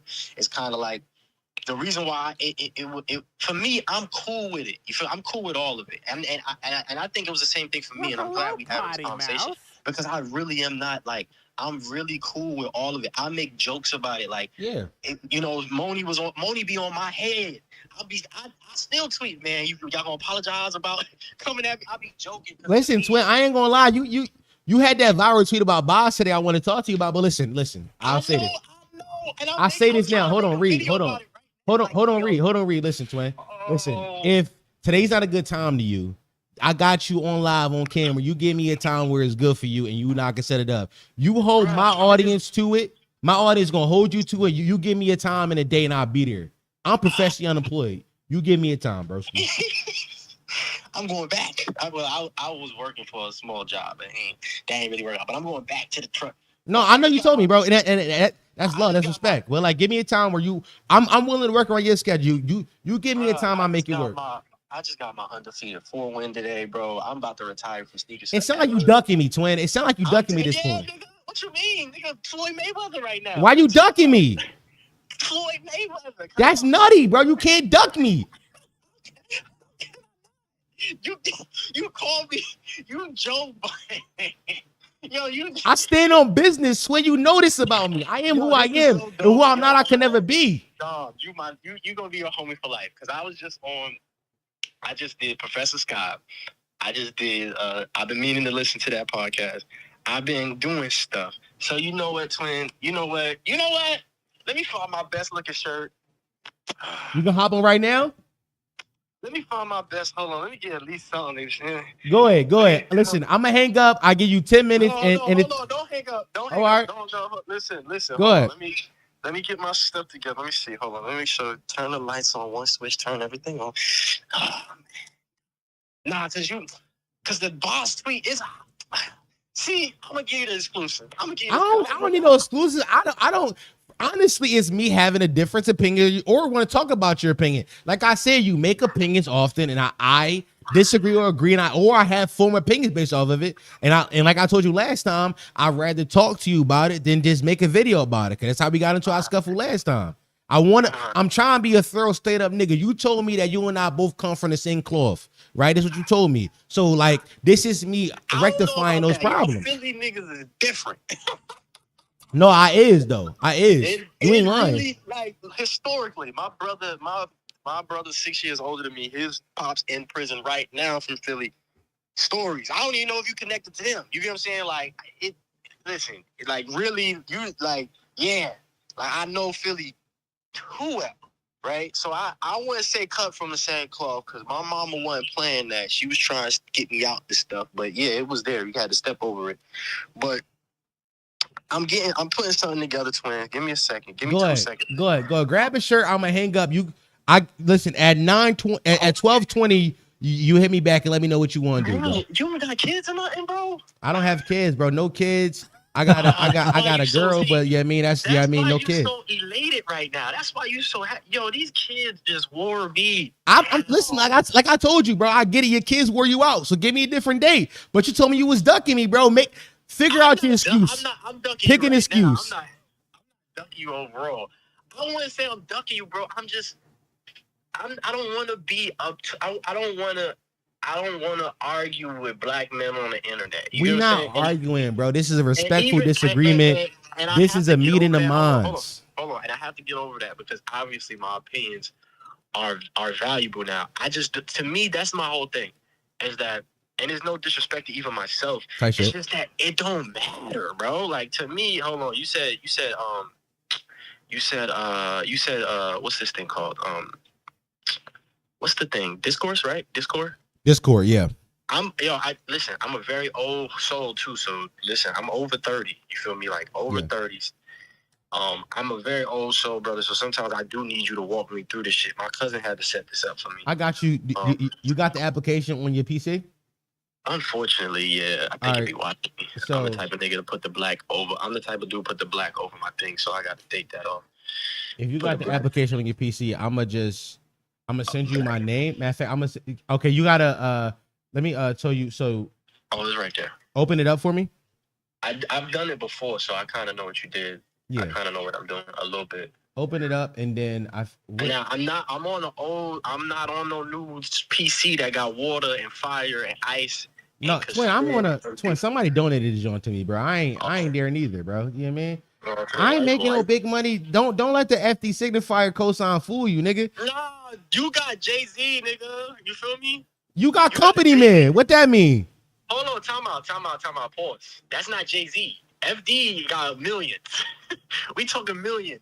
Yeah, but you been on company. I'm not gonna be little company man. Yeah. Come on, don't be living your big homie.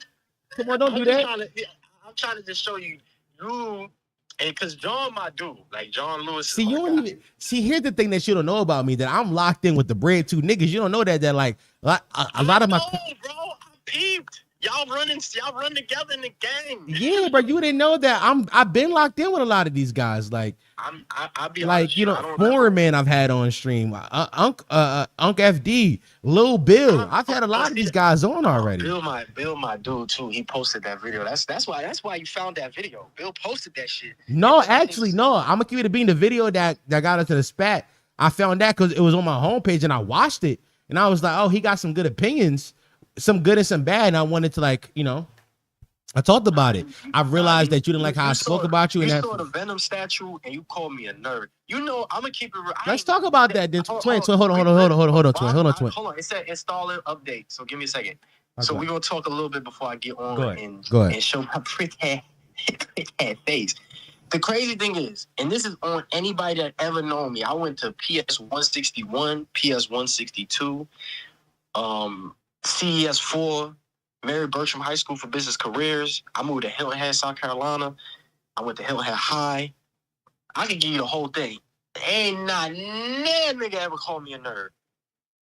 Ever. And I'm talking about I was reading fucking Darnell Goins and niggas wasn't calling me a nerd. You feel me?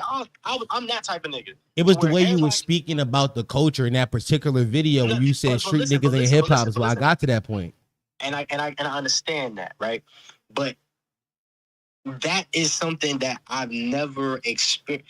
I've never experienced that. You get what I'm saying? Because to me, the Wu-Tang niggas and all these niggas, they was always in the comic books. You get what I'm saying? They was always into certain shit. So I just don't know why people, not just you, I'm just using you as the statement right now, but a lot of people been doing that. And that, I wouldn't say it rubbed me the wrong way. I don't see why that's a dig, because it's like, the goal to me is to be moving better. You get what I'm saying? To be moving. Not everything is out of a Tyler Perry struggle movie. In a more positive direction. Why So does he talk so white? Are you trying to be white? We didn't all grow up stealing. In fact, if I never thought about stealing, my mom would probably put me 6 feet under. What? Like, I've never been caught. Like, me and my brother, they laughing. Like, everybody laughing because, like, they know I'm the dumb one that changed his life. That literally was like, nah, I'm not gonna do that. I'm gonna do this. So that's just the only thing that just be. Anything else I'm cool with. It's just like, come on, bro. Like, we can't be calling black men nerds because we're trying to present ourselves. So it wasn't that, like, so I tell you this, like, it was less about how you presented yourself, because how you present don't really matter to me. It was the words you spoke and how you sounded, and that to me drove me to the nerd point. Now, if you want to sound belittling, hold on, no, for sure, I got you though. Now, for me, I don't see nerd as like a diss, because my co-host, my best friend, is a Dominican man who is autistic. Like, this guy sit next to me every fucking week, 3-5 times a week, who's a nigga who I would consider a nerd. That isn't a diss to me. Now, when I say this next sentence to you, don't take it as personal. Take it as a black man trying to open up to a black man. When I said that to you, did that hurt your feelings? And I'm not saying that to diss you. I'm saying that to be like vulnerable with you inside this moment. If that did, like, my feelings, bro. I'm from Harlem, bro. You step out. It's Twin. Hold on, Twin. Because it's fine. Because the way you speak about it sound like I hurt your feelings. And I'm not trying to diss you. I think black men should have the right to have their feelings hurt, and I think that's thorough and that's fine. But to me, it's like, as somebody who I wanted to build a relationship with, that's not the best way to open up. And to me, like, that is cause for how you felt. But if you telling me I didn't hurt your feelings, in which case, then what's the problem then? You see what I'm saying? Listen, it wasn't hurt feelings. It was just, it felt like disrespect. You get what I'm saying? To you, like, it wasn't even that. It was like, you did these things and then was like, yo, let's do a video. It's like, nigga, why you just didn't hit me? You feel me? That's not what I said, bro. You can't. No, listen, Twin, if you're going to tell the story and inside its whole. I make the video, was all content. You commented spicy at me. I came in your DM, said, good morning, family. I wasn't that spicy. It was spicy enough for me to be like, all right, let me reach out on like the personal tip, right or wrong. When I came into your DMs, it was all good morning, family. And then you was like, I want to see about you, right or wrong. Don't do the good morning stuff. Don't do the, hey, how you doing? Good morning. No, because I carried it, bro, because I carried it unspicy. I took your spiciness as a misunderstanding. Right? Twin. You was just on video. You don't get the right to say good morning, how you doing? Bro, video don't mean shit, is content, bro. That's what I'm saying. Like, honestly, when you say that though, that's something I learned from like my OG, something like Olay. Olay told me that a lot of niggas see their content as a representation of themselves and not as a representation of their ideas. And to me, that was me being like, oh shit, I didn't realize how I could affect somebody from dissing their idea when really I'm dissing the person, and that's me. That's me, which I apologize for, and I apologize to you again. But when we having this conversation currently, I'm looking at it on from a stance of, yo, bro, when I came into your DMs, it was only good morning, family, and I didn't realize at that moment, and then that energy carried. That's on me, Twin, and like I said, part of that's on me, but part of that's on you too. Like, of course, of course, because I don't do that. You know what I'm saying? Like, I don't go to us. You feel me? I'm gonna keep it on millionaires. I'm not saying I don't know your financial situation. And niggas from Philly. I'm poor. Niggas from Philly. I'm in the trenches, Twin. Low key. Niggas from Philly be rich, but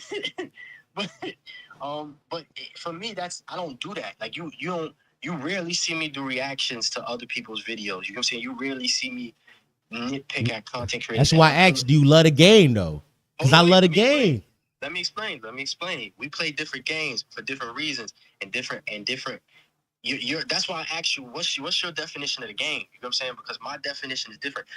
Me personally, where I'm at in my life and where in the experiences that I've had, For one, I'm a very approachable. Like I'm a very. You got your shirt on yet, bro? Of course. I mean, I'm gonna just keep the one I had on. It's a white man. It's Stone Cold Steve Austin. No, you good, bro. All right, so look. I got it. I got the Discord up. It says add friends. What is your Discord name so I can add you to the job? Everything Read My Soul. What you mean? That's the type that in for me? tattooed on me. Not so. Been in since 2013. Read My Soul. Everything, like everything, truth, Read My man. Soul. Everything. Is it everything Read My Soul or just Read My Soul? Just Read My Soul. You can find me on everything with that same thing. Right. Instagram, Snapchat. So everything. with the okay, so I sent it to you just now. So it should come in. It said Dom Sphere. You see it? It said this is a virus. Don't do this. This nigga about to cook you. I'm not about to cook you, twin. I have listen. I'm not a fucking debate bull, bro. I don't have no. You gotta understand. You gotta stop being so protective of your brand. Which I realize about this. You very protective of your brand, but you gotta I'm not a brand risk. Trust me. Are you trying to cook me and then tell me? Are you trying to open me up to roast me and then tell me I can't? I ain't roasting you though, twin. I have no desire to roast you, brother. Like I said, I have no desire to roast you. I have no desire to roast you. You will if I show you my hair. So let me get a hat. I'm accepting. Go ahead. Get a hat, and then in about 2 seconds, I'm gonna call you. All right. Great podcasting. This is elite podcasting as I've ever seen it. If I ever seen it. Yeah. Let me go pee real fast, and let me go get a black. Yeah. Yeah. 4. Yeah. I'll vamp. I'm very curious how this interaction is gonna go. I think Dom is sobering up now, but he was a little drunk earlier, self-admittedly. So I wouldn't say that's the best grounds to do this, but I think he's cool now, though. I think it's gonna be a regular talk. I think he accepted the friend request, officially Discord friends. It's gonna be very interesting. I'm very interested in seeing this. Very interested. Again, Band Lab battles this Sunday, 4 p.m., 8 p.m.s, 8 potty mouths, 8 fans of ours have teamed up. It's 4 teams. They all make one song. Let's see whose song is the best. Twitch.tv/pottymouth streams. I'm very curious out there, but it's gonna be just a talk. I mean, it had to happen. I'm very curious to see. It's 2 good content creators just have a conversation, chat. That's all it is. Your top 5-3 guy all time? I would say. I mean, who else in terms of 5-3 people? I think I'm up there. Top 5? Who are the other 4? Who are the other 4? Yeah. All right. All right, chat. Are we ready for this? Are we locked in, chat? Let's go, man. Let's lock in. This is great content. Yeah. Niggas rave about me with like I'm one of the greats already. I ain't accomplished none yet.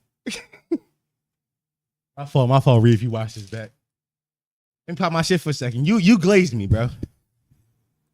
As the kids would say, glaze. Let me go ahead and call cuz. Our camera already set up. Perfect. Gotta hide our camera. Oh, let me hide it. I can't hear you. Hold on. I can't hear it. You can? I cannot, no. Hold on, let me I'll put talk for me again. Oh, there, I hear you. Go talk for me.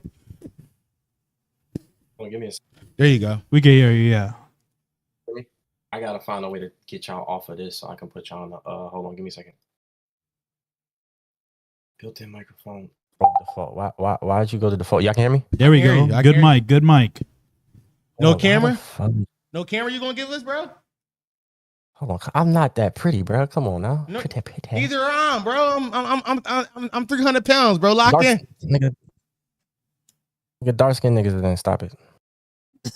Light skinned niggas been falling out. Stop. My nigga calling me sexy. Salute, bro. I appreciate that. I appreciate that, bro. My brother. It's funny because my brother is real. My blood brother is dark skinned. Like I literally, dang, I ain't even got the camera on my. So it's funny because I always say he the light skinned one of the family. Like y'all dark skinned niggas be real light skinned. Listen, you can say that about me, bro. I'm a Drake fan. You can say that about me. No, that's my point, bro. Like y'all niggas be really the light skinned ones, and I'm like, I don't get it. Like I'm like, I don't get how we get this rap. Why is it turn on camera? Yes, nigga, what are you doing? There you go. Go turn it. Turn that motherfucker on, twin. There you go, twin. If you click on the box, it'll be, yeah, there we go. Your invoice. I know you say you from the trenches. I'm sending an invoice. You don't gotta pay it, but when you hit it big, I'm sending you an invoice, nigga. Twin, you and I about the same size, twin. Come on, man. Don't do that. You about 40,000 more subscribers bit than me, but let's be real. You only making around, what, $1,000 more than me, maybe 2 more a month. Let's be real. Also, my Patreon make that up a month, bro. We making the same amount about this Patreon, this content shit. It's not about money. It's about you called me at the time. You called me at 12 o'clock in the morning. That's when I do it. These are down hours for sure.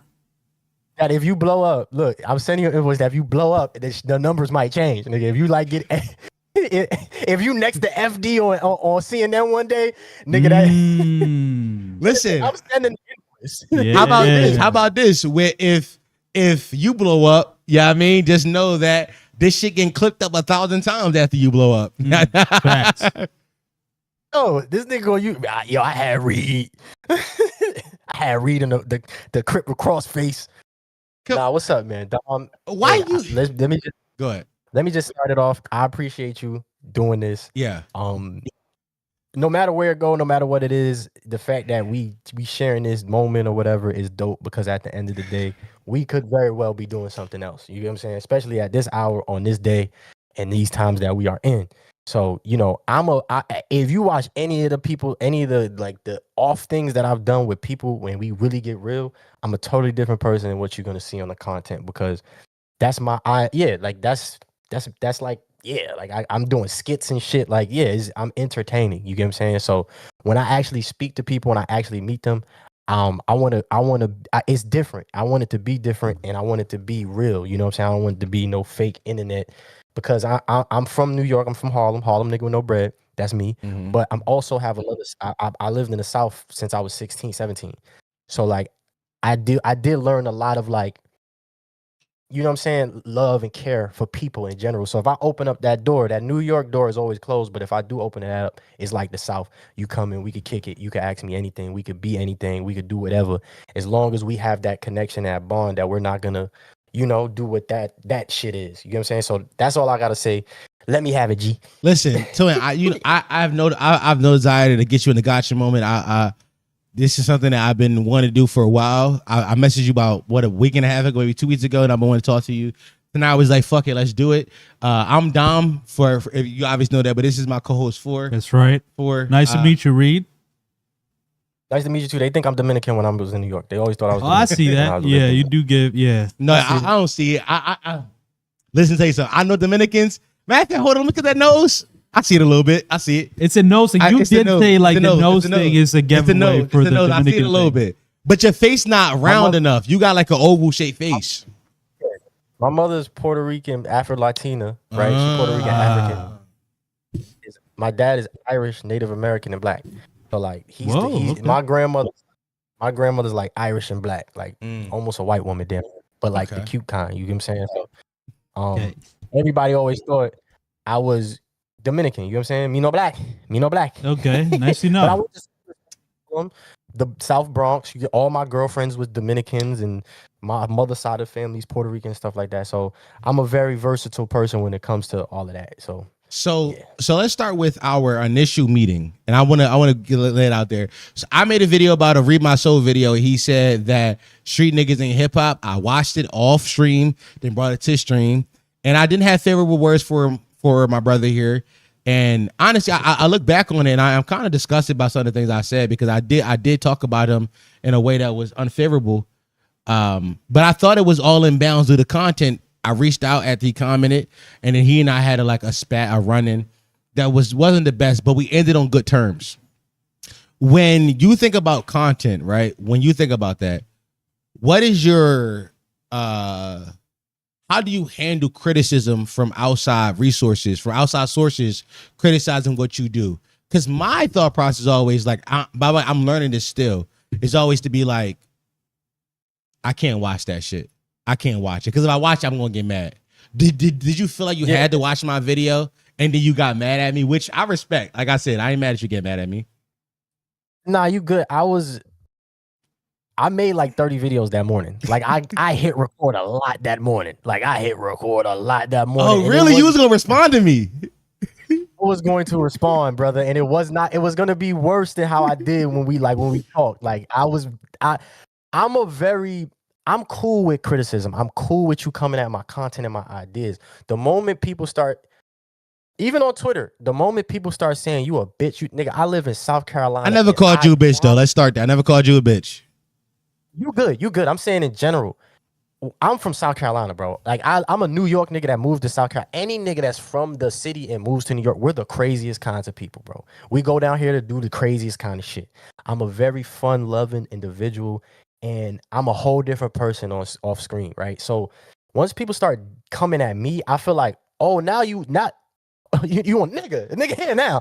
You know what I'm saying? Like I'm the real smart, and it's not funny. It's just that I explained this to you. I come from the era where I'm not gonna go spat for you on a global scheme. Let's talk individually and let's get an understanding together, because it's either gonna go left or it's gonna go right. With me and you, it went right. So after that situation, I would say that was one of the first situations where I was starting to fuck with you because I started to see you pop up, and I felt like, damn, this nigga don't even know me. He attacking me. He not attacking my ideas. Oh, he don't see himself in the street. Nigga, what? Shelter, then sold it, then not sold it, then bruh. I promise you. But my mom, she didn't allow me to go that way. So I always remember that, like, don't always go full with it. And when you started going full with it, and you know what you did. And I locked in. I locked in. Yeah, no, I locked in. Came at me, nigga. I'm defending myself. You know what I'm saying? You, that's dumb. And that's always my goal, is like, that's dumb. You don't know me. I don't know you. Let's just have a conversation about it. So after that situation, I will say it was one of the best situations that happened to me, because I started to learn to either not watch it or to just keep it pushing. It's everybody trying to eat, bro. You feel me? So if I'm that nigga that I think I am, or excuse me, hold on. If I'm that person that I think, I try to curb that word. I try to be a upstanding individual. You get what I'm saying? I try not to say nigga and all of that stuff. You watch my content, I try to rarely curse. I mean, I've been doing a little more cursing now, but I try to keep it clean, because that's how I was raised. You get what I'm saying? My mother raised me single. Daddy was here and there to be a better person. So I realized then, like, yo, everybody trying to eat, bro. It ain't that serious. So when you told me, yo, I did a video, say that shit. If you, I know you now. The fact that you even telling me is dope. I'm not gonna watch it. If people, like, I don't have no discords. I don't have a bunch of minions running around. I'm not even monetizing myself as I probably should, right? I'm not on Spotify, Twitter. This shit is. I'm surprised it worked, because I've been the same person my whole life. You get what I'm saying? I've been the same person forever. So long story short, because I am a yapper, I don't care, bro. As long as you're not talking about my wife. Like today, I went viral on Twitter today. Yeah. Look, I blocked everybody. Block Party, Dave Chappelle Part 2 was today. I'm very funny too. I keep a lot of my shit to myself, but right. I just block niggas. I don't care, because I'm just saying my opinion. I don't care.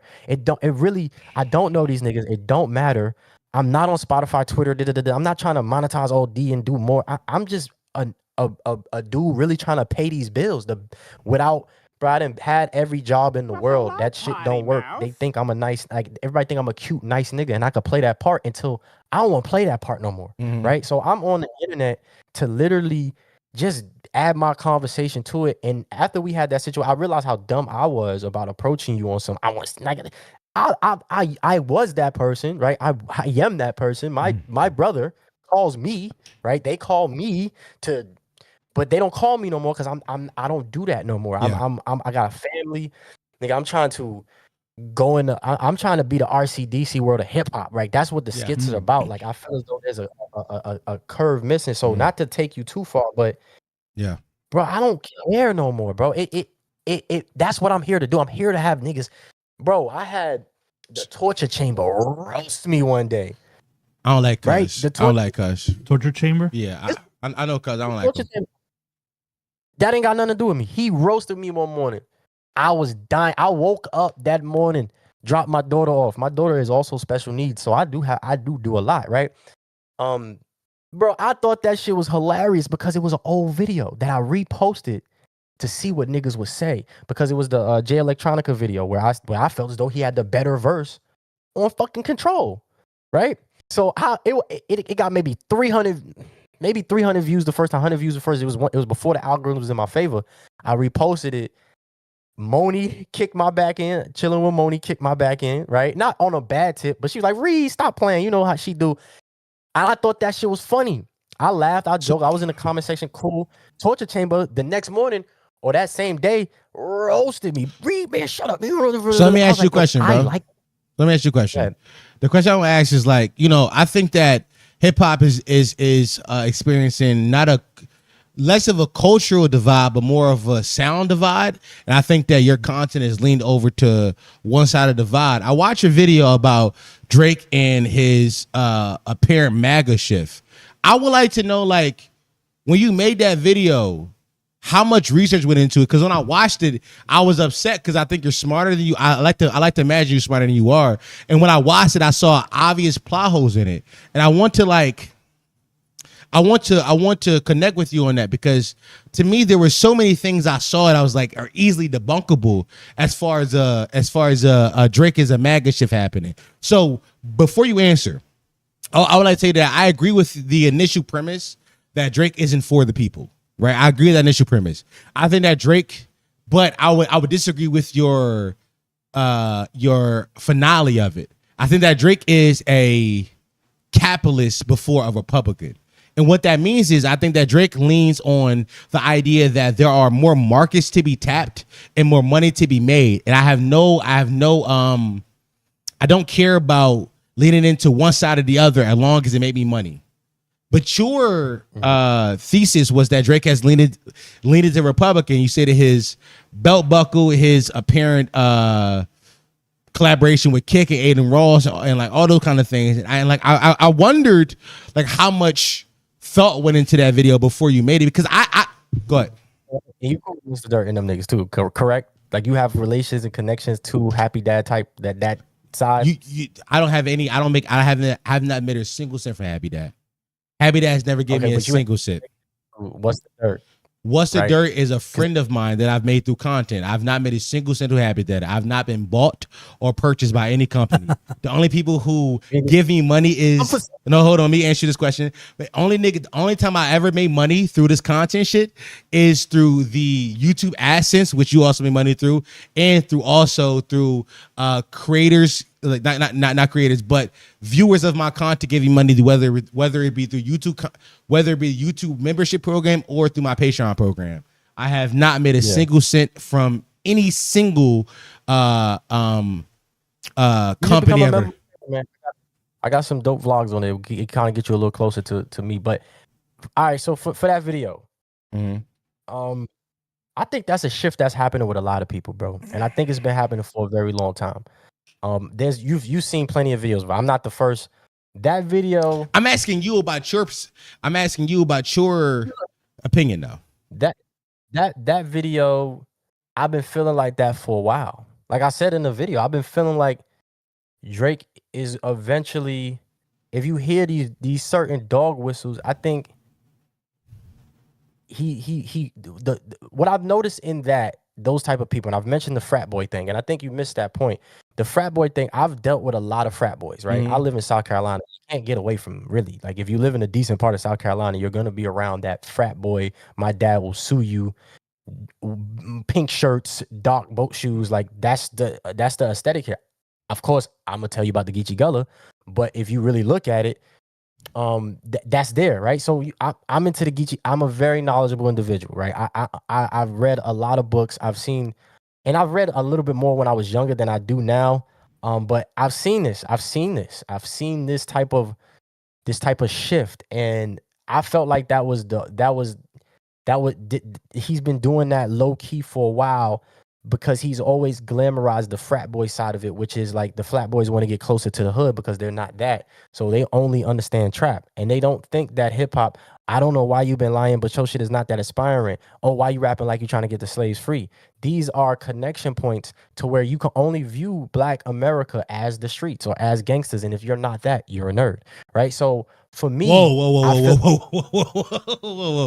putting any words in your mouth. Don't. I'm not. No. I don't think I put words in my mouth, but I like what a logic. The logical role you just walked me down is tenuous to say the least.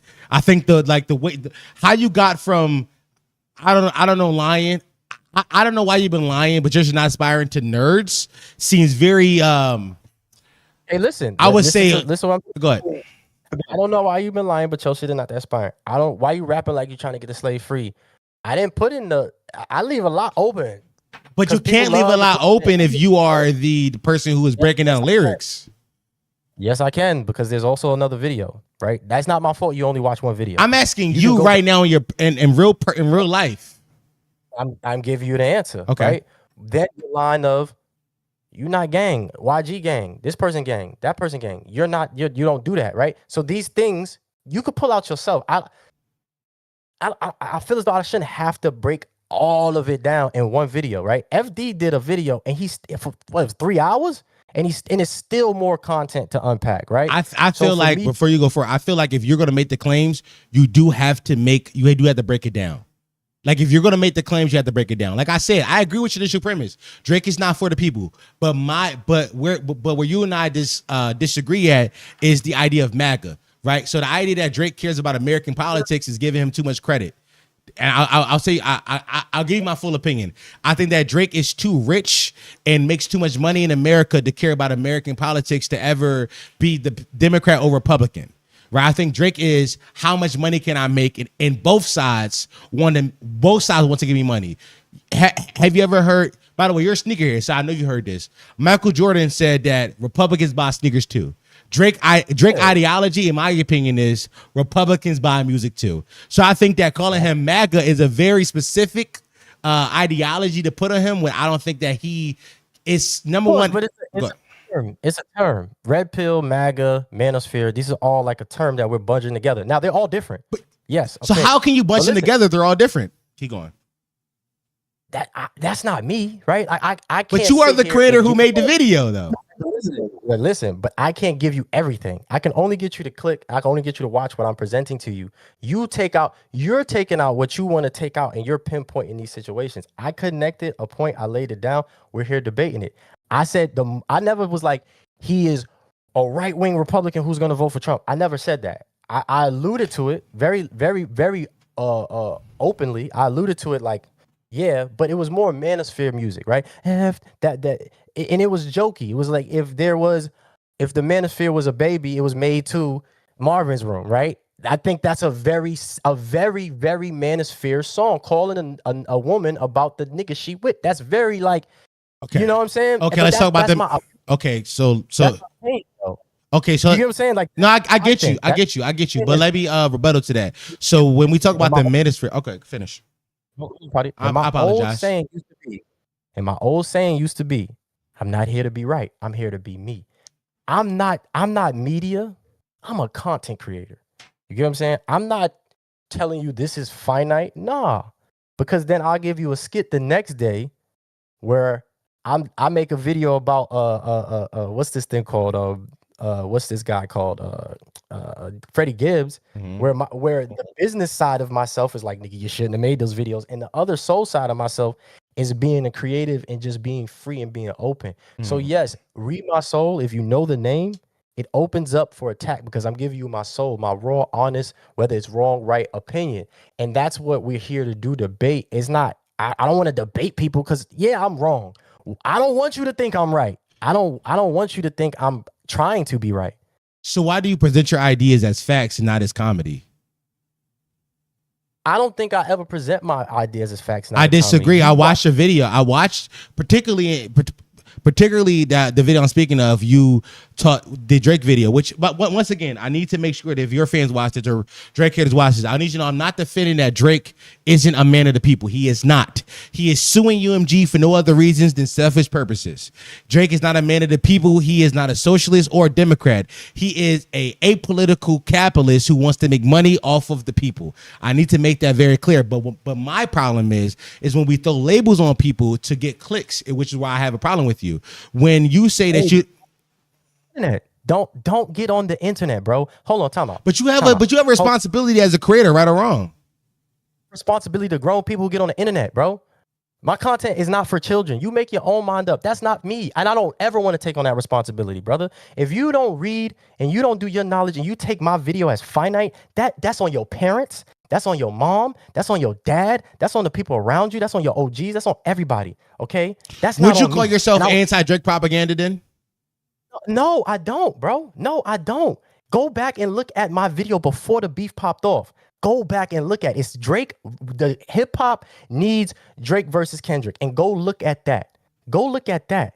Look at that video. I said we need this for the this. People take it as anti-propaganda. And that's the reason why I posted that video, because people started thinking I was some Kendrick bandwagon. Nah, dog. I will tell you right now when I like Drake. Even in that video, I said, yo, this song is good.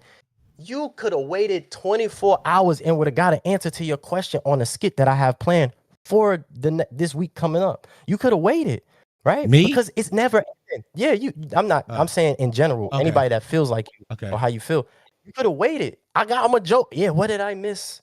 I literally got a video. This is what we doing now? Because look, bro, I'm entertaining you, bro. The war in Chirac was terrible. And I agree. I went for that too. The war in Chirac was terrible. That's my Drake. Why Akademiks can do what he do, and all of a sudden now everybody got to have integrity? You know how long I've been integral? I didn't start getting people paying attention until I wasn't. Until I started dropping a little bit of stuff. I could lose it tomorrow and I would be okay. You know why? Because I'm gonna go to a barbershop, we're gonna say some crazy shit. I'm gonna go to my people's house. We're going to say some crazy shit. I'm going to go. And that's how we are. We may not be wrong. We may not be right. So yes, apologies for not understanding my power, but that's not my fault, bro. So I listen, you said something just now, which I think puts your content in light of me. You said that I didn't start getting views until after I start doing that, which tells me that you are a grifter, to say the least. And I'm not saying that to be disrespectful, but you are somebody who cares more about the clicks that creating content can get you than the actual love of the genre. If I did, I wouldn't be on here right now trying to not protect my brand like you were saying. You tried to gaslight me into this, bro. Did I gaslight you? Did I gaslight you? Yes, nigga, you told me to come on here and I'm too protective of my fucking brand. Are you serious? Let's relax. You're not playing with a peewee, bro. You're not playing with a peewee. So stop. You're not playing with a peewee. I don't like how you're yelling at me, brother. Calm down. I haven't liked how you talked to me from day one, and I shouldn't ever talk to you again because you disrespected me without knowing me. You did that. Okay. You the one that played the click game. I didn't do that. I didn't come to your table and slap it off. I didn't do that.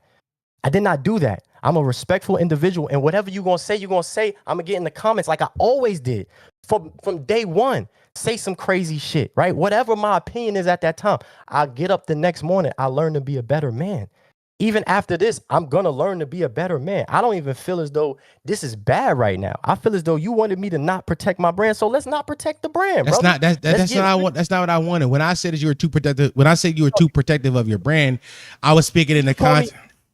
You called me a grifter, and you the one that started the content. You the one that came at me first. I never came. I wasn't grifting. Here's why I wasn't grifting, because what I said to you was rooted inside an ideology that I've said on many of videos or across many of content, right? So that's why I'm not grifting. But excuse me, let me keep going. What you're saying is that your videos are based in how do I get an audience, which is the definition of grifting. You said that before you start making these type of videos, people never watched them. Am I wrong in that? Don't answer, because I don't want to feel like I'm jumping you. But that's what you said. That's the definition of a grifter. And I'm not saying that's wrong, but I'm saying it's fine for you to be a hip hop grifter. But when you and I have conversations, I need to have that. That is the base of the conversation we're having. Somebody who loves the genre versus somebody who's grifting. And I'm not getting spicy with you. You raised your voice at me, so now I'm raising my voice at you, and I'm talking more spicy. I wanted to be a cordial conversation. top conversations go, right? We get like this. We've been like this at the lunch table. Tight shit. You've been here before. Tight shit. We've been here before. Tight shit. Let's not act like we haven't. I'm with you. We've been here. I'm tight We've shit. all been here before. And that's what you wanted. I wanted to show you we've been here before. I've always been on the other side of the table, just saying my opinion, regardless if it was 10 niggas against me. This is my opinion. Let me tell you, that was wrong wording, but it is true. I was doing the same content. You know what I did? I learned how to make thumbnails better, bro. You can go back and look at all my videos. All my shit was controversial. I did Jim Jones versus Pusha T. Go watch the video before it happened. It literally is how it played out. It's 2 years old, bro. That's not my fault that people just now starting to put some clout to it. I'm not a clout chaser, bro. I'm not. Wale DM me. A lot of people DM. I'm not clout chasing. I don't even want to be connected to Justin because I don't want to ruin his reputation. I don't want to be connected to these people because I know I'm gonna say what I feel in my heart. Regardless, the name is ReedMySole. My last name is Reed. It's a soul of a shoe, but it's a play because I'm an old soul. I really don't fuck with a lot of shit, right? You feel me? Like I really don't like a lot of it. That's why I said, if I really wanted to be a grifter, if I really wanted to, you would see me Spotify. You would see me this. You would see me tweeting differently. That would make you a capitalist, somebody who want to maximize capital. A grifter is somebody who's trying to get an audience by selling, basically being a snake oil salesman, selling things that makes more money. But a capitalist is somebody who wants to maximize capital. But keep going. If I came up with something new, if I came up with a new concept or a new idea that nobody was thinking about and now they're thinking about it, yeah. But I was just going based off how I feel and what other people were saying and what other people were seeing. And like, yo, this feels like this. You know what I'm saying? This feels a little bit like this. Yo, that's one video out of a dozen.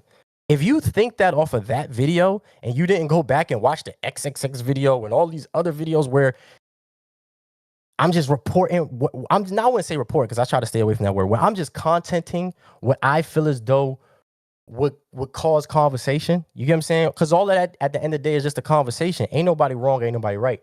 I'm not a grifter, bro. I have plenty of videos that nobody watched. That's very loving and very touching and very hip hop. But the videos didn't start getting views until you start making videos that people liked, which makes you a grifter, though. No, that doesn't make me a grifter because I'm not making any different content. I have not switched. My biggest video is about Tupac, bro. Go look on my page right now. Go on my page right now. Go look at my top videos, bro. Go look at my top 5 videos, bro. One is about Tupac. One is about Post Malone and Mac Miller, bro. Like go look at my content, bro. Look at it, watch it, review it, listen to what I'm saying. My concepts and my themes are very much the same. I'm always dropping gems in there lightly. Whether you think they're gems or whether you think they're stones, that's not me. That's not up to me to decide. So you don't like the content because you're a Drake fan, and I would say that's exactly the reason. But you're only focusing on the Drake content. Go look at my videos. Bro. By the way, I need you to know that I don't give a fuck about Drake slander. I don't give a fuck. Okay. I want niggas to slander Drake as much as they want. But my problem is when the slander doesn't have legs. So you asked me to pull up your YouTube. I'm looking at your YouTube. Your top 5 videos that you posted is a Kendrick video, another Kendrick video via Akademiks, and then a Drake video. So your top 5 videos of all time are all based inside the beef. I mean, if you want me to say that you're not a grifter, I can agree with you, but I will be lying. What's my top video? What's my top most viewed video? Your top video. Your top video is Tupac. Tupac, yes. Okay. What's the second? It is did Kendrick troll Drake with existential depth? So Kendrick and Drake. And what's the third? Post Malone was a culture vulture, which also leads into the idea of what Kendrick rapped about in the beef, which is the culture. But yes. I've always felt that about Post Malone. And by the way, you don't know me. By the way, no, I don't know you. I don't know you, but I'm trying to get to know you. And that's the problem. Not with just you, because you're putting yourself in front of a conversation. I'm putting myself in front of a conversation, Poddy. So look, my name's Dom, by the way. I've always been this way, bro. This is good content. I hope you. I'm sending you an invoice. That's what I said. I'm sending you an invoice. I said that because your man's ain't even saying nothing. I want to talk to him. He seemed like the good person in the butt. He seemed like the good cop. I always got to deal with the bad cop. Dom was right. It's like it would seem like jumping. So I'm like, let me just. We don't want to jump you because 4 agree with me. So I don't want to jump you. So only I'm talking. It's It's a one-on-one right now. Jump three times, bro. You grab one nigga. You grab 30 one nigga and you beat him. You ain't beating me up, though. You ain't beating me up. You on the ground getting stopped. I'm 27. You 33. It's no need for jumping anymore, bro. I don't think that I'm getting stomped. I think that you wanted this and I'm giving it to you. I could have very well not. I didn't want this. I didn't want. First of all, let's start. I didn't want this to be as confrontational as it turned out to be. I want that to be very much. Excuse me. Calling me names since we started. You've been calling me names since we started. Stop, because you're lying. I called you names before I met you, and that was me crossing the line. And since then, I've gone out my way to make sure that I coddled your feelings to make sure I didn't cross the line again. Right or wrong? Right or wrong? No, because I had a video where I kicked your back in 2 weeks ago, and I decided not to post that. I DM'd you on Pod. By the way, patreon.com/PoddyMouth. Everybody knows that I walked through the motions of being like, I want to talk to him. I don't want to kick his back in. That's a fact. And tonight I was like, but hold on, let me keep going. Tonight I was like, hey, I want to talk to this man. He seems interested. He gives me ideas and he fuels my fire. I want to talk to him. That's not me being a fucking grifter. That's me being somebody who was inspired by you, Reed.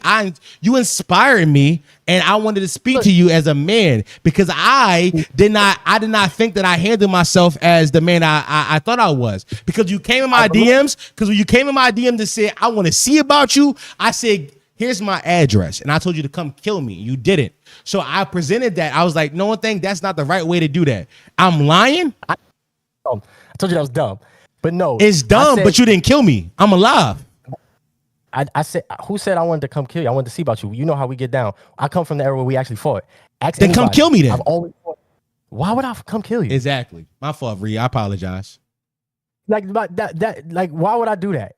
You came at me. I'm telling you. I didn't come at you. I made content. You made content. You can, but then when you say, hey, let's do a video. So once that comes down, I'm like, hold on. What you mean you want to do a video, bro? That's whack. You could have hit me before you did it. But this time you did. And I said, bro, go look at the DMs. Pull them up. Don't say you coddled me. See, you're double speaking. You're double speaking and you're not providing the right information. I told you, I don't give a fuzz. Go do what you do. Did I not? Did I say, yo, keep it? You said, nah, bro, I want to be a better man. I said, bro, it don't matter. It don't. And did I not? Is that a lie? No, it's not. Am I lying? It's not. But you are missing the content of the first conversation. No. The content of it does. The content of the first conversation matters how I carry the second. The context of the first conversation matters how I carry the second conversation. If you don't think so, then you are not the man I thought you were. Okay, that's cool. But I'm gonna be real with you. I forgot about the first conversation. You know why? Because I've been having plenty of conversations with people, as are you. We're busy. I told you I got a bunch of stuff to be doing. I really don't care that much. And that's the thing, bro. You saying you told me you wanted to see me. You told me you wanted to see me. And you're telling me that conversation mean nothing to you. I wanted to see about you. From what you said. First of all, no, stop. You from the East Coast. Where you from? Harlem, right? You from Harlem, right? Reed. Why? Listen, you're about to put rules on that don't make sense because you came at me on content shit. That's what I'm saying. I made content. I didn't come at you. I made content. Bro, you came at me on some street stuff that was about content. Yes, you did, bro. Yes. I never told you I want to see about you in the content. I called you a nerd. That ain't street stuff. I don't know you. You disrespected me without knowing me. How could you? You open Pandora's box, and whatever comes out of it, you got to be okay with because I was upset. And I told you to come kill me. You did it. You didn't say come kill you. You gave me your address, and I told you dumb because you said you wanted to see about me, right or wrong? Talking, Poddy, please let me. My name's Dom. Dom, my bad. Stop talking for a second. Let me speak. Because you're going a wrong way. Nobody knew about that conversation. You feel happy to bring. I don't feel happy to bring. You brought it up first. I didn't bring it up. You brought it up first on the phone calls. I'll record it. Okay, cool. If I brought it up, I didn't go into details about. I brought it up. I brought it up because then you brought it up earlier and said that, hey Dom, you reached out to me first, and then you made it a big thing. All this is recorded. I don't know if you remember how you debate, but I brought it up. You brought it up. I was, by the way, when you first got on camera, I said you and I had a disagreement. I didn't get it. I didn't get the details. You went into the details. All this is recorded. Bro, it's all recorded, but we'll go. I'm not worried about that. Type shit. From where I'm from, I'm cool with that. I would never give nobody my location. So I realized that you were a different type of idiot than I was. I was a different type of nigga than you was. You told me you want to see about me. I said, come see me then. So what I realized was you was a bitch. Okay. It's about to flash the guns, I'm pretty sure. Grab that gun. We can do all that. We got switches, twin. We got switches. I did not know. You know my address, I did not Reed. know. Okay. You know my address. But I'm telling you, You know my address. You know my address. Come kill me. Why would I By the way, once again, don't forget, I got the screenshots and recording of you posting guns that same day we got into an argument. Come kill me. See, look what you're doing. Look what you're doing. You're trying to be street. You're trying to be street. Well, you did bring the gun. You're right, because he said I'm a bitch. So, but you a bitch to come kill me then. You got the gun, come kill me. You're not that important, Poddy. Poddy, you're calling me at 12 to bum rush me, and you just glaze me. You just glaze me. You just glaze me. You glaze me for 20 minutes at a time. You glaze me. Look, Look. I'm giving you everything you want. I'm giving you everything you want. Everything I You got want. it now. You got everything you want. So what's up? What you about? What you about? What's up? What you about? What you about, Poddy? You know my address, 2400 Lehigh. That's where I'm at right now. Come kill me. You okay? 95, exit 8. Meet me there. I don't want to kill you. You're a nobody. I'm gonna pass you in no time. Your big homies ain't bigger. Your big homies are bigger than mine. You glazed me. Don't forget that. I don't have. It's just me. That's why I'm not scared of nobody. I'm just me. I could really bro. get disrespectful, but I'm not because I want to keep this cordial. But let's keep it on ideas. Get disrespectful because you're showing who you are, and I'm showing you who I could be. I don't have to be you. I made a choice. I made a decision, and guess what? I'm gonna keep making it. This is the last time you're gonna get. See, look, you're a kid. You're a baby. You think you have something that you don't have. You glazed me. You know what I got the sound drops. You glazing me already, bro. You already told me I was him. Cool. Post them. Expose me. Do all that stuff I that don't your need side to. been doing.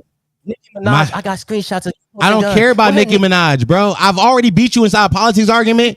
I've already owned you in a politics argument. I've already owned you that. I can own you in a hip hop argument, but you don't want to have the argument. So instead, you are deviating. I called you a grifter, and you stood on that. I'm willing to have a political conversation with you, but are you willing to have that conversation with me? No, there's no more reason. We're done here. What are we doing? You call me all types of names. Why would I have a real conversation? We done here. I won. ReedMySole. Hey, listen. When you see this, twin, when you see this, just know I won. I have everything. I have all the evidence I need for me to call you a grifter. You said it all yourself. I didn't make you say it. And 4 didn't jump you. 4. He said it all. He said it all. I don't need to speak to the other side. They not as good as me. These niggas only get views because they grifters. These niggas don't touch me on the mic. Put the camera up. Okay. Put the camera up. When it comes to this on the mic shit, put the camera up higher because I'm tall as fuck. I don't know if you know that. I don't know if he know that when it comes to this on the mic shit, y'all can't touch me. You was scared to hop on the phone.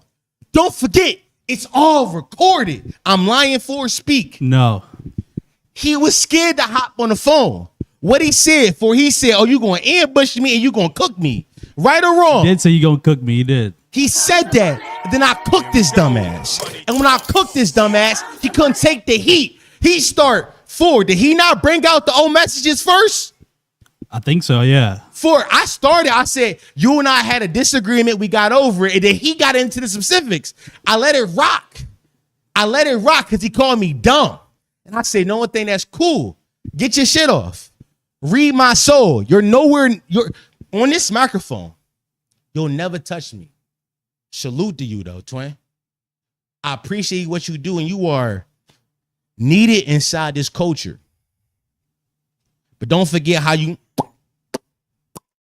sucked me up. It's all recorded. Oh, you got an FD cosign. I've been had that. That's been my OG. That's been my unk. You can't touch me. You're a grifter. I'm him. My audience likes me because I think through my ideas. Your audience like you because they think they agree with you. How I know that? Last week when that Freddie Gibbs album came up, and I wish I'd have had time to bring this up before you crashed out. Last week when that Freddie Gibbs album came out, you said you hated that shit. And everybody was like, oh, what you mean? You hold on. Let me turn chat on. Last week when you said I hate that Freddie Gibbs album, they was like, what you mean I hate it? They was like, oh, I thought we all agreed that this was the next real hip hop album that we loved. You're not like me. Remember that. I am who I am. Who I'm not, I could never be. You've said on camera, I gotta record it, that you is a fake nigga who make videos to get views. I'm not him. I'm not him. I'm not him. Never been him. Never been him ever in my life. Who I am is personal to who I am. My ideology is rooted in real world instances. One says you from Brooklyn or the Bronx. The other says you from North Carolina. Where you from? I tell you where I'm from. I'm from Uptown, West Oak Lane, 5000 top of Hocking Block. Come see about me and see what happened. Walk in that block and ask about Keon Sharpe. See what happened, nigga. Wallahi, I'm not like you niggas. And I mean that from the bottom of my heart. You niggas is internet tough guys. I lived it. You niggas tell stories to your audience to make you seem tough. I'm him. Truthfully. My autistic co-host 4 right here, he's my brother and I love him. There's not a man in this world I would rather do this podcast with. But understand that I met him late in life. Oh, yeah. I met him late in life. You niggas not like me, twin. You niggas can never be like me. Never. Suck my dick, pussy. What are we talking about, nigga? And I already know you scared of me because I heard you try to fake pop it, but you couldn't even pop it correctly. You couldn't even pop it. And don't pull up with that nut ass gun. My niggas got buzz on the back of this shit. Try me if you want to. Wallahi, I swear to God. I swear to God, my youngest got buns on the back of this shit. They're gonna Swiss cheese your dumb ass. Wallahi, on mommy, bro. On mommy, on uni. We're gonna Swiss cheese your shit. You gonna like a fucking piece of Gouda. Wallahi, bro. Don't do that with me. I swear to God, listen, I don't even talk like this. I be trying to be political and I be trying to get into my socialism bag and my Marx bag. But you niggas try me. You niggas try me. Y'all do shit, little shit to get in my get under my skin. You succeeded in that. But just know that all this is recorded. I won.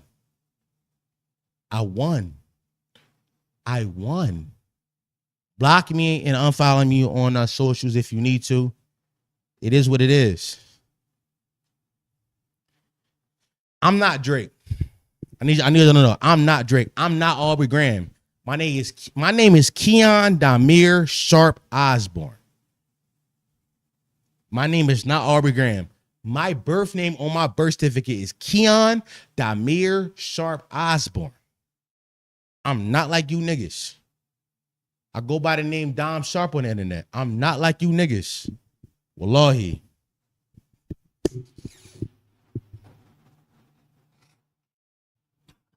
Damn, I thought I was gonna just end stream there. That would have been a great outro. That would have been a perfect outro if you stopped the stream at that exact moment. Should I? Or I thought, yeah, I think at this point. Hold on, let's there's debrief. You want to debrief?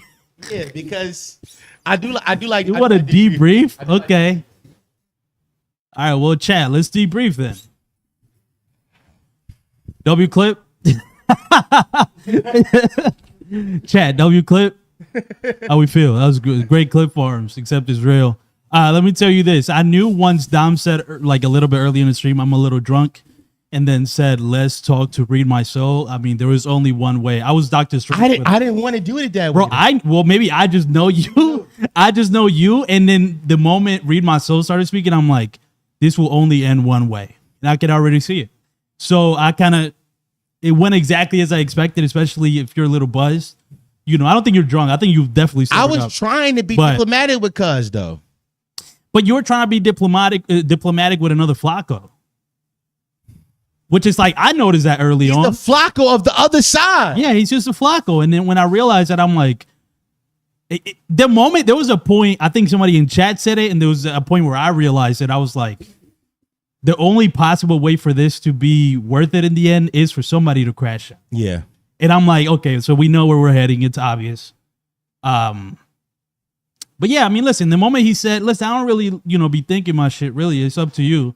I'm like, okay, I mean, I don't know. I'm like, bro, I almost felt like, why are we talking to this guy? Bro, I didn't want to talk to him. I'm gonna be honest. It's niggas who, y'all be putting me in conversation with niggas who make videos to get views. Y'all put potty mouth in conversations with niggas who make videos to get views. This ain't what I'm saying. He said that from his own mouth. He said, I made these videos, they didn't get views. I ain't start making views until I made these videos. Don't put me in conversation with those guys. WDJ. Somebody in chat did say it was like, in quotes, Drake is my war in Chirac. Literally. And it was like, wow. He almost literally said that verbatim. He didn't say that exactly, but it was literally almost that. He said out his mouth. I believe he said that exactly, I think. How can you expect me to respect that man? He's admitted he's clip farming. You don't love the genre. You're a grifter. You're nothing but a dirty rat grifter, pussy. Okay. The fuck are you talking about? No, I want him to hear me. No, you got my address. Come kill me. You already, you did it. No, he got it in his DMs. Come kill me. No, he literally said that word for word. Did he really?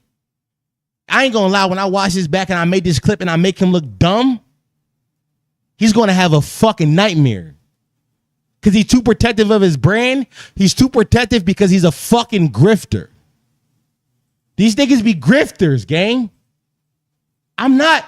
All of my takes are rooted in my ideology. All of them.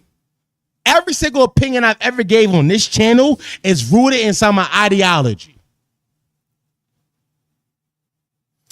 Yeah. I'm not gonna lie. Yeah. Very dumb for him to even answer the Twitter call. He shouldn't have answered it. I'm not gonna lie. He was scared to talk. Yeah. By the way, I started cooking him immediately as soon as he hopped on the phone. Hey, yo, Giz, you in chat? Send me new ops. Put new ops in chat. I need that. Or send me to me on Discord. I need to play that. Cause I ain't gonna lie, he ain't a new op, but I like him. I like a dumb nigga I could dunk on. By the way, it's the same nigga who last week on the pod, I cooked his dumb ass. And I decided not to put it out because I want to talk to him. And I've realized, right now I'm realizing there's no point to talk to you. No. I should have just cooked your dumb ass. I should have just cooked your dumb ass. I cut it out because I wanted to be professional with you. You told me that you was a street guy. I learned you're a bitch. You're a pussy ass nigga. You ain't no tough guy, nigga. You ain't no tough guy. These niggas ain't no tough guys. These niggas pussy. I'm not. By the way, fuck Akademiks. Oh, yeah, there we go. Yeah. I don't fuck them niggas. Fuck SQC. By the way, the whole first half of the stream was that. It was. Yeah. He grabbed the gun. Come kill me then. By the way, my favorite part of all that, I didn't speak at all. It was like, I think he's about to grab the gun on some sitcom shit. And then he grabs the gun. I'm like, okay. I was like, yeah, I figured. By the way, this ain't his first time doing it. When he not got into beef, he grabbed the gun. That's true. Yeah, he did. Didn't he sent you a picture, right? Am I tripping? Or no, he posted it on the timeline. Oh, yes. I remember that. Yeah. Remember, Dom, he told me to off myself because I said Drake was inspired by Fonte, not Joe Budden. He shouldn't have told you to kill yourself, but truthfully, he's inspired by both. I like you even still. This how much integrity you got in this talk shit. You're disagreeing with Chase mid him being like, no, he's a crazy person. He on my side. I'm still like, yeah, you shouldn't have told you to kill yourself, but he is inspired by both. Damn, I skipped forward. He grabbed the gun. He grabbed his gun. He got some great content. I'm not gonna lie. No, but some good shit. Some good. I ain't gonna lie. We went triple platinum tonight. I see why he said he needed to invoice me. Yeah, no, it was By the way, don't forget he glazed me all crazy. He glazed me all crazy. it's all there. I mean, listen, I'm gonna be honest with you. I know, like, again, I'm like, he shouldn't have answered the Twitter call, but I think there was a crazy feedback loop in his head where it's like, don't answer the phone because you're scared. Yeah. But also, if you don't answer the phone, then you'll look scared. So it was like that was going back and forth in his head, and then he answered the phone, and then it all led to this. I'm lost for words, dog. Tev, I love you, Tev, and I think out of you and Chase, who like me the most, I think it's Tev. Well, because he watches. Tev watches all the time. He'll be on the stream, yeah. Tev, you know I'm one of them. Chase may respect me, but Chase also had a big channel before me, so he may be like, I'm trying to figure out. By the way, watch out, which is why I don't care. I love you guys either way. I shout you guys out every chance I fucking get. But Tev, you know, I'm one of them ones. Well, I wonder what... I'm literally one of the best to ever speak into a microphone. When I say that, I'm not bullshitting y'all. I'm one of the best to ever speak into a microphone. Niggas not touching me with a microphone in front of me. These niggas pretend to be good. When he said that he is freestyling his videos, I'm like, you want to write them, Jones? I could have told you that. I knew. Yeah, Chuck said, when I saw him putting a gun out, I got excited. When I saw him put a gun out, I got excited. Is that a bar? Yo, listen. Chuck one of my shooters, though. I know Chuck. Low key, yeah, you know, especially if he finds out you're a cop, you're cooked. Yeah, no, it's over for you. Chuck would have shot that nigga. Absolute cinema. Here we go. Money talk. Since you knew ops. Sign somebody in Paris. Okay. Do you feel like your shit is gonna be... Here we go. This nigga DM me and said, glad you got what you wanted. It ain't what I wanted. You made it then. Yo, this nigga is a bad gaslighter. He got what he wanted. He wanted to crash out on me, but it was a bad crash out. You're not even good at crashing out, you fucking dipshit. And by the way, no.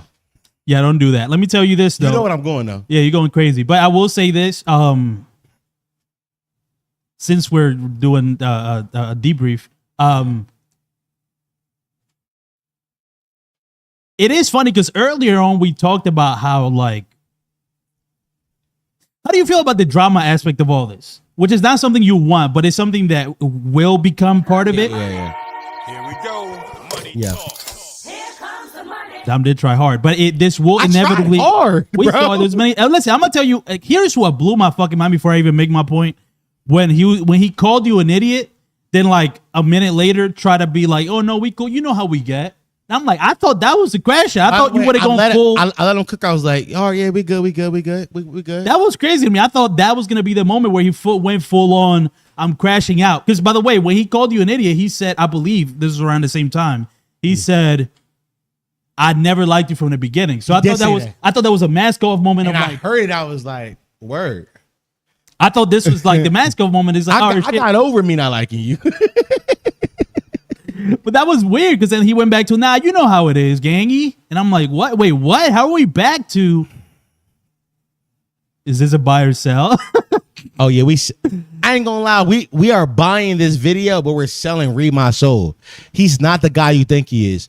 I ain't gonna lie, when I clip this shit up, I'm calling it ReedMySole is a grifter, and I'm tagging him in it. These niggas not like me. Don't say it. No, I'm good. Okay. I'm good. Every time Dom ponders, I get scared. When 2 weeks ago now, or last week. What? When we did a reaction. 2 weeks ago. 2 weeks ago when 4 and I did a reaction to his Drake video. I made the realization that these niggas are idiots. And they can't see me. They can't see me on the mic. I made that realization 2 weeks ago. 2 weeks ago. Because I'm like, his political thought is based in nothingness. It's rooted in nothingness besides for views. And he said that. He said, I can't help what gets me views. He did. He said that verbatim. How can I watch your videos if your political thought is based in nothingness? I realized that. Mm. And when I realized that, I said, this game is mine. It belongs to me. Y'all boys can't touch me. And this was further proof.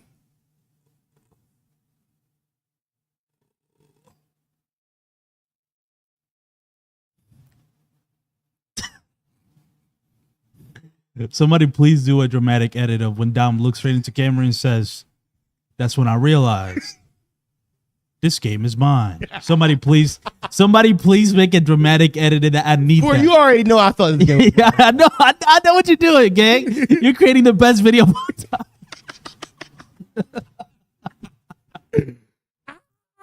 time. Yeah. Great content. Great content. Insane. I mean, truly insane. You know, it was. Here's how you know it's getting good. I'm holding the mic again. Yeah, nah. Here's how you know it's getting good. I'm holding the mic.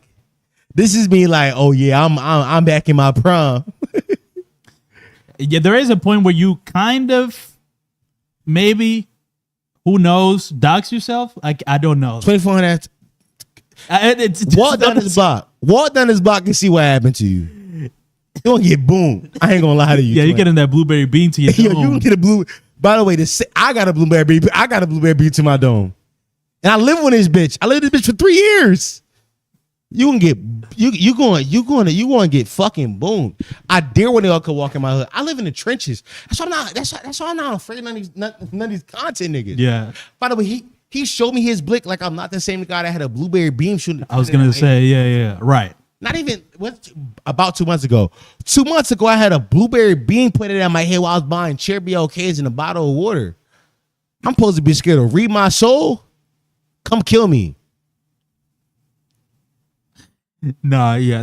I will say somebody in chat did point out that like the bringing out the gun was oddly reminiscent of Sneaker versus Moist Critical. Yeah. Like somebody just has. No, he was clip farming more than me. That was some clip farm for sure.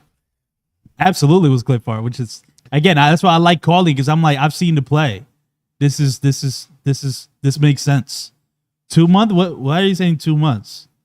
Can you feel the beams too? No, bro. I told him on Patreon. I said it was on Patreon. Yeah, I was at the Habibi at this end of my block, the 24-hour Mook store, and I walked in and I saw like a blue beam at the glass where I order stuff, and I thought my flashlight was on because I was like holding it up, trying to like Apple Pay. And then I realized my beam wasn't on. I turned around and I saw the beam going from behind the car to where I was at. And I was like, oh shit. He think I'm somebody I'm not. He about to boom me. But you can't move too fast. I'm like, fuck it. You gotta be chill. I stay thorough. I'm like, they get my jump. And I walked out. On the walk out, I saw it again. And I'm like, he still think I'm that nigga. But I'm like, just keep walking, bro. Because honestly, it wasn't even directly at my head. It was more so missing me. So I'm like, if he shoot me, he gonna miss. Right. So you didn't think it was like a clear shot, like targeted like directly. It wasn't on my head because I saw the beam. Right. So it's kind of like aiming it around that way. It was in my general vicinity. But I'm like, if he boom that shit right now where I'm at, he gonna miss. So I'm like, fuck it, I'm gonna keep moving. Yeah. Right. And you know, thankfully he was just. I guess he ain't boom that shit, bro. Yeah. I was thankfully, good. Yeah, I was good. ReedMySole showing me guns from South Carolina don't move me. They don't move me. Come kill me. I gave you my address.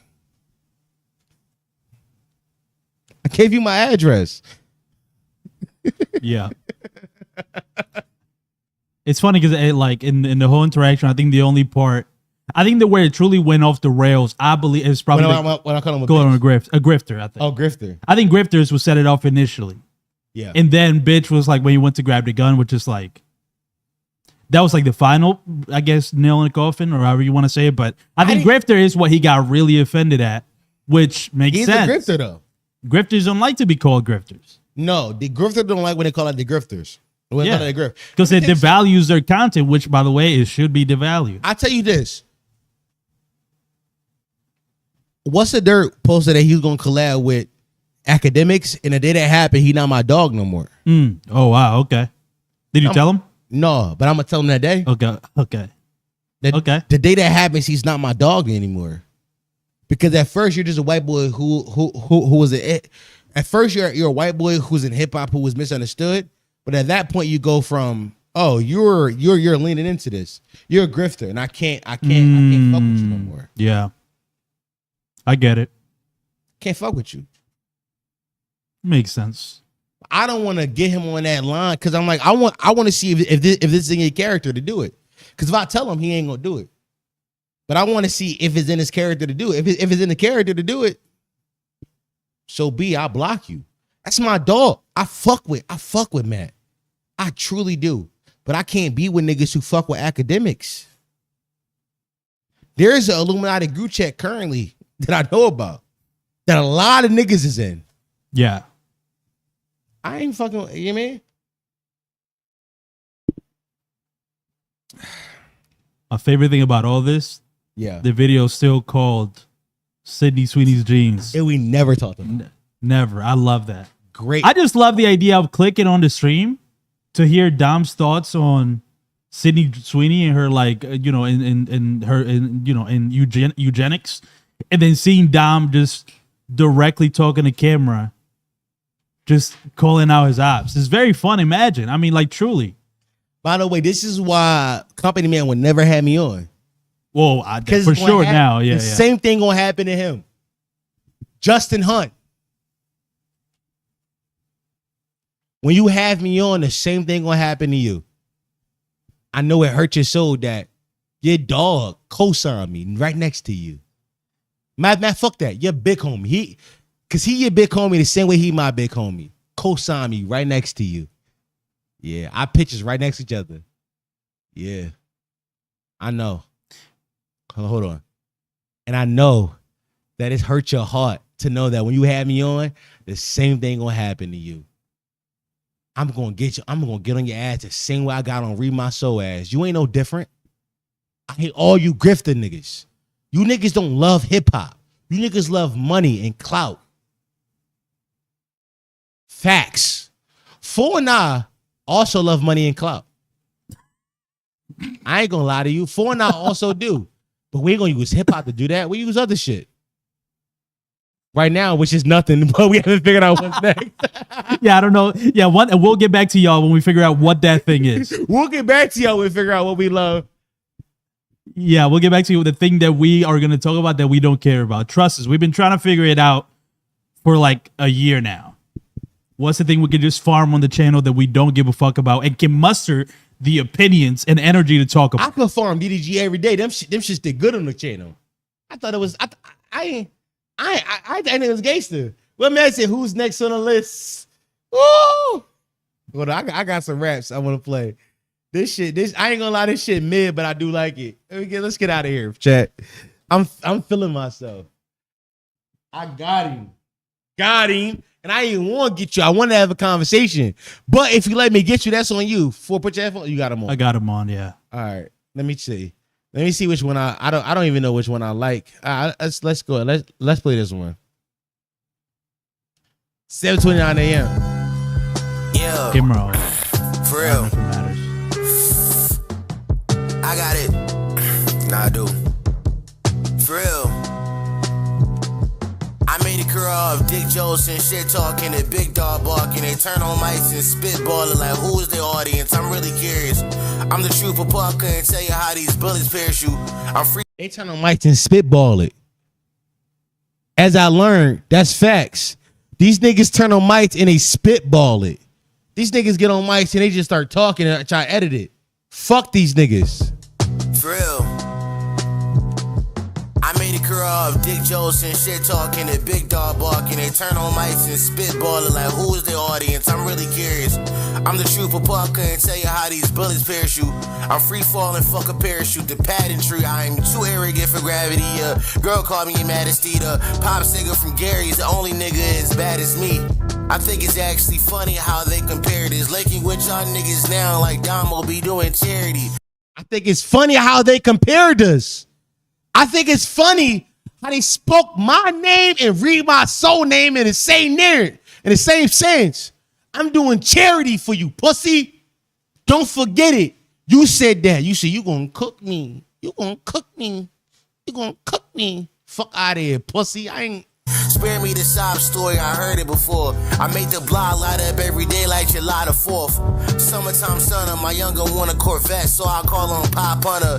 He pop a nigga, get a stripe, he never wore Adidas. Yeezy went crazy, I'm taking his place. Another egomaniac, who's not taking his meds? That girl lays in bed, we never share names, only amazing head.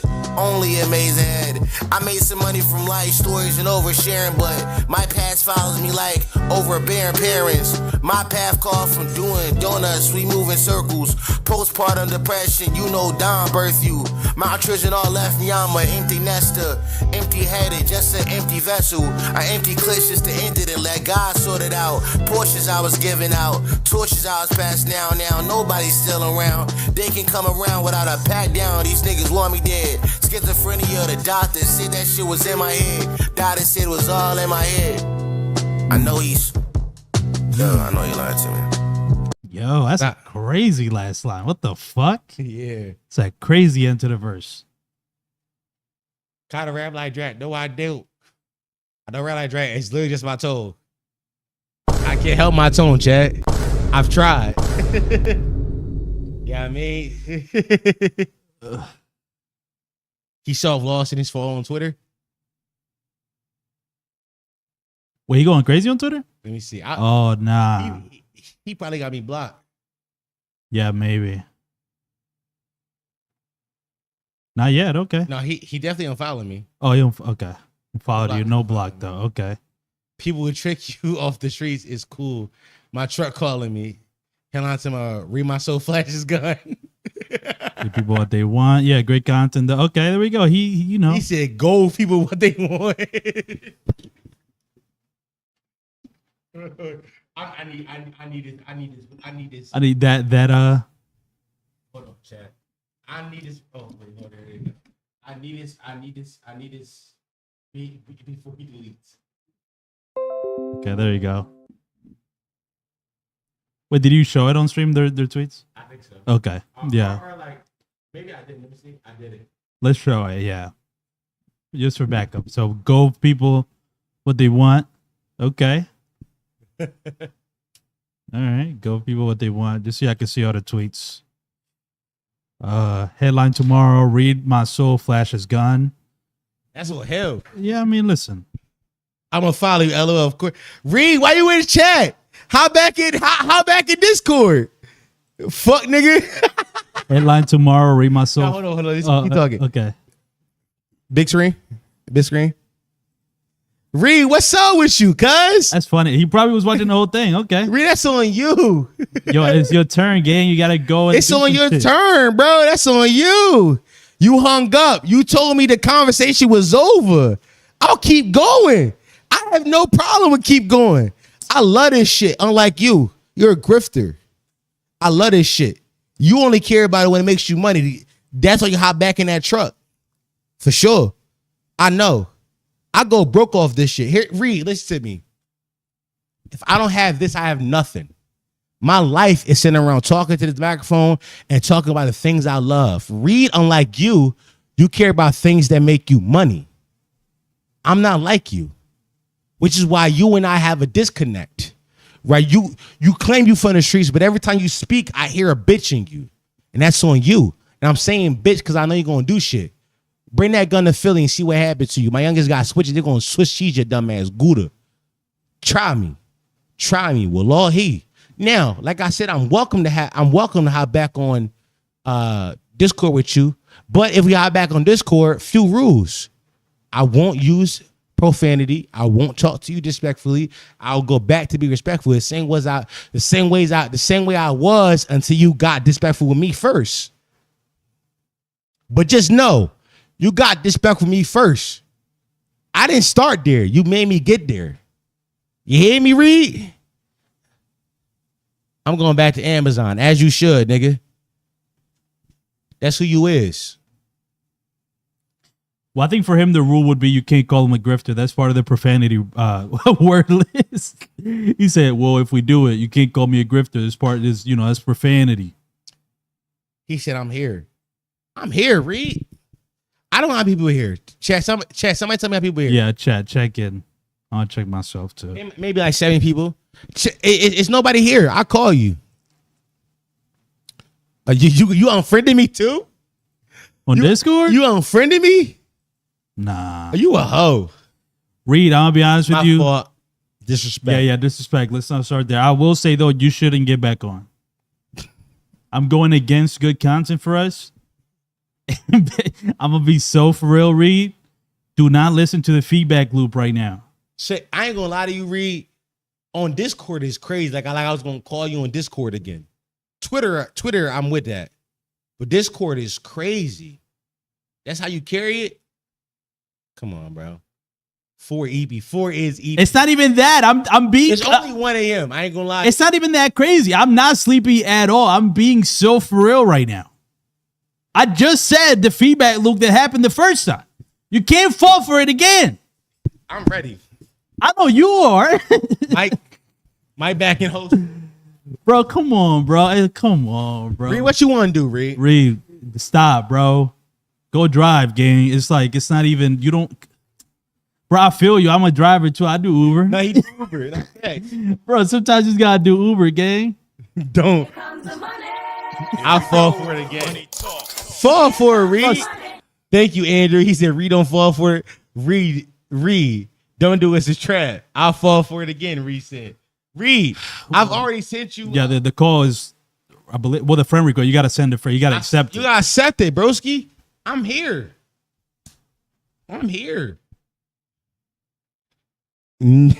No redemption, no redemption.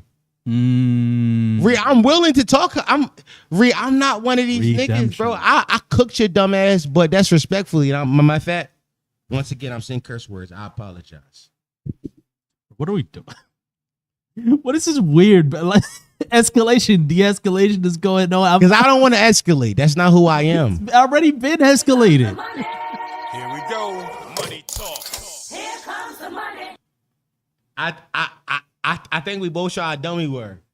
Reed, I think if you think that, then you're dumber than I thought. I apologize for saying you're dumb, but you're dumber than you're dumber than you dumber than you present. I don't know if my stutter makes you think that I'm dumb, but just know that I'm not. You trying to say you look dumb for crashing out, for looking crazy? You crashed out on me first. I responded. That was a response. Hip hop fans would know what that means. Read public school education. So, are you being classist? Are you saying that you'd have a public school education now? Now you're saying that public school education is not enough to put a young man through school. By the way, fuck a public school education. I'm a high school dropout. Fuck a public school education. I'm a high school dropout. I dropped out of high school when I was 17. I sold Nick's or Reggie, and I robbed niggas. These are stories that niggas know about me, Reed. At 17 years old, I'm not lying to you, Reed. Difference in you and I is these stories that I tell are consistent. When you speak, the story goes from I'm from the Bronx. I'm from North Carolina. Where you from? Claim a hood. I tell you where I'm from. I'm from Uptown, 1500 Tallahassee Street, right across the street from the Martin Luther King High School, the Valero, and the Checkers. Niggas know my block. Niggas know where I be from. And Reed, you know this. How you know? I put the address inside your DMs. That exact address I send you to my block. Reed, I'm gonna keep it a beam with you. I send you on a dummy mission. I send you to get killed.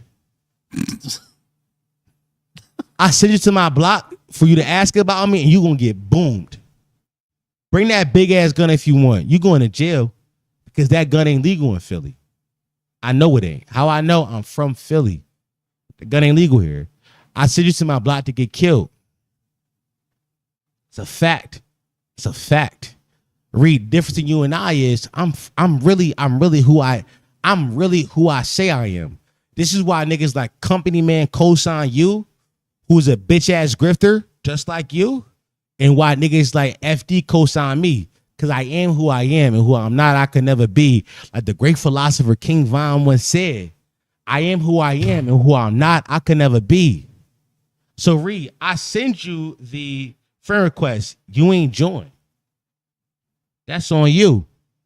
That's on you. That's on you, twin.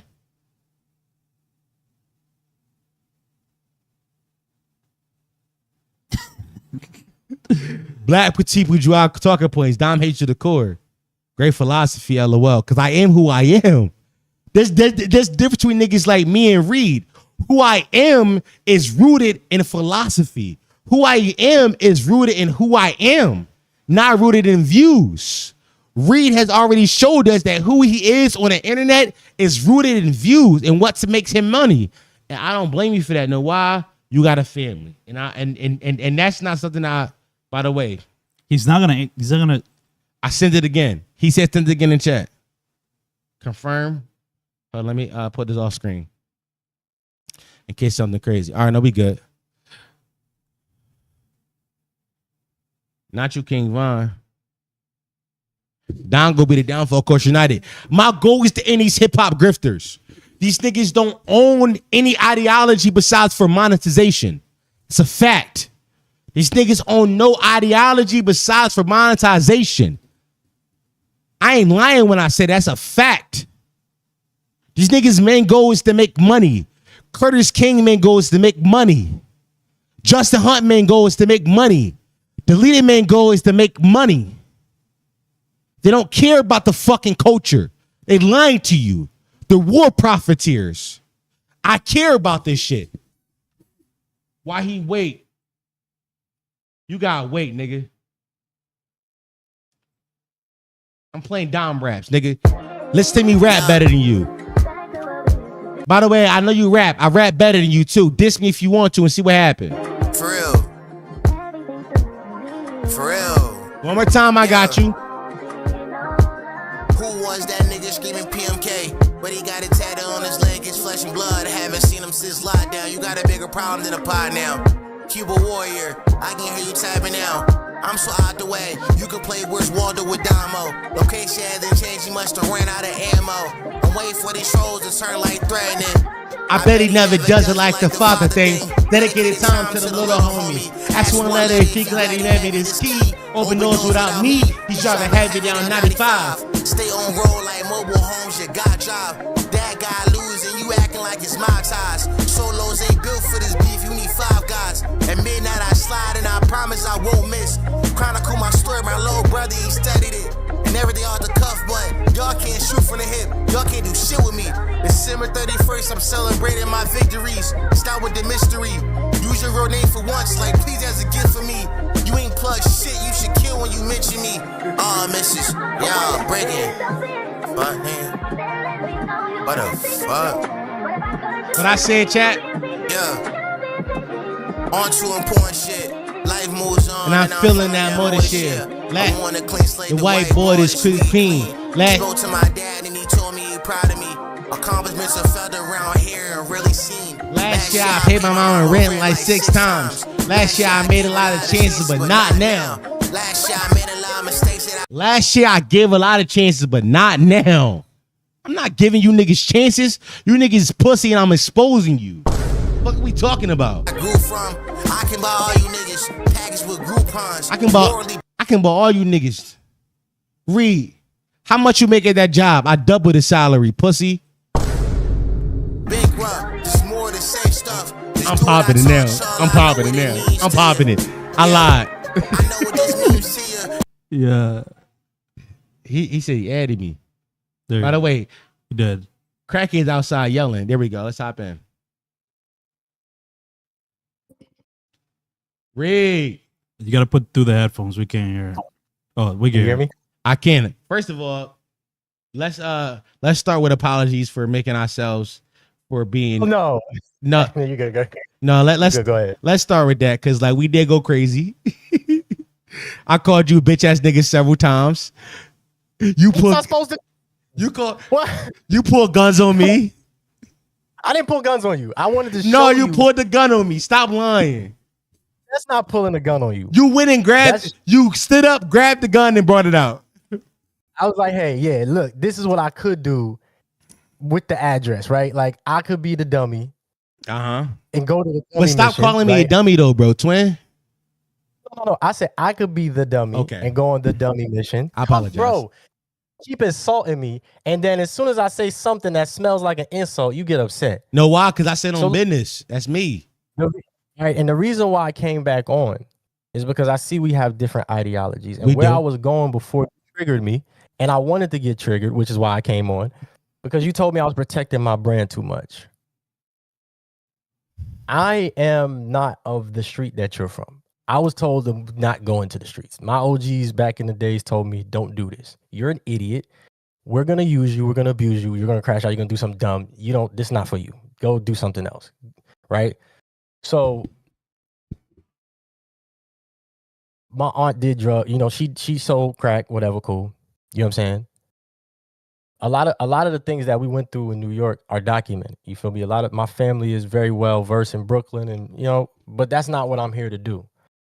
You glorify that. You think this, and this is what you was just saying just now, as far as, and there's nothing wrong with that, right? You were saying this is all you got. This is what you got.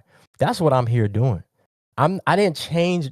I'm not grifting because I didn't change who I was to get attention. I've always been a person that got attention, Dom.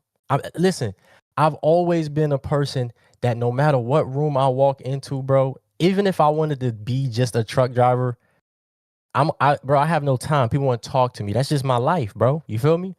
So I've always had to fight. When you call me, we would have fought back in the days. This is the weird. This the internet, right? Anybody that know me, they know me. We would have fought. I fought anybody, bigger, taller, Bernard. I survived the Biggie season from New York, right? Like niggas taking your merman off you. You feel me? I done fought people taller than me, bigger than me, smaller than me. I'm not proud of that though, right? And I'm not saying you are. I'm not putting words in your mouth. I'm not proud of the life that we are subject to, right? I'm not proud of that life because I feel as though if you had better options, you would. Meek, right? He people say he's a street rapper. I think he conscious rapper. A lot of the stuff you were saying in your music just now was conscious, brother. I hear a desire for more, a desire for change. And instead of going to a truck, you making money off of who you are. I'm doing the same. It's just that you're more adverse to what I am, and you think that you've been watching my tweets. I know you have. I've been tweeting for you a lot. Nah, I'm lying. I haven't. I just be tweeting for literally. It's 4 other people like you in my life right now, right? That's just how it always is. When one comes, 3 comes, right? And that's just how it is. So it's not personal to you. That's how people have always come at me, have always attacked me. I've been fine with that, right? But I'm not proud of anything that we just did, anything that we're doing, and anything that we're about to. Well, hopefully we can go on the other side of it, right? Because there's young people watching this that are having smaller issues than this, that are having bigger issues than this, and they're gonna go die in the next 24 hours. You know what I'm saying? They're gonna go die in the next however, right? And for me, the reason why I got back on is because I'm not opposed to be called being a bitch. And if you wouldn't have hung up, we could have got to this conversation.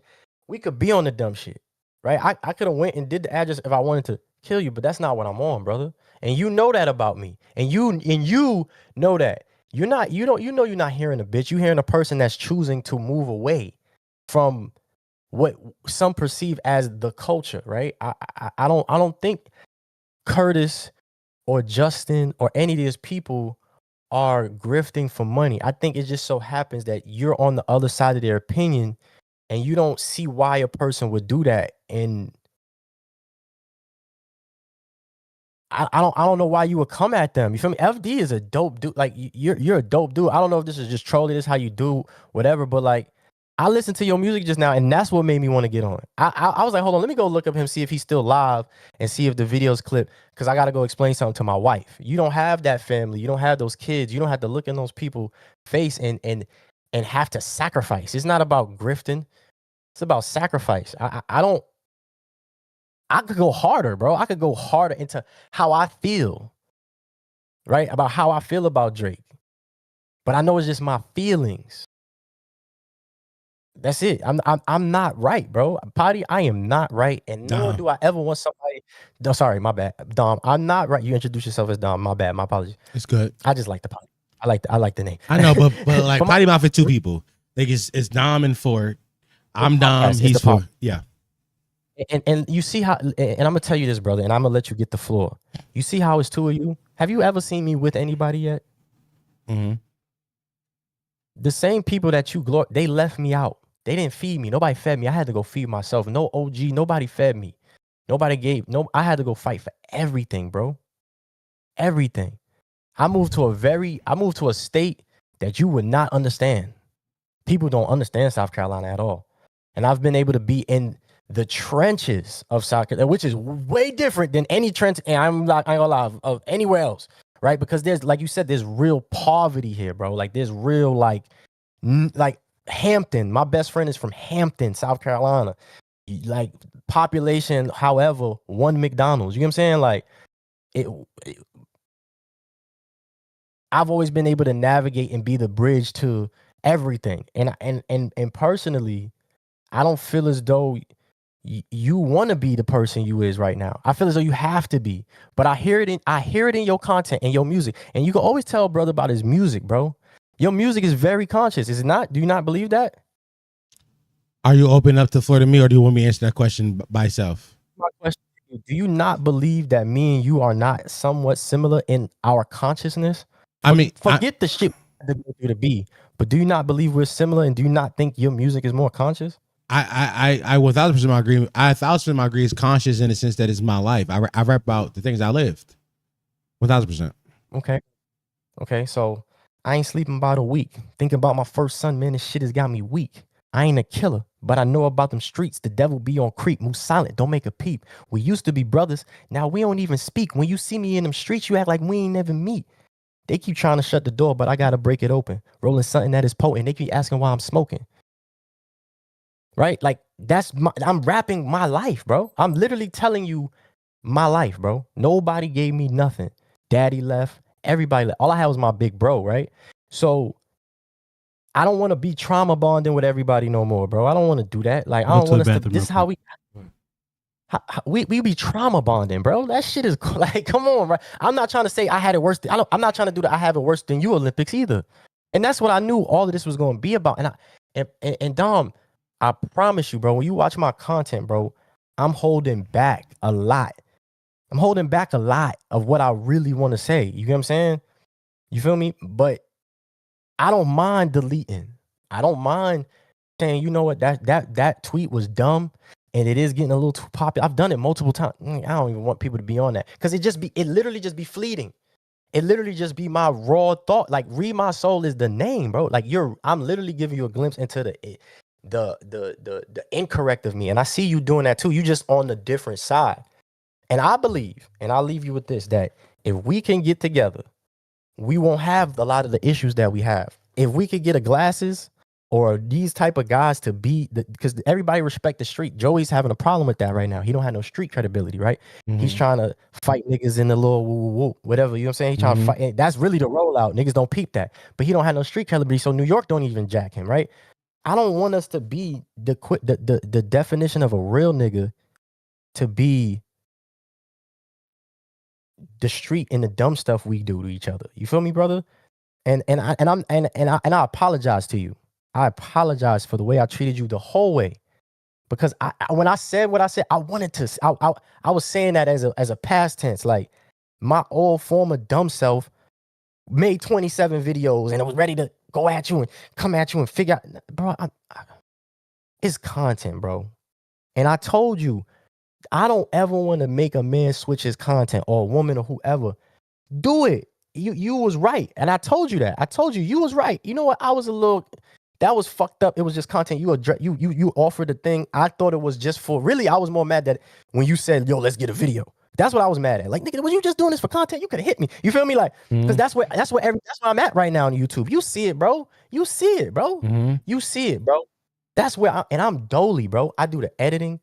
I do the thumbnail. I do everything myself. And you know what? Sometimes I'm like, fuck, but you know what? It is what it is. You know what I'm saying? Like, I'm not a perfect man, nor do I intend to be. And hell no, I'm not griffing for no check. You feel me? Heck no. You get what I'm saying? That's not what I'm doing. I'm literally being, anybody that knows me, like, oh, wait till you get Reed off camera. And that's why I say maybe you should be a member so you can see the vlog. like the South Carolina artists that I'm trying to put on and the Geechee Gullah shit that I'm trying to, you feel what I'm saying? You gotta give them, bro, I'm not averse to academics doing the war in Chirac.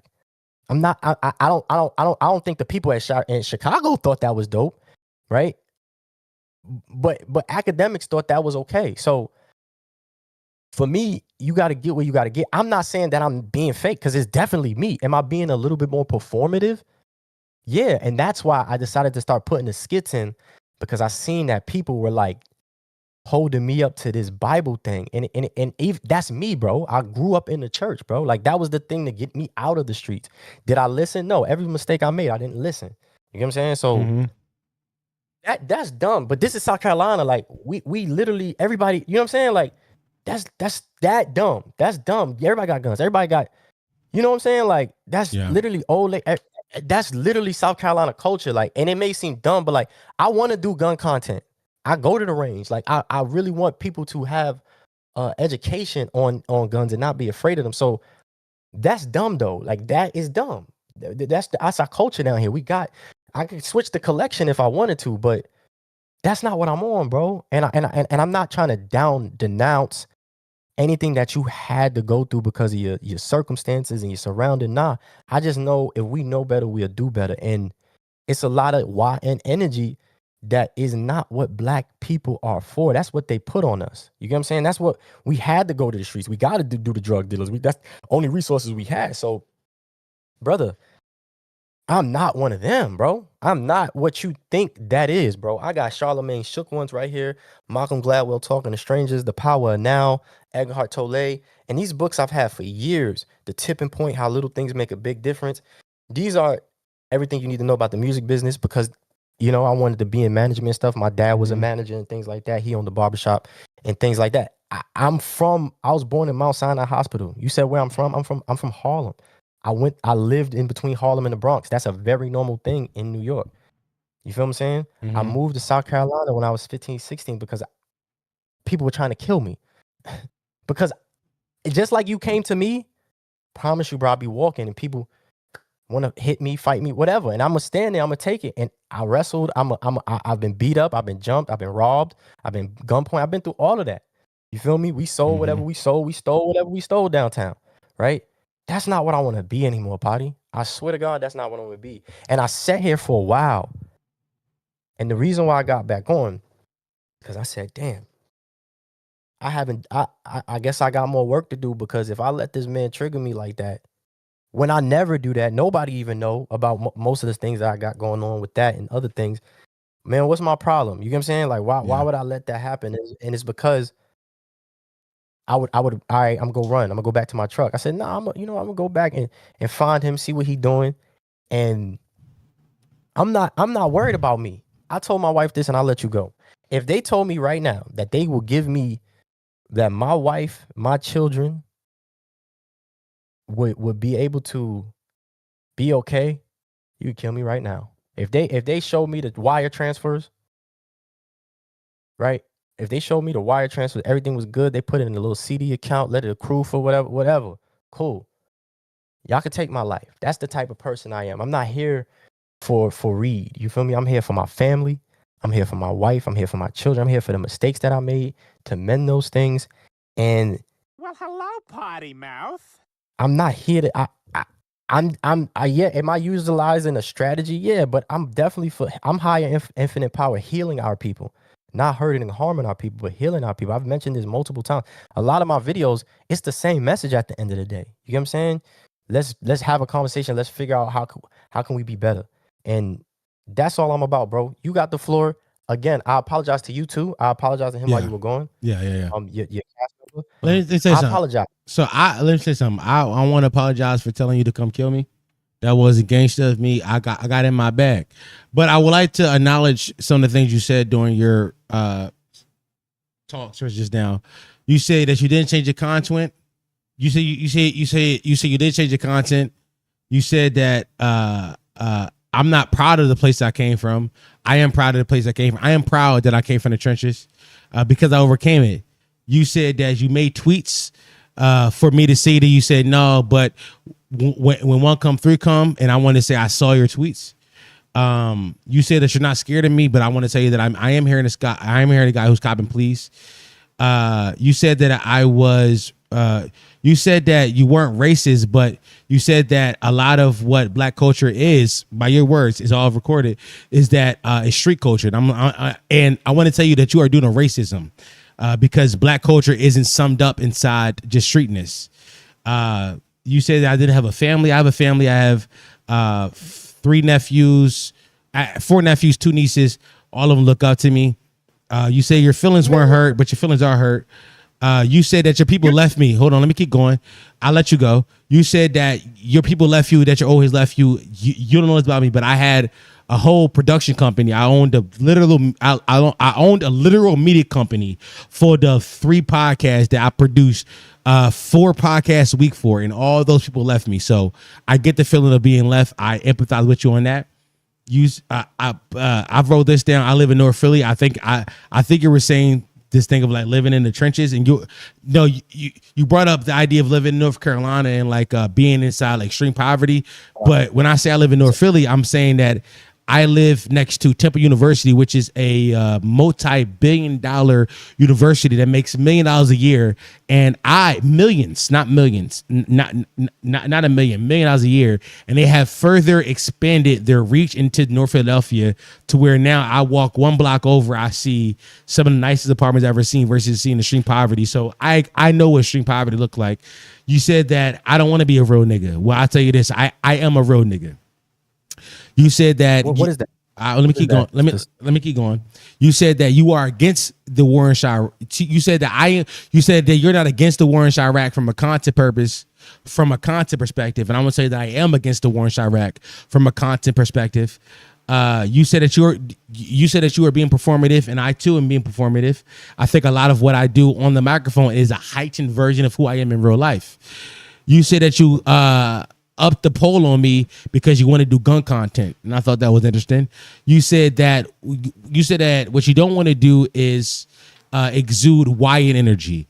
I'm telling you that I'm 27. I'm no YN. I'm an adult man who knows the actions and the repercussions of my consequences. You said that you are using a strategy, and I want to tell you that I'm not using a strategy. What I do on YouTube is not a strategy to gain audience. It is who I am at the core of my soul, which is why you and I are different. ReedMySole. You and I have different. Who am I? You know me, so who am I? You and I don't know you from a can of paint. I know the person that you perceive on the internet, and I know the person. Excuse me. I'll let you talk. I'll let you talk. I don't want to change who you are, Dom. I don't want to change who you are. So say it again. You said it before. Why not say it again? You already went there. It's already recorded. Say it again. What I said was the content I produce is my soul, different than you, ReedMySole. Based off what you said, is that it's content that you make to get monetization, which is where you and I differ. You did say that. You did. No, I said I'm a little bit more performative, and you said you do the same thing. This is who I am every day. You will not. That's not what I said. I said I'm heightened. Is a heightened version of myself. A more performative Stephen A. Smith version of myself. Why can't I be a caricature? Stephen A. does it every day. He makes trillions of dollars. Why am I held to a standard of? I just have because I don't even have because it's different. Because why do you get the whole? Because who are you? Because there's a difference. And you decided to disrespect me, demean me, demoralize me, call me names. So who are you, brother? You have shown me who you are just as much as I've shown you who I am. Who are you? I know who I am. I don't have to get on the internet and be told that. I can go back to my truck and make money because I'm a Harlem hustler. So yeah, if I gotta sell candy, if I gotta dance on the train like I did, Sunny Delight, watch the content, you'll see, right? If I gotta do that, that's what I'm gonna do. I'm not gonna go and OnlyFans, right? We have some type of integrity, but why can't I embellish in my thoughts and my ideas and intertwine them? Because there's why? Because academic. Am I supposed to stop. The fact that you're quoting Akademiks as a resource for why the fact that you're quoting I'll let you go. The fact that you're quoting Akademiks as a resource of somebody who you mimic your game off of is already problematic. As somebody who is, excuse me, let me keep going. I'll let you go. As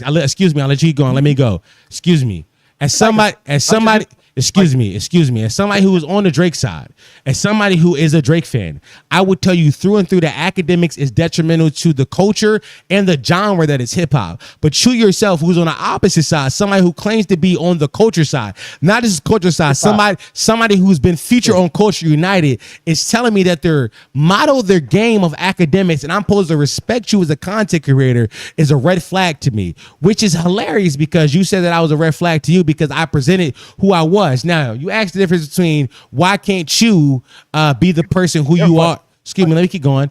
This is beneath me. It's beneath you, but it's beneath you. It's not. You asked to join again. You asked to join again. How is it beneath me? Can I finish my soliloquy, please? Making statements, and when people, you always been making statements. I come. You've been making statements. I come. Have you seen me make a video about you, brother? Have you seen me make a video about? I made one video. I made one video about you 3 months ago, and then we had a conversation about it. Right or wrong? To do a video. Did I say? Did I do that? Did I come to you? That's all we have to say. Did I come to you? Have I been coming to you, or have you come to me? Just answer that question. Answer, please. Please ask me a question again. I didn't hear it. I'm sorry. I apologize. Did I come into your world, or did you come into my world? I come to you? Did I come to your page? Did I come to your page and Actually, I actually did a week before that, and I thought it was. Oh, I forgot about that part because I just be moving and I just be clickety clacking and having fun, enjoying myself, saying my opinion, moving on, right? And I actually had a comment before that. I actually commented on your video before that. No, you didn't. Yes, I did, brother. You can go look at it. Go look at it, brother. I made a comment on your video before that, brother. I promise you I did. I have no reason to lie. I'm not trying to catch people and tell people they're not street or they're not gang. That's not what I'm here. I'm not trying to do that neither. I think he did comment, by the way. I do think so. Did he? Yeah, I think so. I missed it. Comment, bro, on some loving shit. But you know what? You didn't see that. Why? Because you always been trying to do this to me. Because you feel some type of way, my brother. You have been exhibiting. No. What you doing tonight? You're trying to get me off. You said it yourself. You've been protecting your brand too much. So let's not protect the brand and let's get real. You wanted me to get real. I'm right here, bro. What do you want from me? No, what do you? Don't say the kill me thing because that's dumb. What do you want from me? What I feel like you're even though you're younger, you're appearing to be wiser than me, more manly than me. I'm a bitch. You haven't said that on this stream, but you did earlier. You've done all these things. So what can I do to be better, Mr. Dom, the man that I'm afraid of and I'm scared of and this, that, and the third? What do you want from Reed? What, you want me to not ever turn on a video, brother? Because you could come to Exit 8 and not do that. We could figure that out. So you could not do that. So first and foremost, if that's what your purpose is, brother, if that's what your purpose is, that's all I'm saying. If that's what you're trying to do, I'm confused. So first and foremost, I would like to say that I never got to finish my initial idea, but I will respond to your second idea, which is, what is the man I want you to be? And truthfully, I will recite the speech that Joe Budden gave to Lil Yachty in 2016.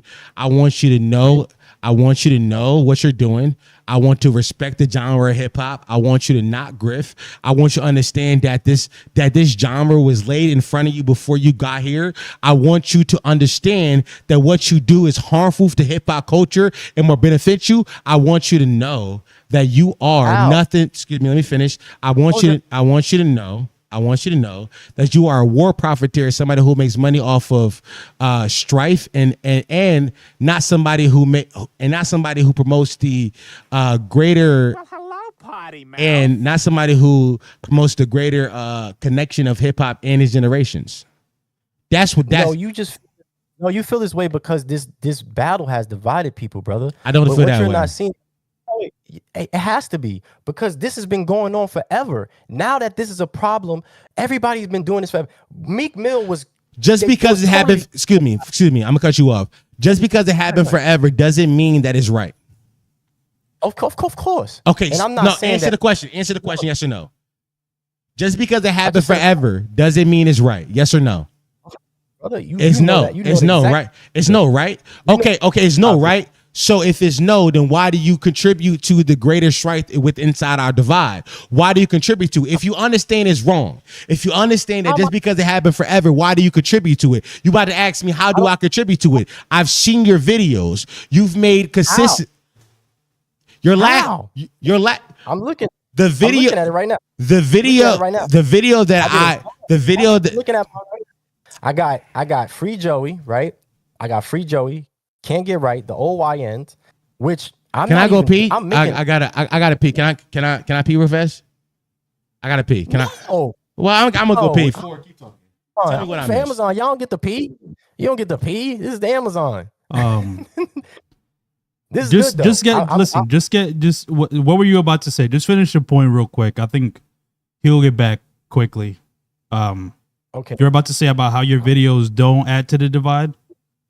Yeah, I literally, all right, some of them are members only. So I got Free Joey, which, yeah, I've been hard on Joey, but in a good way. Free Joey, he's versus Columbia. I actually took the side of a label, which usually I don't, but I think Joey needs a little bit more time. Cool, that was the point of that video.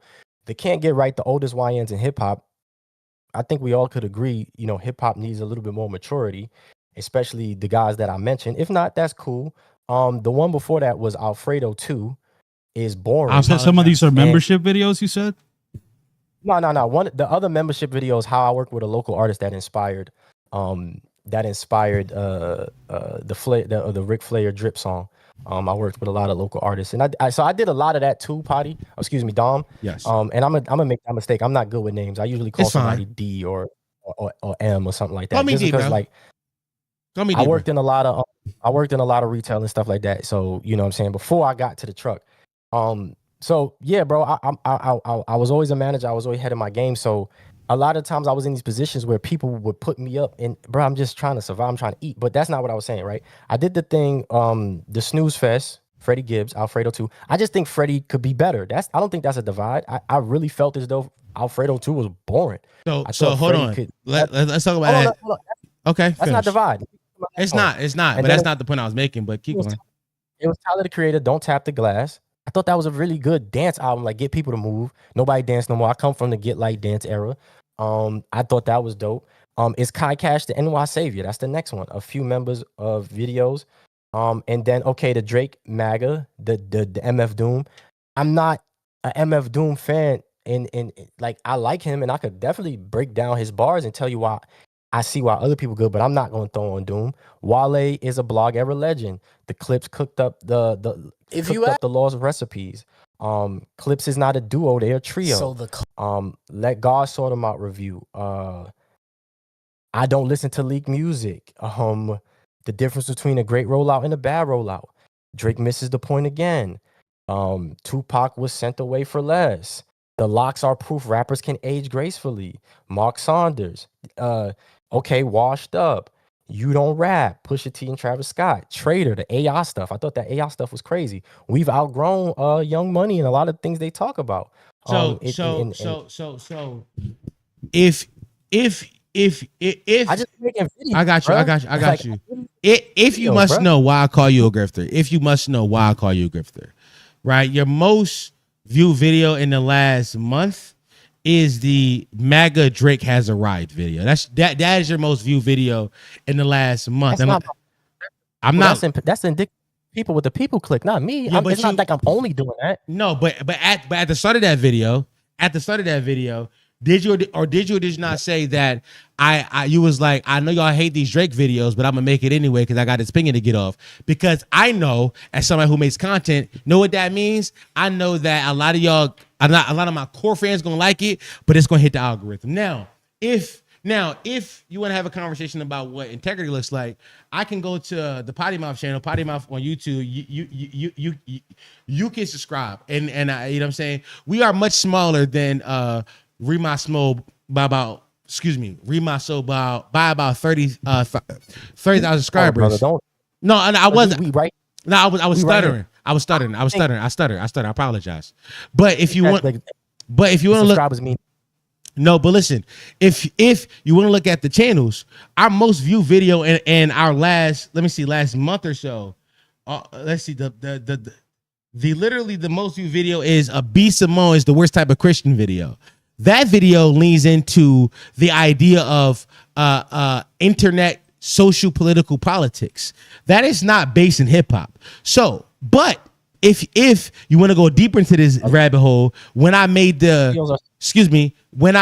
Is There a Shift Happening video, 5,000 views, and then I doubled down on that video, only 3,000 views. Just a few days later, when I made the We Have to Defund Jubilee video, 7,000 views. What I'm attempting to say to you is that there is a way to make content that doesn't revolve around shit on a particular side of the argument. Because I know, just like you know, and you could pretend you don't know. You could pretend, and for sure you could do that. But I know that. Let me land. Let me land. I know that there is a bias inside the algorithm to anti-Drake content, and I've said this forever. Forever. When he was the man forever. Because are you gonna let me answer that question? Because that during the great rap beef of 2024, when Kendrick slaughtered my GOAT and he called him a pedophile and make him look all kind of ways. Now you and I have a hip hop talk, which is more fun to me. During that happened, there was a obvious shift inside the consumer's diet for what hip hop music looked like, and I think that is more indicative inside the current scape of TikTok. When we look at the sound that is like I Grieve Different came out how many years ago? It's Mr. Morale, so that's 22, I believe. 2022. How many years ago? Don't answer. How many years ago that for? That's 3 years ago. 3 years ago. So we looking at a song that came out 3 years ago. Right now, currently trending on TikTok. Why does that happen? It happened because the general public's diet for what hip hop music and hip hop music looks like and sound like has changed. Now, you can refuse to accept that reality, but it is a reality. Made videos about it. I called it a canon event. I leaked into Spider-Man. Did you watch that video? You trying to pigeonhole me into these videos, bro. That's not fair. When I have I'm trying to talk to you. No, we're talking, but I'm saying how it all went, bro. The whole thing, right? You got control of this whole thing. Like I said, I already put the thumbnail out there. ReedMySole flash the gun on the video. You got it. I'm not. I ain't gonna call it that, bro. That's too clickbaity. I ain't you. I was gonna call it. I was gonna call it. Go ahead. Look at the thing. Don't do that, brother. What? We are building right now. You know a build. We was destroying earlier. Now we're building. Okay. Don't say that. Stop doing that. We are building right now, brother. We in a cipher right now. We are building. Okay. Don't do that. Stop doing that. You can't belittle me. And I'm not trying to belittle you. I apologize. Yes, you have, brother. I apologize. You know, out of all the people you mentioned, the reason why you wanted me on, the reason why you've been trying me is because you knew you said, hold on, there's something here, but I want to see what's really here. You want me to know the truth? I want you on. Do you want to know the truth? I want you on. You're an entry to a bigger enemy. I want to take down Curtis King and Accompanying Man. Your entry to that. Your entry to that. You have been on. You have been on. Let me finish. I'm answering the question. You are entry into the Culture United universe, and I want to take that whole thing down because I think a lot of them are grifters. So your entry. You are entry enemy. You are the Riddler. Can this be how the fucking Riddler? Jim Carrey version? I give you that.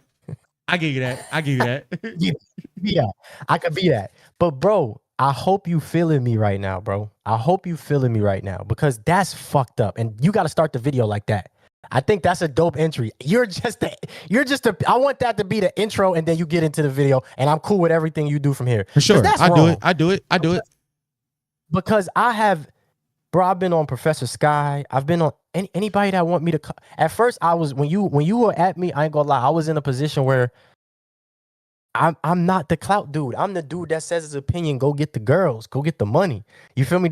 I'm like I said it in the video. I don't even want to be connected to these people because I don't want to ruin their legacies. You get what I'm saying? Because I'm my own person and I'm a solo bird, bro. I heard you say that. Yeah. You feel me? I don't want this to be a negative reflection on him. And that's why I came. I said, hold on. I started thinking about the people I'm connected to because, bro, I care about other people, bro. I care about the company, man. Nobody has ever given me shit, bro. Nothing. And did you watch that Culture United? I was barely speaking because I had to, right? Like, if it had been somebody else, they would try to jump in everywhere, bro. I'm a humble, humility type individual. The things that I express today is who I used to be, but that's not who I want to be, brother. So to connect me with Curtis and these guys who the collective is not even a real thing no more, and I was just taking an opportunity that I felt as though would be beneficial to the family and the children. And I'm gonna be real with you. A lot of people I went live with, I didn't do my research because I'm a fool. I'm an idiot. ReedMySole is tatted right on me right here. When I came, this is the best name I came up with. This, and I say it's my heart on my sleeve. I literally had it's shoestrings connected, and I was supposed to get more attack, but I'm broke. Whatever, cool. I like shoes more than I like anything, but I just got my last pair of shoes forever. But bro, I'm not scared or nervous, bro. I just know where this can go. I'm not scared of like I don't want this to go to them. I don't want this to go to the internet, bro. This is beneath it. And if you want a beef with them, it's not a beef. It's not a beef. It is an intellectual disagreement. And I need to take them down because that's my crusade, because I love this shit. Right? You see what I'm saying? You don't. So earlier I asked you, how much do you love this shit? And you said you said you don't do research on people, which told me everything I needed to do. You said I didn't do research people I got on live stream with. I researched everybody I've ever got on stream with. And you can go through my channel and see how many people I stream with. I research everybody because I love the game. Like I told you earlier, without this, I am nothing. Without this, I'm on a block. You know what I'm saying? So this is my escape. The same way, and this is no respect. The truck is your escape, and your family your escape, and I respect you for that. And I truly mean that. I'm gonna look at the camera and say that. This is my escape. So without this, I am nothing. So to me, it's like, how do I elevate? How do I elevate? To me, so hold on. Let me finish. I feel like people down. I feel like you are. And no disrespect when I say this, but you are a bit of a nerd. I put that in quotation than I am, right? I like that. I'll take that. But when we looking at like a video game level, how like you start at one guy, you get to the next guy, you get to the next guy. You are, and no disrespect, you are entry level. You are an entry level guy. I needed to kill so the next guys can see me. When I posted that video today of me and Company Man's faces next to FD, that was being like, you should see me because I'm him. Respect me. And I needed to kill you as a dragon to get to that spot because I need to ruin the Culture United. Because I've been told by FD Signifier on stream, it's uploaded, that Culture United was formed as nothing but a platform to shit on Drake more. If that isn't dividing the culture more, I need to take it down. I love this shit. These niggas make money off of it. I love it. Hold on, Poddy. Excuse me. Hold on, Dom. I got you. Sorry, and I'm it just y'all both Poddy. So yeah. How you feeling, bro? You good over there? Your co-host, he good? You having straight? Fun. Go ahead, keep going. This shit. You get a seat. I'm jealous of you. I'm jealous because I wish I could be the back seat. But brother, the Culture United was started because one of your friends that you met through online, What's the Dirt, came at Company Man on some Carlton. That's not what I'm saying. Is not anti-black. What you're saying to me is anti-black. Like I'm less of a man because I saw. Let me finish. That's not what I said, though. No, that's what you're implying and you're inferring. I'm not implying that at all. You are creating a straw man argument off of tangential things I said. That's not what I said at all. I'm not connecting manhood to blackness at all. Dude, you're belittling me from what you see online. From my voice, from my content, and you're saying I'm a nerd, as if the nerds don't run the world and ain't the most gangsters in the world. The government and the nerds are the gangsters right now. Is that not facts? Say it again. Is that not facts? Say it again. The government and the nerds are the gangsters right now. Is that not facts? Governments and nerds have always run politics. That's true. They run the shit. They the gangsters. So let's not act like being a nigga, a nerd. Boy, what? But I don't know why that, because I choose to like Spider-Man and choose to like Tony Hawk. That's not what I'm saying. Bro, hold on. I asked you stop because now you're using this nerd word when I ask you, hey, can I call you a nerd respectfully? And I put quotation around. I put air quotation around it, and now you're taking it as a form of disrespect. When I asked you, that was okay. Look at the form of like debate you're using to take a thing I asked you if it's okay to say. No, but why do you have to act? Why is this such a? Why is that a dig? Like, oh, you're like. Why, I didn't say it as a dig. I didn't say it as a dig.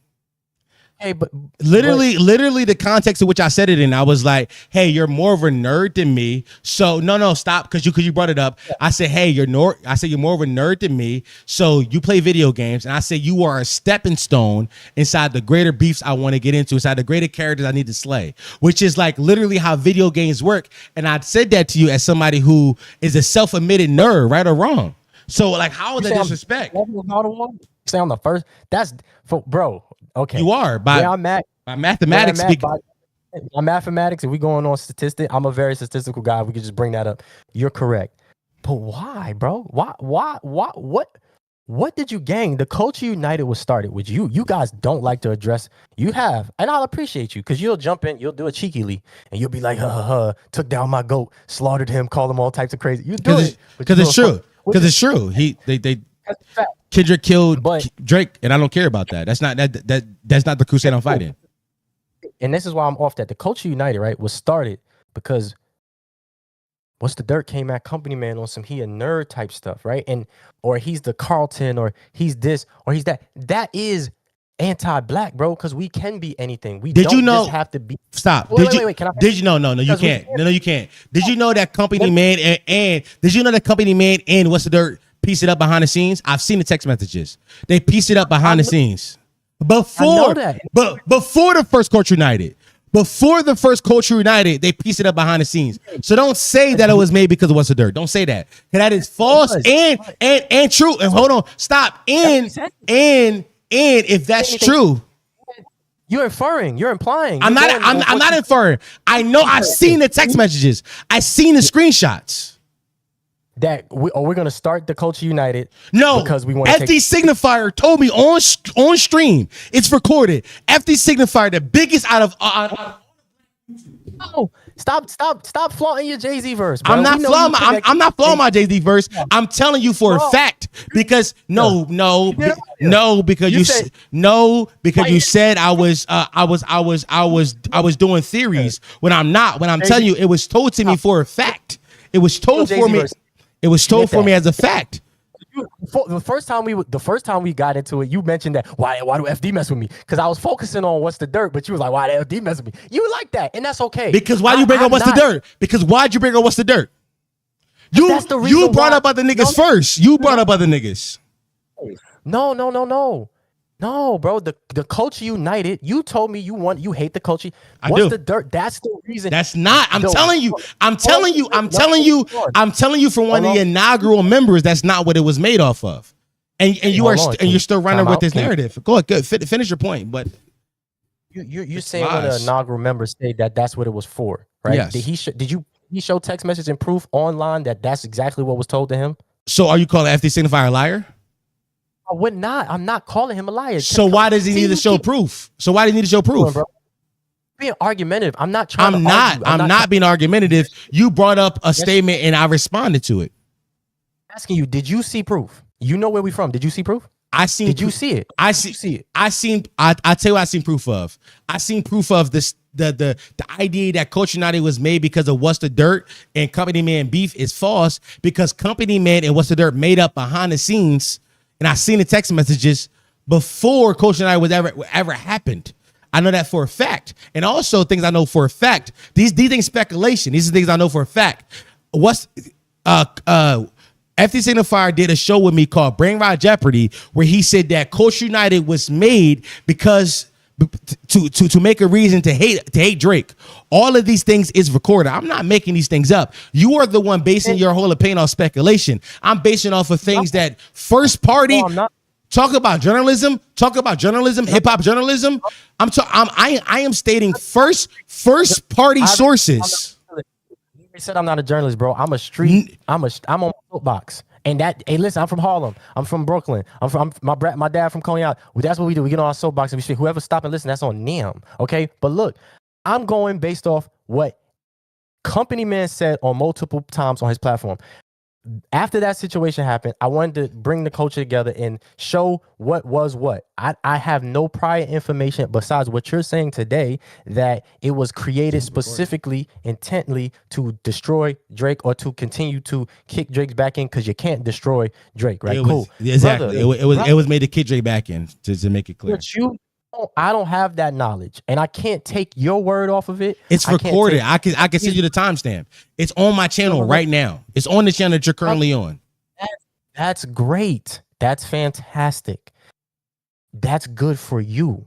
Like I said, brother, that's good what you want. I'm not here to debate. And anybody say what they. I'm not debating. I'm not debating semantics or theories. I'm debating facts. What I'm telling you is things are facts. And I will get clarification on that on my end. That's the end of that. You know that's how that goes. Call him. I'm not call him. Why would I call? Text him. Bro, you want clarification? You're definitely not gonna get what you want now. After this, you're definitely not gonna get it. I don't listen. At some point they have to acknowledge me. Here's why. Here's why I read. Here's why I read. You just want to try. Keep it real. You trying to ruin my shit? Ruin your shit. Ruin what? You are nothing. So here's the thing. Reed, I'm gonna be honest with you. Here's what you gotta realize. I am better than you at every asset on this microphone. You will never be better than me. Never once in your life have you ever better been on the microphone. You only have a bigger audience than me because you have pandered to a certain sector of hip hop, and I've not done that. I've been on the opposite side of it. But here's what you gotta realize: that the pendulum will swing back, and people will respect talent over opinions. I'm better than you in every asset. ReedMySole. Thank you very much. I have no need to talk to you anymore. You have shown me everything. Thank you, ReedMySole. I no need to talk to him anymore. He wasting my time talking in circles. This nigga don't land no pains. This nigga lands no pains, yo. Said don't do it. I tried though. I said don't get on, bro. But here's the problem. He gonna get on chat again. I tried. Then you like, yo, nah, bro, let's go it again. I tried. I don't know why you would like. Look, he don't care, bro. Listen, Trump just said he gets nowhere ideologically. There's no ideology based by anything he said. Yeah. Everything is based behind speculation or ideas, but there's nothing based in who he is, in which I can't speak to that man. Yeah, I mean, I can't speak to that man. Reed, maybe one day you have me on your channel. You probably won't because you say I'm putting you on, but just know bigger channels have put me on. Just let you know. Yeah, I mean, salute, peace and love. It's currently 2:31 a.m. Saturday morning on East Coast time on August 12th. We had a great time doing it. This stream is fucking 5 hours and almost 6 hours long. Love, peace, and blessings. If y'all want to hop in Discord, I might be in Discord. Hop in Discord. I'll join in a second. Love y'all, boys. Peace. Bye.